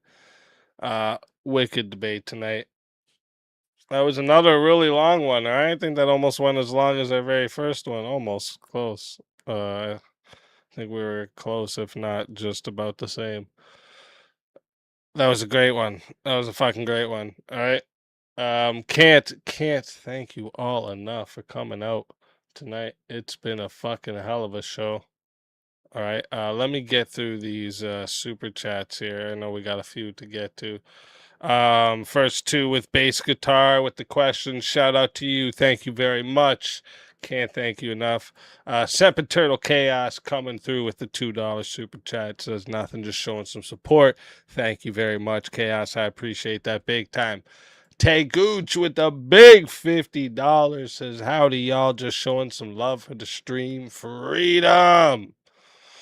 Freedom. Let's fucking go. I appreciate you big time. All right. I appreciate you big time. Thank you very fucking much. All right. And listen. All right. Listen.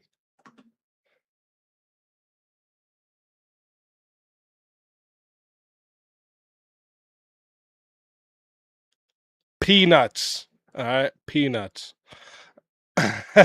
And Tay Gooch follow with the $10 as well with the questions. I appreciate that big time. Thank you very much. We got Vector of Intellect with the $10 coming in, just showing some support. Appreciate you big time. Thank you very much.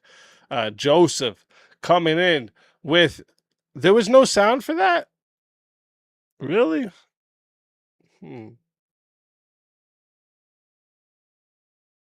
That's not good.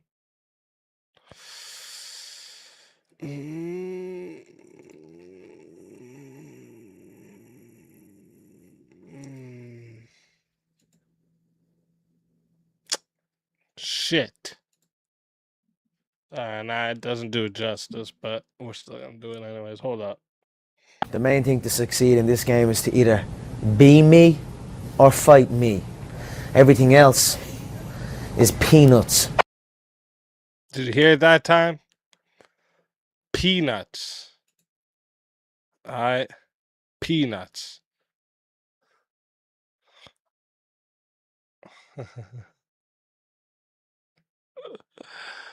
Shit. Alright. Thank you again, Joseph. Pix Paradox coming in with a big 50 says, love these debates, brother. Thank you. Thank you for your support. I appreciate that big time. Thank you very much. Bass Guitar with another question we already read, but thank you very much for the super chat. I can't thank you guys enough. Sempiternal Chaos coming in with a $2 super chat. Says nothing, just showing some support. Appreciate you big time. Thank you very much. Joseph says, no question. Hope this ain't a bad look. I hope it ain't a bad look. I do hope that as well. Thank you very much, Joseph. Thank you very much. I can't thank you enough. Darth Stevo with the gifted 5 memberships. Let's fucking go. Hope our new members said thank you to Darth for that. Thank you very much. And then also followed by a $5 or two $5 super chats. First one says here, had to see my former op get wrecked. Let's fucking go. Tell him. Tell him. And then Cross Current, we read this one, but thank you very much. I can't thank you enough. Birdie the dog says, you put on a great and professional show. Thanks, Easy. Thank you very much for your support. I can't thank you enough. Caleb comes in for $2, says, thanks, Speak was fun. Rob did what Rob does, win. Rob is a beast, all right? Rob is a beast. That's why he's able to do these shows, okay? Darth comes in for $5, says, at least say who I am, Cross, and mention I ended up being right. Tell him. Tell him. All right. And Darth also followed with a $2, said, are we not hitting a goal? Let's fucking go, chat. The fuck? Tell him. Tell him.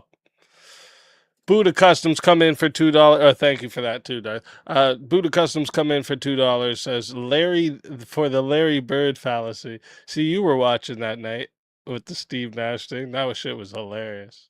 Yeah, why are you putting this white guy above all these black guys, bro? That's not cool. So is it racist if I put the black guys over the white guys then too, or I have to find a mixed guy? Steph Curry. All right. Bo Dizzle for 10. Oh shit. Question the did I miss this? I guess it's not a serious question, so it's okay. But thank you, Bo Dizzle, for the $10 super chat. Question the cross current politics. You have been proven wrong on every news article you brought up during this debate. When will you realize you are falling for leftist narratives and be skeptical? Damn, that would have been a good one to read for him, though. I'm sure you would have liked that. Sorry about that, Bo Dizzle. If you come for verbal combat tomorrow or later tonight, I'll let you have a $10 credit for any moves you want. Darth for $2 says, "Are you not entertained?" Come on, yo. What the fuck are you doing? Tell him. Thank you very much, Darth. Shazzy comes in for £10, says, "Follow your gosh damn Narella." Huh? I think she meant to put morals there. Thank you very much, Shazzy. Can't thank you enough. And also, member for 36 months. 3 years, baby. Go for easy. That's what I'm talking about. OG Shazzy Bear. Member for 36 fucking months. Let's go. That's what I'm talking about. Far from Puking gifted 1 Speakeasy membership. Thank you very much. Welcome to the new bear, and hope you said thank you to Far from Puking. Thank you very much. Zach comes in with the $20. Shout out to Zach Gelpy. All right, shout out to Zach Gelpy. Proud sponsor of the event, the live VK event coming up. All right, you guys all better be fucking ready for that shit. All right. Big shout out to the main first project. All right, everyone go check it out. Zach comes in for 20, says, P1, if a child was trying to end his mother, she has every right to defend herself, even using deadly force.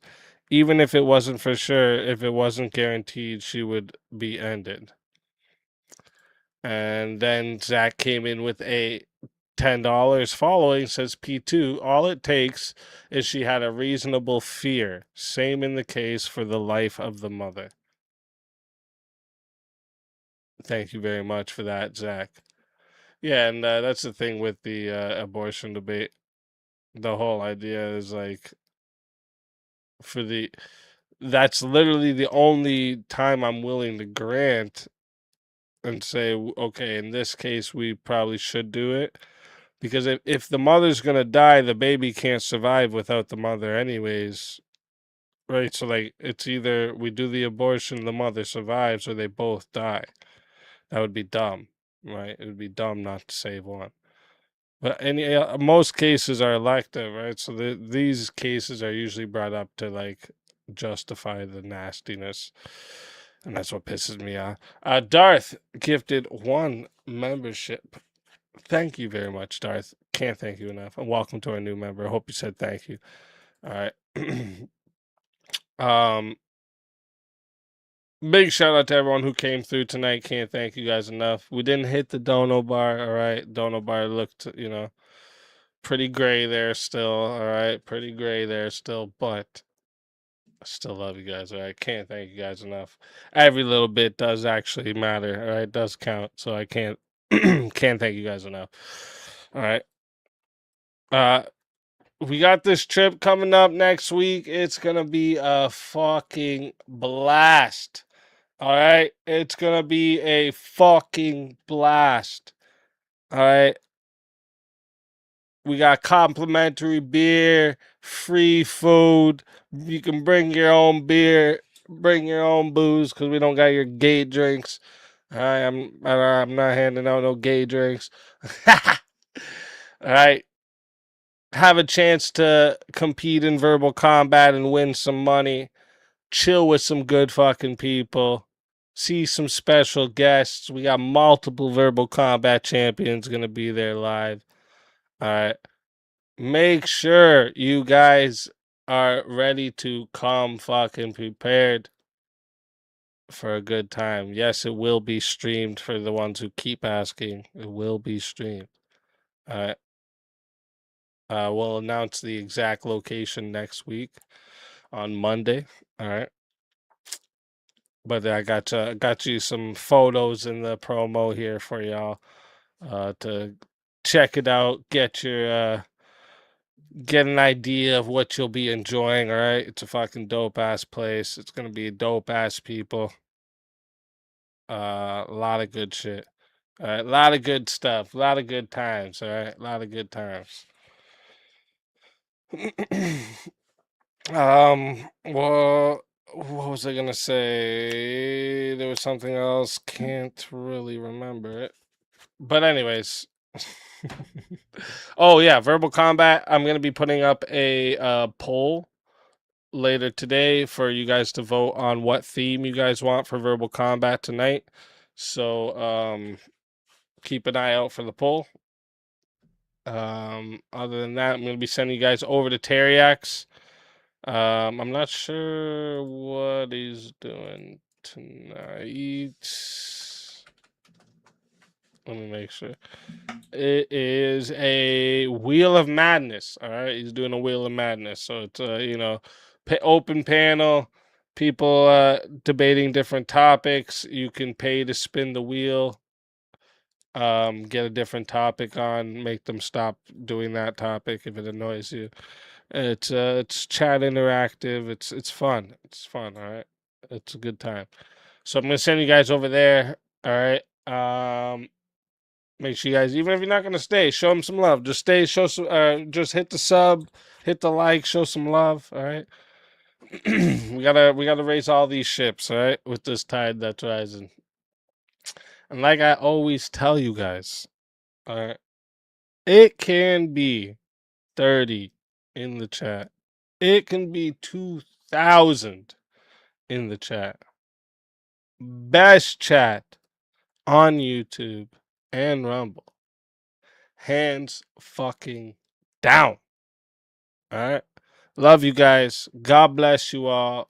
Have a beautiful morning, evening, night, whatever it is, wherever you're at. And for now. This is Sparta! Spartans! What is your profession?